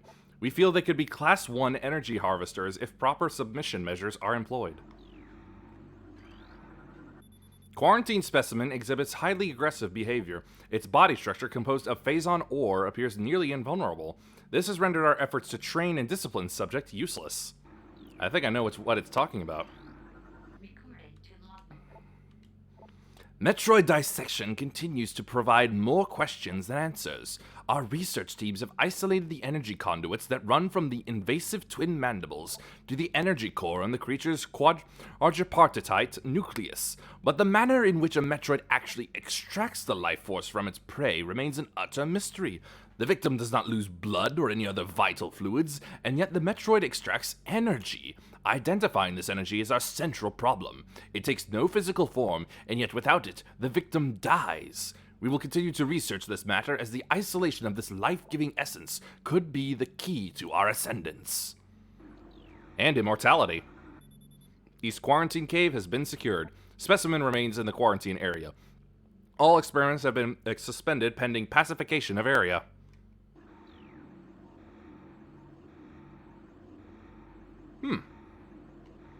Interesting.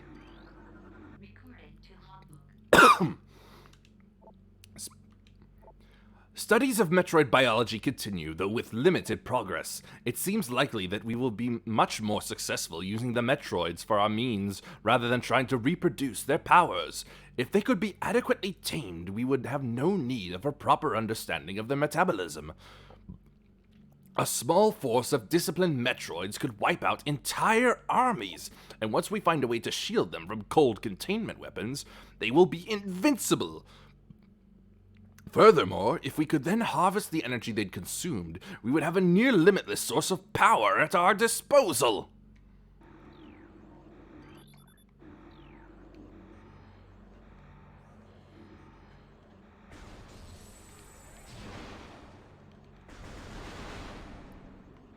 Now listen here, Floating McGee. I don't like you, and you don't like me. But when I walk near you, you're not gonna pop out, right?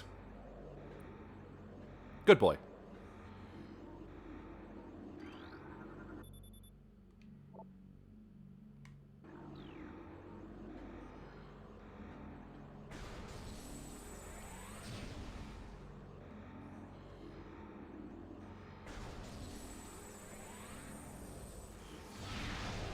Aha! That did it. I knew Super Missile would do the trick. You stay there. This tank holds the remains of Experiment 7526, conversion of elite pirate unsuccessful.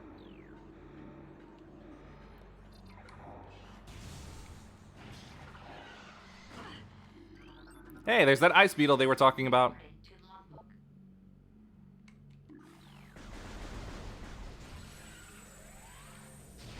Splat.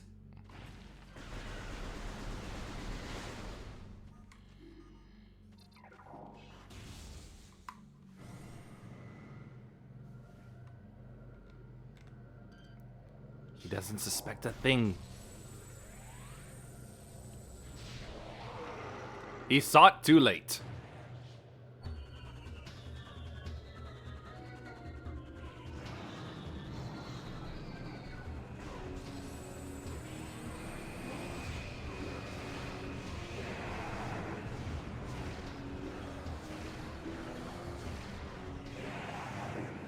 You missed me. Oh no, not more of you. Central tank control circuit connection terminated. What? Oh.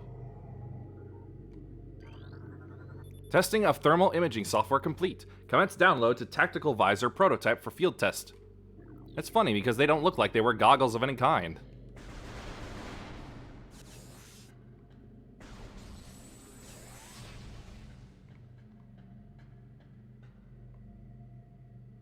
I'm just gonna take the quick way.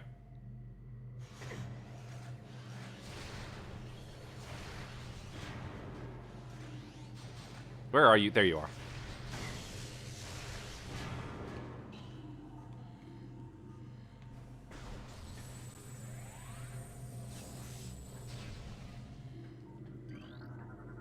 Thermal visor interfaces will be sent to quarantine area. These visors will be useful for any personnel involved in transport of the unstable test subject there. Inform command that thermal vision tests will begin soon. Abnormal heat traces are represented as red when looking through the thermal imaging spectrum. Central tank main circuit connection terminated.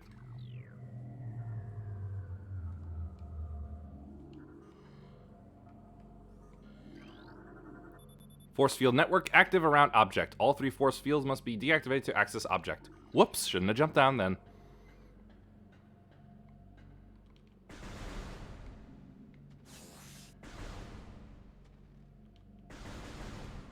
Come from the land of the ice and the snow.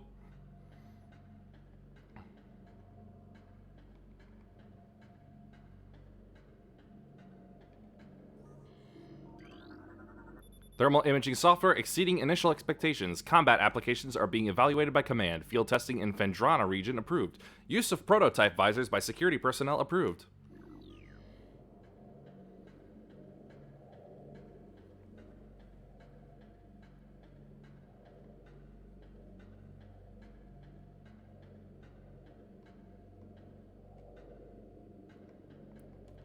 Which terminal am I missing?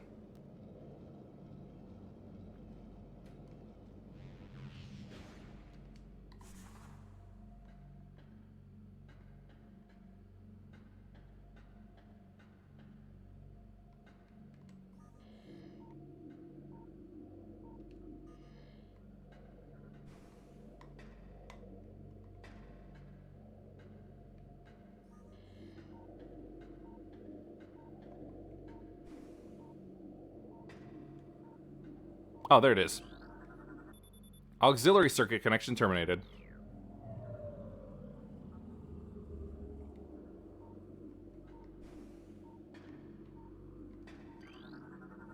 Thermal visor.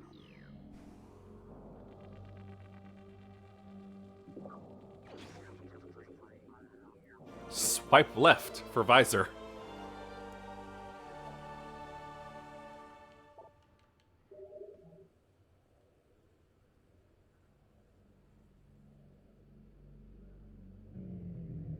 Uh-oh.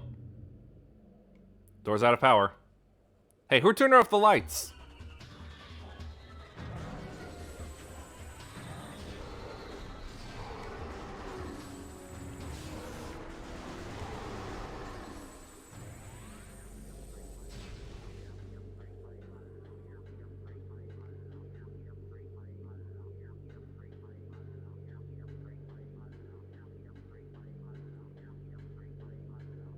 Oh, no! It's free! I wonder. Immediate squish. Honestly, never did that before.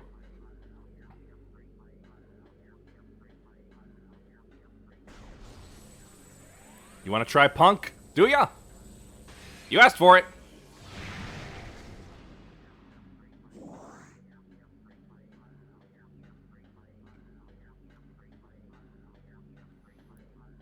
Who authorized the loss of power? I want names! So I can blast their faces in. I see you. It's a good thing even the super missile still homes.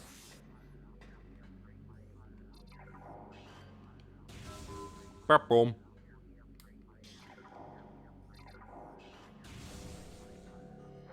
Damn it.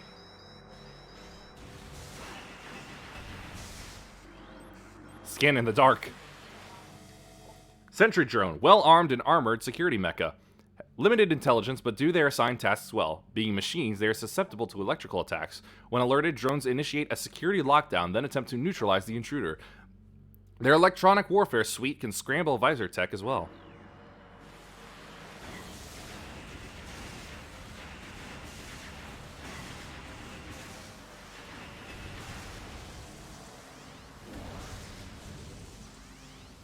Take that!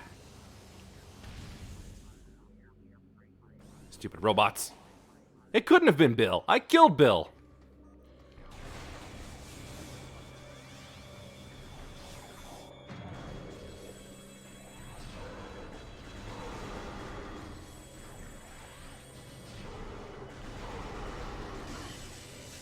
Who hit me?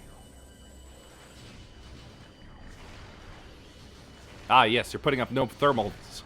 Because you're a robot. Hey, there wasn't a second Metroid in that tank earlier. Where did that one come from?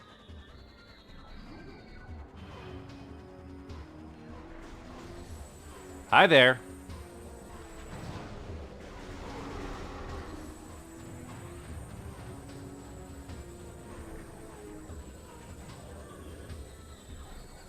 I see you.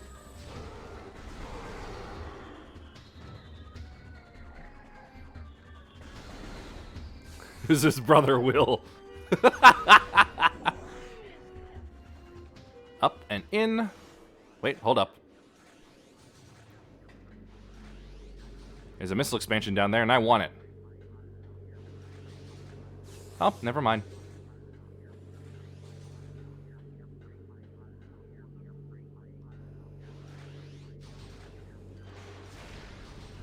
There weren't any turrets there before.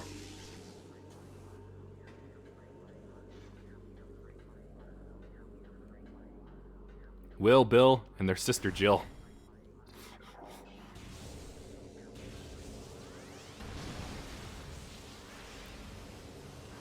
Choco Billy and Choco Billiam.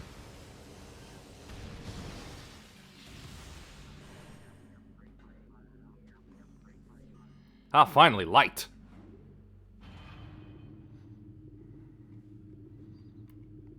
Gotta get back to that save room.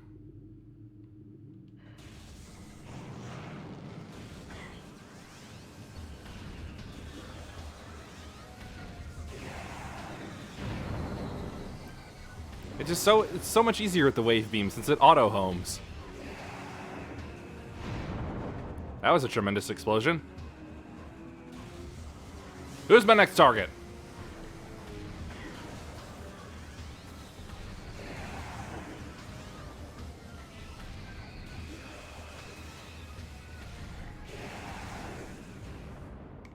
Such big explosions. I love it.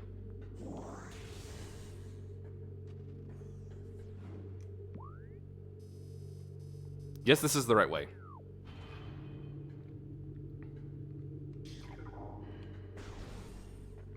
Ah, nuts.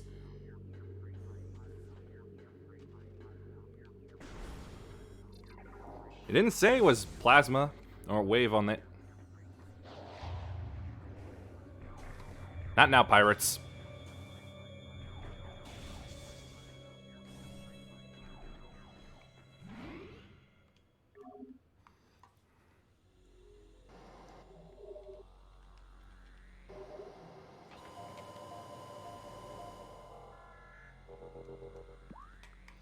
Okay, and that'll be it for tonight. Yeah, that feels real good being back in it.